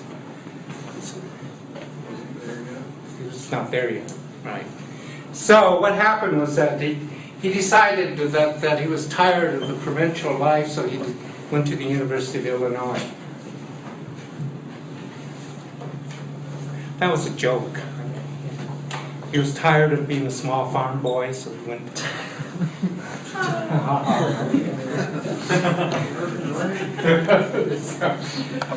Anyway, thanks. So he went to the University of Illinois, and then he got hired as a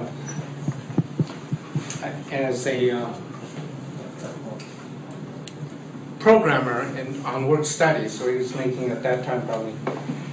Anybody on work study? I need a work study student. Are you? Come and see me. Oh, you're already working now. Got a job, yeah. Oh, I'm so darn. Wish I'd known. But anyway, he was working as work study. So how much? I mean, you're getting $10 an hour now. Shoot, 9 1/4. What? 9 1/4. 9 1/4. God, that's terrible. But I think he was making $5.75 an hour or something like that. What was that? It was before 1976. He might have been beginning of You're paying like $15 an hour. Right. But anyway, he was working whatever they were paying him, and the thing was that, and they put him on high definition TV because University of Illinois has one of the fastest Craig computers, one of the first to get Craig computers. So they put him on. They got a grant from. I think General Electric in order to build high definition TV, and Mark Anderson was one of the people, one of the students working on the computer, or working on the project, and then afterwards they had complete access to the Cray in after hours. And then at that time, a person by the name of Jim Berners-Lee had invented the World Wide Web back in England. At CERN, or actually in Switzerland, at CERN laboratories. And basically, the World Wide Web at that time was text-based, and a plaything of the researchers, where you could FTP things, email, and send documents and this type of thing. But one thing about this entrepreneurial stage is that when you create something, you give it away free. And what Berners-Lee did was post the internet, or the World Wide Web, on the internet. And then people started downloading it all over the world. And so Anderson and his colleagues, and his fellow students, were looking at the internet, and they downloaded, looking at the World Wide Web, they downloaded it, and looked at it and said, hey, this is really cool. Okay, American genius, you've grown up with television, video games. I don't know video games that are popular at this time, but you've grown up with television. And you get this World Wide Web, and it's basically text-based. So you're sitting there on the computer doing this thing and surfing the net, drinking Mountain Dew, eating Cracker Jacks. So what is the brilliant idea? These brilliant ideas are always similar. What? Pictures, right. So what Anderson and his folks did was they programmed a graphic user interface with pictures, images, for the World Wide Web.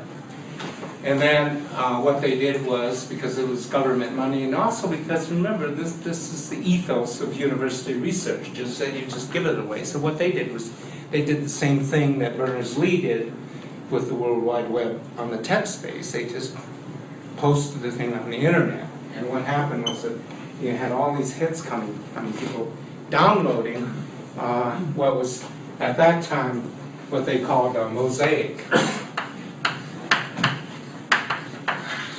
Named after, turned by Marshall McLuhan. And so they were getting all these hits and everybody was downloading Mosaic. so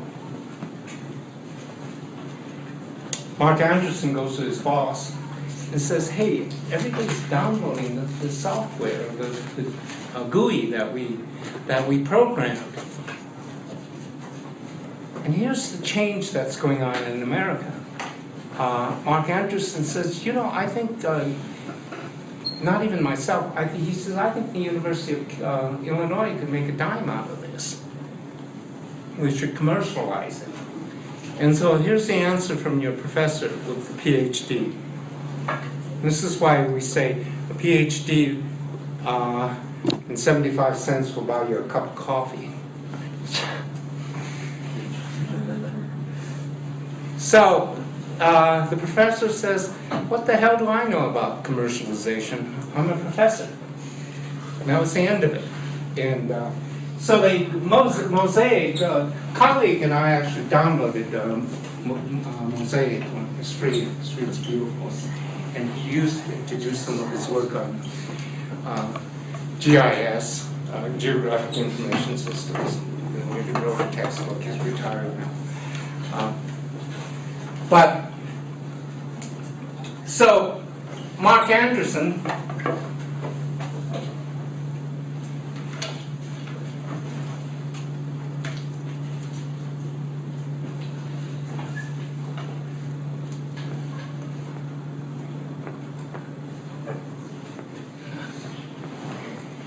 okay, Mark Anderson, I'll finish with this, is that Mark Anderson then finally graduates and gets a job working on, in Houston or in Texas, working for General Electric. And General Electric,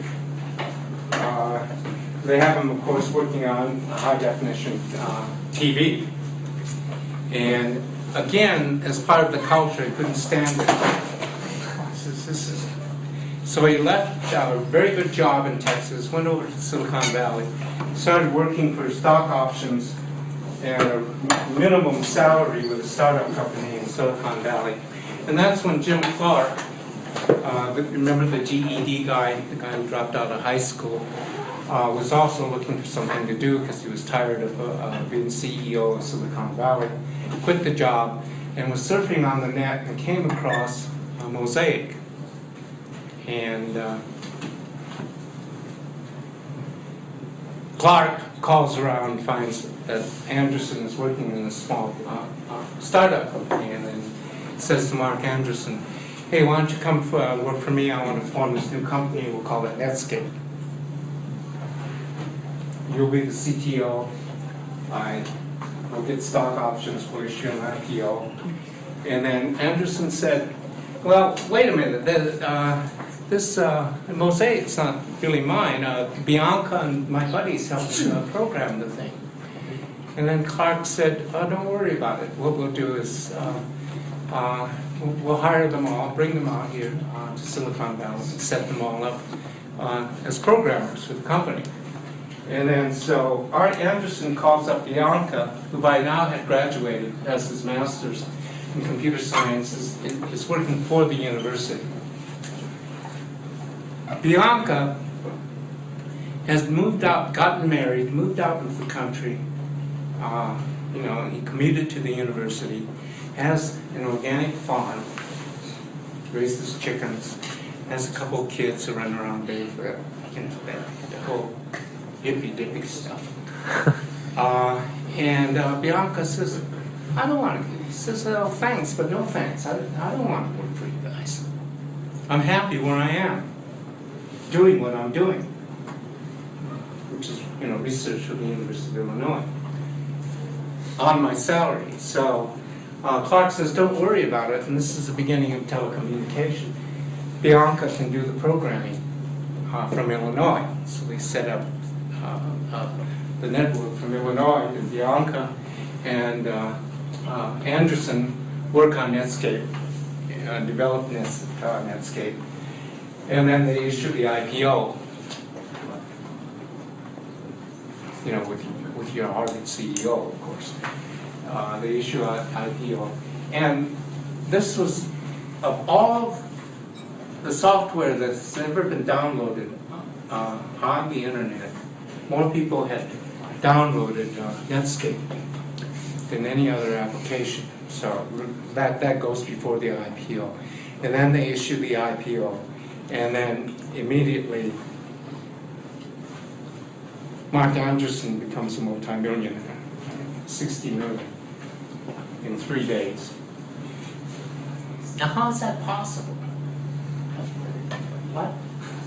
Stock options. How much did he pay for the stock options? Nothing.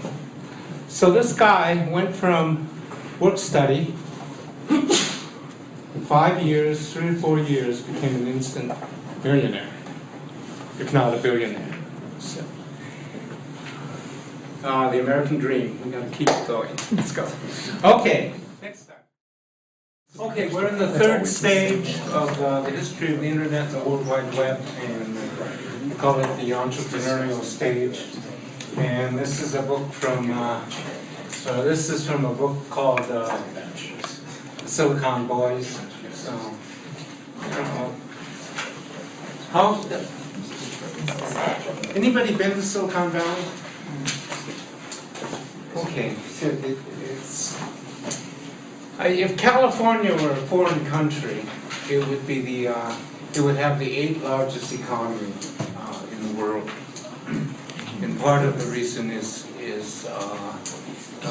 Silicon Valley and the income that's coming from it. You also notice that in this recession, the IT industry, they were hurt, but not half as bad as other industries. In fact, they're still hiring, and I don't think, IT, I think employment is down 3% or something like that since the recession. So,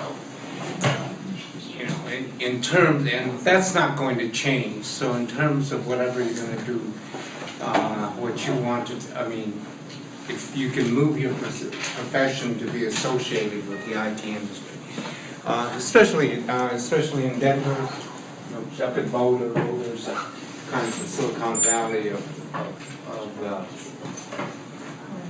Colorado or the West, and you can tell when you go up there, right? And so what I'm going to do this time is talk about the Silicon Valley culture. And first of all, it comes from the book, this comes from the book The Silicon Boys and Their Valley of Dreams. And I think it's appropriate. They don't call it Silicon Men. You definitely won't call it Silicon Women, right? Silicon people. And because in our study of gender and minorities, there aren't any, basically. And is that good? I don't know. And I'm not saying that's good or bad. I'm just saying that's the way it is. And if we look at some, okay, how many women are in computer science in here? How many are in engineering? Oh, really? Oh, good. So you're what we call an anomaly, somebody that really doesn't fit.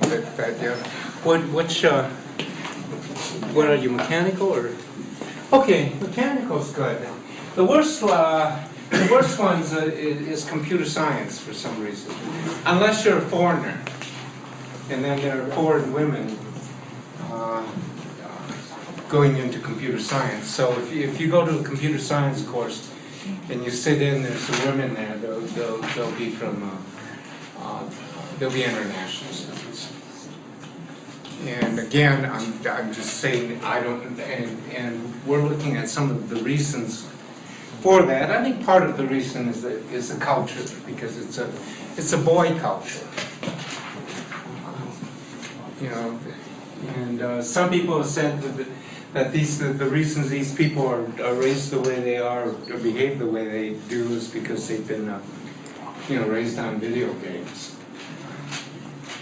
So if you look at the cover, there are no women. There is one minority here you can't see, but so what kind of minority is he? I mean, we're looking at from an ethnic standpoint, not a racial standpoint. I don't believe in race. What? Yeah, we'll talk about some from India, but this happens to be Jerry Yang, and he comes from Taiwan, and he's Chinese American, Taiwanese American. So what happens? So we see a transformation going. Here's Bill Joy, because he's Chief Technical Officer for Sun Corporation. So they even made him get a haircut and put on a tie, because there's a change in culture that's going on. So even somebody who comes out of Berkeley, comes out of that techno hippie generation, it is completely changing, and that's the way things happen. Things change. So now the reason I focus on Bill Joy, or one reason, is because in the next issue or the next unit you'll be reading something non-technical about Bill Joy, or by Bill Joy, because he wrote an article in Wired magazine. Anybody here? I mean. Know about Wired magazine? Okay. So, and how, I'm sorry, how do you know about Wired, and why would you even bother? I used to read Slashdot, and it came up frequently. Right. And what's your major? Computer animation. Okay. So that's a good reason, because it's a conversion. Is that you learn about your culture from Wired magazine. So, one way to look at the computer culture is that, I've done in other classes a long time ago, it's bring you a copy of Wired magazine. So you look at it the way Marvin would look at the popular journals, because it can tell you about the culture, right? Go ahead. They just had their first woman engineer on the cover. They did? Yeah. Yeah, I think that's finally changing. But I was just reading IBM hired their first CEO. But if you look at her background, we'll talk about that. It's in she got her BS degree in computer science, but then she moved right into management, and we'll talk about that later. It seems to be the trend, but at least it's moving in that direction. But still, and if you look at the number of women who go into computer science, I think it's about, I forgot, since 1996, I think it's about 5% of the women, probably less than that. And that hasn't changed since 1996. So something is going on there. I mean, why don't women go into computer science when that's obviously where the money is? And I think it's a cultural difference and a cultural cause. So we'll talk more about Bill Joy later in the next time we go around. But here's the shift that's going on, and this is I'm putting this person up because I think he represents the new breed that is going into the IT industry. And, all you have to do is look at his name too. The new entrepreneurs come from privileged families. I'm not saying that it's good or bad, I'm just saying it's the way it is. And from elite schools, and his name is Halsey Minor. Probably has a nickname from his prep school days, right? Graduated from the University of Virginia, and look what he studied: anthropology, Latin, Arabic, art history, and played a lot of squash.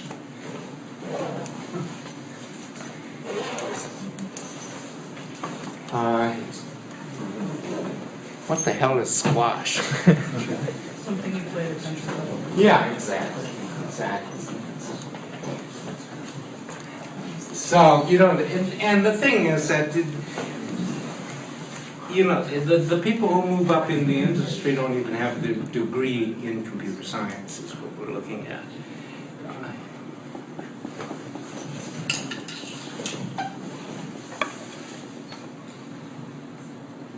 They're moving into the 1% group, right?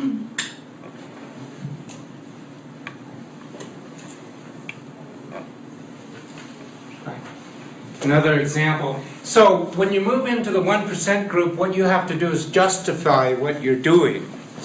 And the way you justify what you're doing is that you get the economists to support you.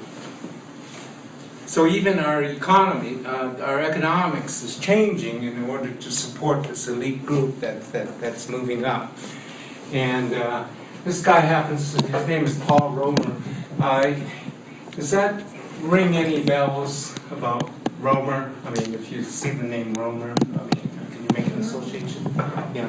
Political family. A political family. Roy Romer.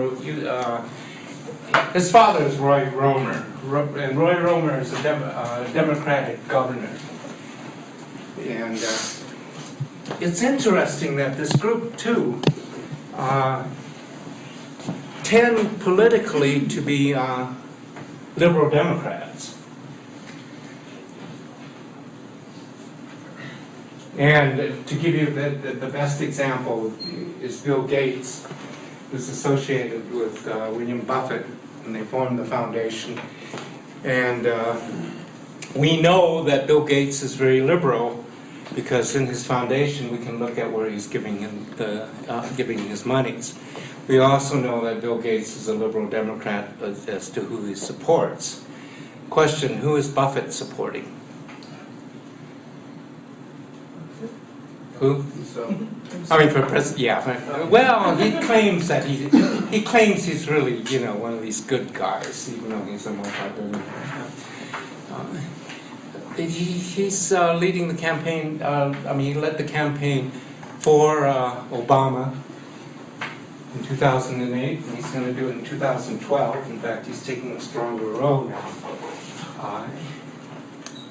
And it's because of Buffett that in 2008, the money shifted from the Republicans to the Democrats because of Wall Street.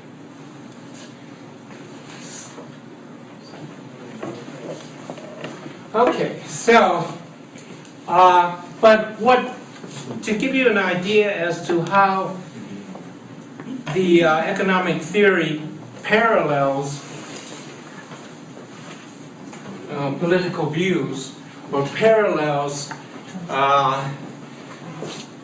the ideas or the business of the elite, and this is what we're talking about, because they've become the elite.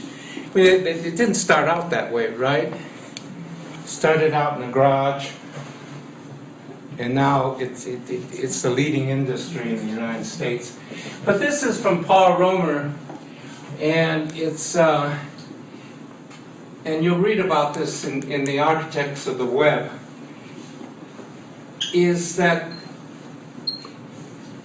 what Romer is saying is that capitalism is moving into the area from commodities to information. And when you move from commodities to information, what drives the capitalistic engine is not the old industry, but the new industry, which is the IT industry. And here's the way, and he based this model on Microsoft, is that here at the very beginning, so you're developing Windows 5. Whatever version of Windows 5.0 for Microsoft. And why is cost so great at the beginning or in the development stage? This is why you're going into computer science, right? It's cost of development, right? Because these engineers don't come cheap. So what you have to, so when Microsoft develops a project, then what they do is that they, remember Bill Gates has his elite corps of engineers, or software engineers, and he'll go all over the world in order to get the best. We also know that Bill Gates is very pro-immigration. Why would that be? I mean, because we look at things from an economic point of view. Why is he for, what? You can pay less money. You can pay less money to employees if they're. Well, I don't think he does that.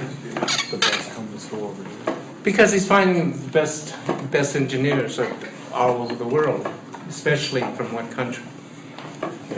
India. It's not because they're, I mean, he goes, because he hears, or his recruitment people find out that there's a class of engineers in Bangalore, which is Silicon Valley of India, and there's a IT school in India. And remember, in India, in order to get into the IT school, you have to be a 1%er. And so he hears, somebody comes up to Bill Gates and says, hey, there's this class of programmers or software engineers at Bangalore, and these guys are really good. And I say guys because even in India there aren't that many women in computer science. And so what he does is he'll send his executive, one of his vice presidents, they'll go over there. They send him over in a Learjet, and in this one case, he recruited the entire class. And then what happened, and it's not because they're cheap, it's because they're good. So that's something that's changing. But the point here is that it costs a lot of investment in order to develop the project, and once the project is developed, then, so you develop Windows version 5.0, what's the cost after you developed it in this new type of industry? After you've developed it? Yeah, Nothing. And that's what they call asymptomatic. So here's the original costs, and this is what it costs after you develop it. Up here is what you need to ship it out. I mean, you need, here's where you get your cheap labor, and where do you get the cheap labor? And what do they have to do? I mean, in the old days, you don't even have to do it anymore, but just put it in the packet, right? And then ship it out. So, in this new economic model, it's adjusted, so in the new capitalism, what Romer even argues is that we need big firms, like big monopolistic firms like Microsoft. And the reason he's saying is that when you're dealing with ideas and shipping out ideas, what you need is an incredible amount of investment in the beginning. And you can't have this incredible amount of investment in order to develop the products to be competitive in the IT or in the information world. So, remember in the old days, what you could do is sit in the garage. I mean, you could have two people in the garage, invent the Apple machine, or build an Apple machine. But in the IT industry, with this change, it's a matter of economies of scale. So what you need is that you cannot have 500 of the best programmers in the world to develop a product without putting in a lot of incredible investments in it. So basically, it's interesting. So these liberals now are justifying huge monopolies on the basis of the change in the economy of scale and then the change of dealing with a different type of product, which is, in this case, information and computer related. Here's the founder of Wired magazine. I mean, you can tell he's not a Republican, right?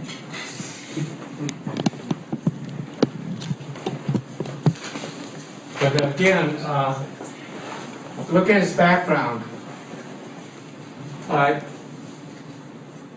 Andrew Anker studied economics at Columbia, Ivy League, worked on Wall Street, founded Hot Wired, which became Wired magazine, defining the new culture of the new entrepreneurs. And that's why you read Wired, right?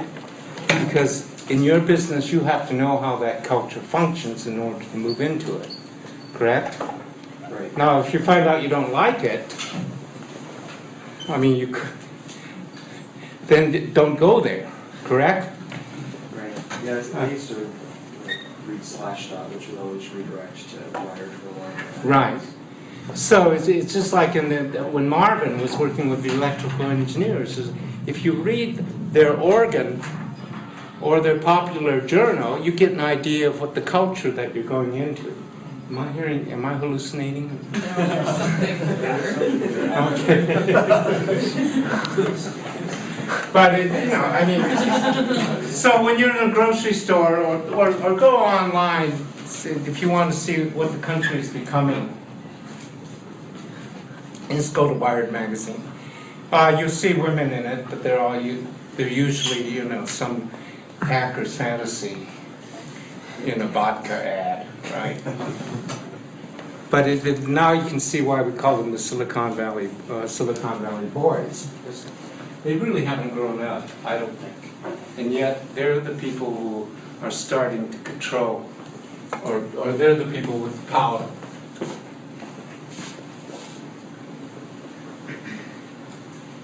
So, talking about minorities, another example of people moving into this area.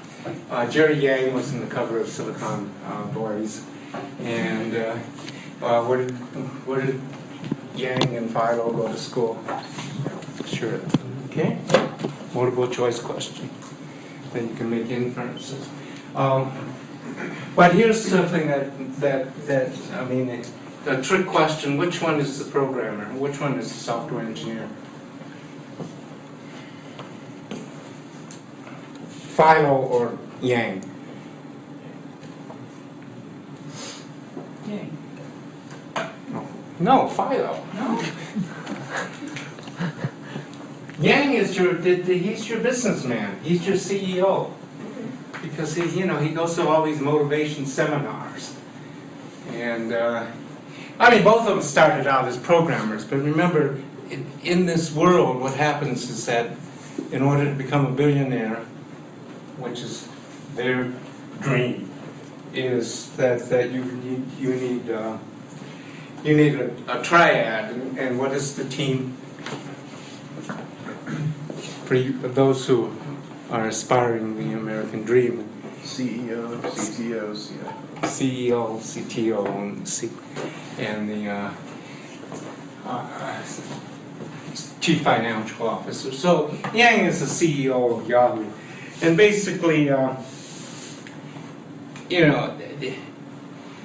it turns out that and I throw this in is because one of the Yahoo's investors was a Japanese entrepreneur by the name of Masayoshi Son, who was at Berkeley at that time, and they got to know each other, and that's how Yahoo gets started. Because remember, you always need that VC, and VC doesn't stand for Viet Cong. Got it? So what I'm saying is that minorities are entering into the picture, but not the minorities that we are taught about in school. It's a global minority.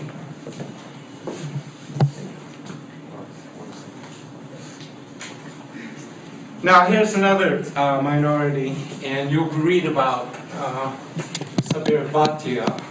But notice when you look at the background of the minorities, there's also something very common going on. Because first of all, Sabir was educated in a private school in India. So what does that mean tell you about his family? Yeah, they come from the upper classes. And the father happens in India. They won't say this, but India is based on the there's cultures based on the caste system, and so there are 4 different castes, or you can just call them class if you want, in India. And so there are the intellectuals and the priests, and they call that the Brahma class. Then there's the inquisitor merchant class, and then there's the warrior class, and it's a hierarchy of power, the military class. So, and what is the highest class in India? It's changing now, but Brahmins. the what? The Brahmins, right? So you'll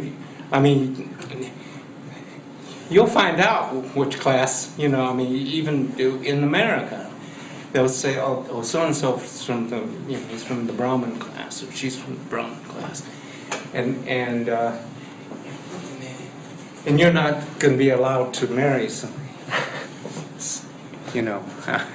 If I don't know how traditional your parents is. Okay, if the Brahmin class is at the top, what is the next class in India? Caste. Warrior. The warrior class. The kings. In fact, you translate the Hindu, they're called the kings. And then above them still are the Brahma. And then the third class is what? Merchant. The merchants. And then there's a 4th class which we call the Sudras or the untouchables, and they don't count. They're the ones who do things that the other classes don't do. Deal with blood and bodily fluids. Exactly, blood and body. And they're called the untouchables. And they're unclean, or they used to be. So, Sabir comes from this type of culture, and it happens that he comes from a mixed marriage, in that his father is a warrior and his mother is a Brahmin. But it's kind of interesting, we don't know what's going on, but when he was a kid and the tourists would come in, he'd like to go out into Bangalore, go out into the marketplace and sell trinkets. And then when he would come home with the money that he made, his parents would slap him. No, they won't, because they don't beat people, right? But they would get really upset because he wasn't acting within his caste. He was acting like a merchant. And as far as they were concerned, they didn't want him, they wanted him to be a Brahmin, or his mother wanted him to be a Brahmin. So consequently, they sent him to a private school, and then when he was in a private school, he got,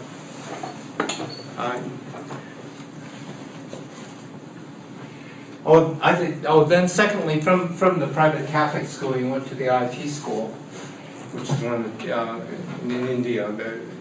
Like I said, only 1% gets into the IT schools. And then he found out that he could take a test and transfer to Caltech his second year. And so what he had to do was take a test. And the thing was that he took the test and they sent it over, and the admissions people would say, "Hey, look at this, somebody finally passed this test." Meaning that nobody, Caltech never bothered with it because nobody's ever passed a test. So Sabir Bhatia was the first person to pass a test to transfer over to Caltech as a sophomore, and that's what he did, and went to Caltech. He claims that he arrived at the airport with only $25 in his pocket. I kind of doubt it, but we got to. we've got to build this American, It's not counting his credit cards. It's not counting, exactly. So he comes over and then he lands in LA and he's completely bewildered and goes to Caltech. And then does well enough to end up at Stanford. Didn't get a scholarship to Stanford, and the fact that he went to Stanford means that without a scholarship means that, again, the type of background that he came from. And then he ends up at Stanford, and then he ends up working at Apple.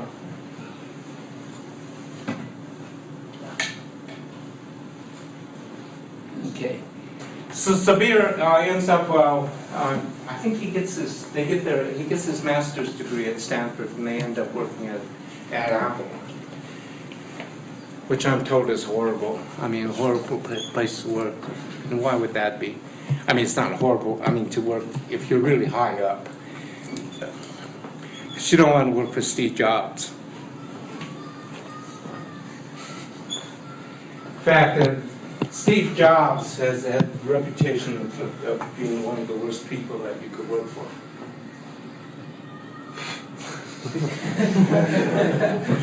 God, what's going on for education? No wonder this country's going to hell.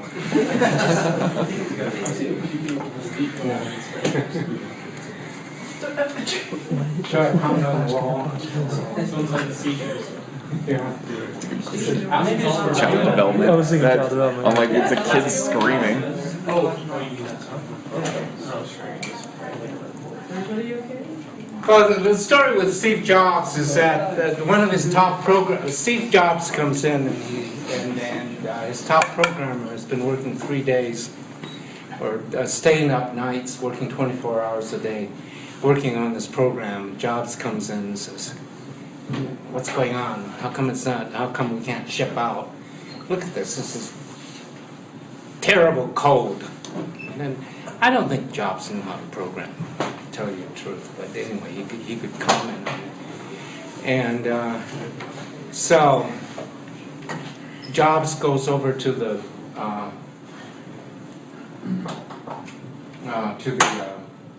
workstation or to the desktop and pulls out the plug on the computer and the whole thing crashes. This guy's been working on it for 5 days or whatever.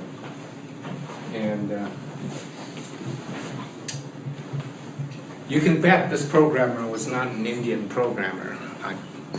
I'm making a cultural judgment, but the programmer took Steve Jobs and put him against the wall and was going to punch him out before they pulled him off. But there's a couple of things that we're saying is that I don't know what they're saying about Jobs now, but he's an American hero, but evidently he turned into Darth Vader. That he says that money didn't corrupt him, because in this saying that he lives in a modest house in Palo Alto, tries to keep his privacy, and in his Stanford address he says one thing I wanted to make sure is that when I became a billionaire that it wasn't going to corrupt me. And and he wanted to keep his privacy. I told the story about him finding his father and basically having father issues, right? Because the father didn't turn out to be what he thought it would be. And I'm not sure what the issues were, but basically the father turned out to be a Syrian immigrant. And Jobs, when he was about to meet him, said, "I don't want to meet the guy, I don't like him. I don't like what I know about him." And that was there, and we don't know why he didn't like him. But, so anyway, Sabir and he's working with a guy by the name of Jack Smith. And they're both at Apple. Jack Smith is fellow. They met at Stanford, and both of them are programmers directly under Steve Jobs, and they have their separate cubicles. And by that time, in Silicon Valley, the entrepreneurial bug had hit everyone. And that's when I told the joke about knowing how to spell Java to get hired, and also that no one in Silicon Valley wanted to be a millionaire because they all wanted to be billionaires. And so Sabir got bitten by that entrepreneurial bug that was going on at that time, and he would go over to Jack and said, "Hey, we got to get the hell out of here. Why are we working here? This is America." And then Jack would say, "Will you shut up?" You know, because it's a cubicle, and somebody's going to hear. So then what Sabir started to do was sending Jack emails, even though they lived, they had. So what's the problem with sending emails at that time? Keeps a record. Sorry? Keeps a record. Yeah, of course. I mean, there's no such thing as anonymous emails. And then so they stopped sending emails to each other because they didn't want, jobs as spies to just check in on the emails because it's within the company network. And so Batir is driving to his modest apartment in Santa Clara, coming back from work and Jack calls him on his mobile phone. I don't think they had cell phones at that time. I think what type of phone did they have? A mobile phone before cell phones? They were crank up and you had to shift them to make calls. It was terrible. Were they? I don't know. I know that my joke was I wish I had a mobile phone with here it is. I wish I had a car phone with my Mercedes. You know the punchline. I wish I had a Mercedes. All right. But anyway, it was a car phone. That's what it was at that time. And so Jack is on the phone and he says, "Sabir, I got the idea." And the idea was anonymous email that was cross-platform, that you could send on any computer through the internet. And so they're talking about it. And then Sabir, having learned the American way of things, especially in business, just starting to looking, says, "Jack, shut up." Why? Yeah, it's over the car phone. You're right in the middle of Silicon Valley. Anybody can, it's like anybody could pick up exactly what was going on. Just don't say another word until we meet. And the whole industry is so paranoid now. Anyway, is that when you work for your first firm, well, you know this already. Non-disclosure statement. Like I tell you, I make all my TAs sign a non-disclosure form. It's this paranoid society. Besides that, all this is proprietary and it's all business. And so, Sabir, you can see, is making his transition into the capitalistic system pretty quick and becoming very savvy pretty quick. So they get back to the apartment, and Sabir stays up all night to write out the business plan. And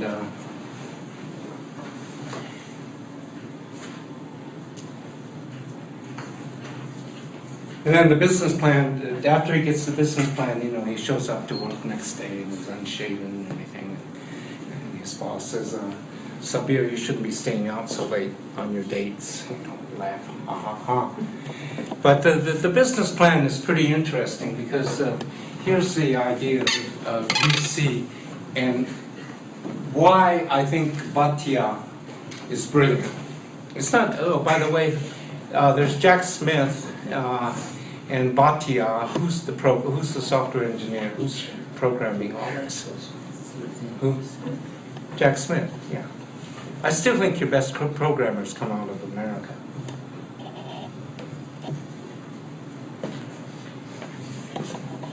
So anyway, so what they do is they come up with two business plans, and one is for, I think the other one was for a relational database for firms to use. And what Sabir starts to do is start shopping the database business plan, which is basically the stalking horse, because what Sabir really wants to get funded is what becomes Hotmail, right? And so he goes around he said he went and saw 20, 30 VCs in Palo Alto, and all of them turned him down. But he was so convinced of that his idea would work that the first business plan was simply to check out the VCs. I mean, usually if you're going after money, what you're doing is, taking the person out to lunch and getting on your knees and beg for the funds. This guy was so confident that he had something that was good, that he was really he was hiring himself a VC. He was interviewing the VCs instead of the other way around. And so finally, one group turns out to be Perkins, and forgotten the rest of the name, but they say, hey, Bhante, we really like you, but your plan, there's no way in hell we'll fund it. And Bhatia says, well, to tell you the truth, that's not what I want funded. And here's what I'm after. Then he handed over the business plan for Hotmail, or for the anonymous email. And then when he handed over, Perkins and Klein said, okay, we'll fund this. But only at $350,000, which was a pittance even at that time. And so he sets up this company called Hotmail, and he hires a bunch of programmers. And he had the program, and he hired the programmers part-time with stock options. So then they build up Hotmail, and then once they get the program going, which was Hotmail, then what do you do in the IT industry?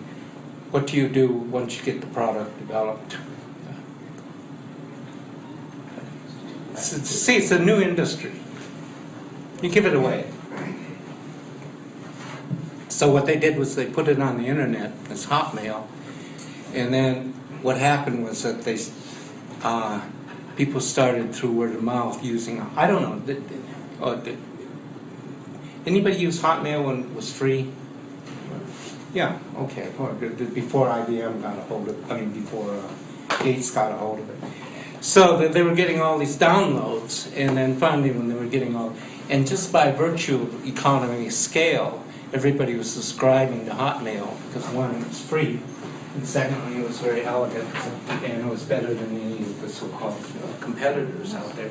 So after they got, I don't know, something about 5 million subscribers, who's going to be looking for something, in this competitive world? Your favorite Bill Gates and Microsoft.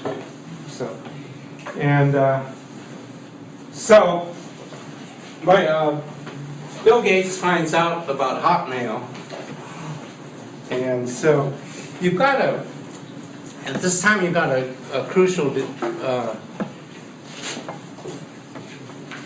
decision when Bill Gates, this is why you start up your company, so Microsoft will buy you out. And the thing is that in the case of Netscape, by the way, Microsoft came down to Jim Clark and said, hey, we want to buy you out. We want to buy out the browser. So Jim Clark said, this guy's head of Silicon Valley, so what did he tell Bill Gates to do? it's a competitive world, right? He says, Bill, go take a hike. I don't know if that's what exactly he said. And so what did Bill Gates do? What? He's not going to buy. I mean, he's dealing with Jim Clark of Silicon Valley. He's not going to. Of Silicon Graphics. Gates isn't going to. And Gates says, "I'll pay you this. I'll buy this." And then Jim Clark says, "Go take a hike." So if you're Bill Gates, what are you going to do? You can make your own, and that's exactly what he did. And that's why you got Navigator on. Internet Explorer on the computer, not Netscape. Even though Netscape was a lot better browser. Now, how was Bill Gates able to get the competitive exam? Why was it Bill Gates supposed to win out, even though Netscape was considered a better browser than Internet Explorer? Preloaded on all the computers that he... Exactly. Because Navigator Explorer came free. It was bundled into Windows, right? So, what is Netscape going to do? This is America, right? What? Sue, right. That's why your lawyers make all this. After marketing, what's the largest budget that Microsoft has? Lawyers, right. So is anybody pre-law here? If you are, you know where to work, right? You're not going to work for an oil company, you're going to work for an IT company. So anyway, there's a big suit between Jim Clark and between Microsoft and Netscape. Jim Clark, and so who won the suit? Microsoft, right. Why did Microsoft win? More resources. They had better lawyers. Why is OJ innocent? Or was innocent before this? He had better lawyers. So anyway, but here's the problem with Bhatia is that he knows the case of Netscape. So Bill Gates comes down, he says, sends his henchmen down to Silicon Valley, because Bill Gates is up in Seattle, right? And they go up to Bhatia and they say, hey, we want to buy the company, here's the deal. And remember, all your employees, if you're Bhatia, all your employees are working for free. You're working for stock options. And the henchmen come down, here's the deal. I think at that time the first deal was $90 million, but thrown into the deal is that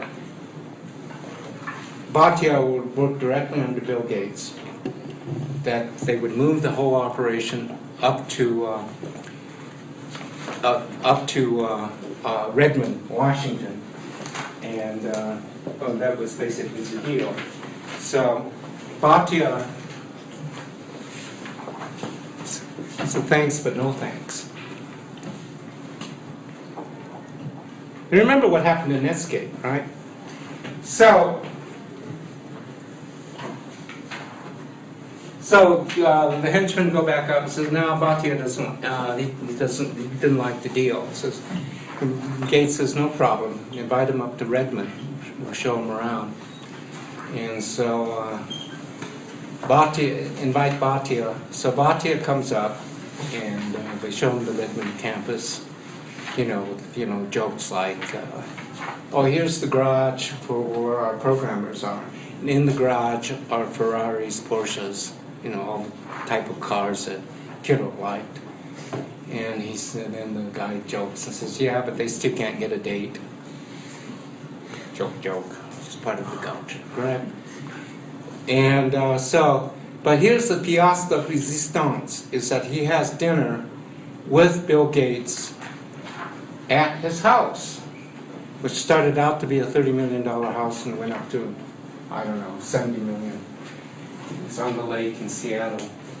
And evidently Bill Gates loves classical painting, loves classical music. So the paintings, suddenly you walk in and there's sort of a mural, or a mural, or some Monet, and they just come up and you can't tell the difference between whether it's a real painting or not. Because the whole thing is state of art electronics. And so they sit down, and then Gates says, okay, here's the deal, same deal, bring everybody up, but up the price to 100 million.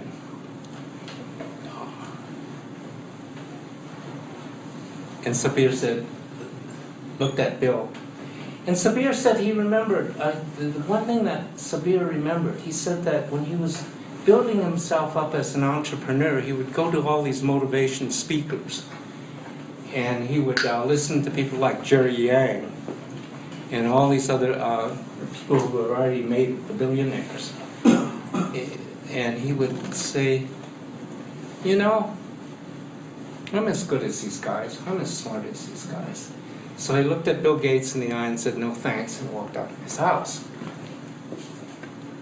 Long and the short of the story is finally they came to a deal. Because I think Bhatia knew how much he could push the issue. And so I think the final deal was 300 million at that time. And they moved the whole operation up to Seattle. So what's on your computer now? Right? Hotmail. It's free, right? Isn't it? It's bundled in. So what Bill Gates does, he takes the whole thing and just builds it into the bundle in order to enhance his monopoly on Windows. Bhatia, it's interesting. He, like these entrepreneurs, worked a year with Bill Gates and quit the job, and then now is doing entrepreneurial activities in India. And he's building India's next Silicon Valley. Okay, so good luck on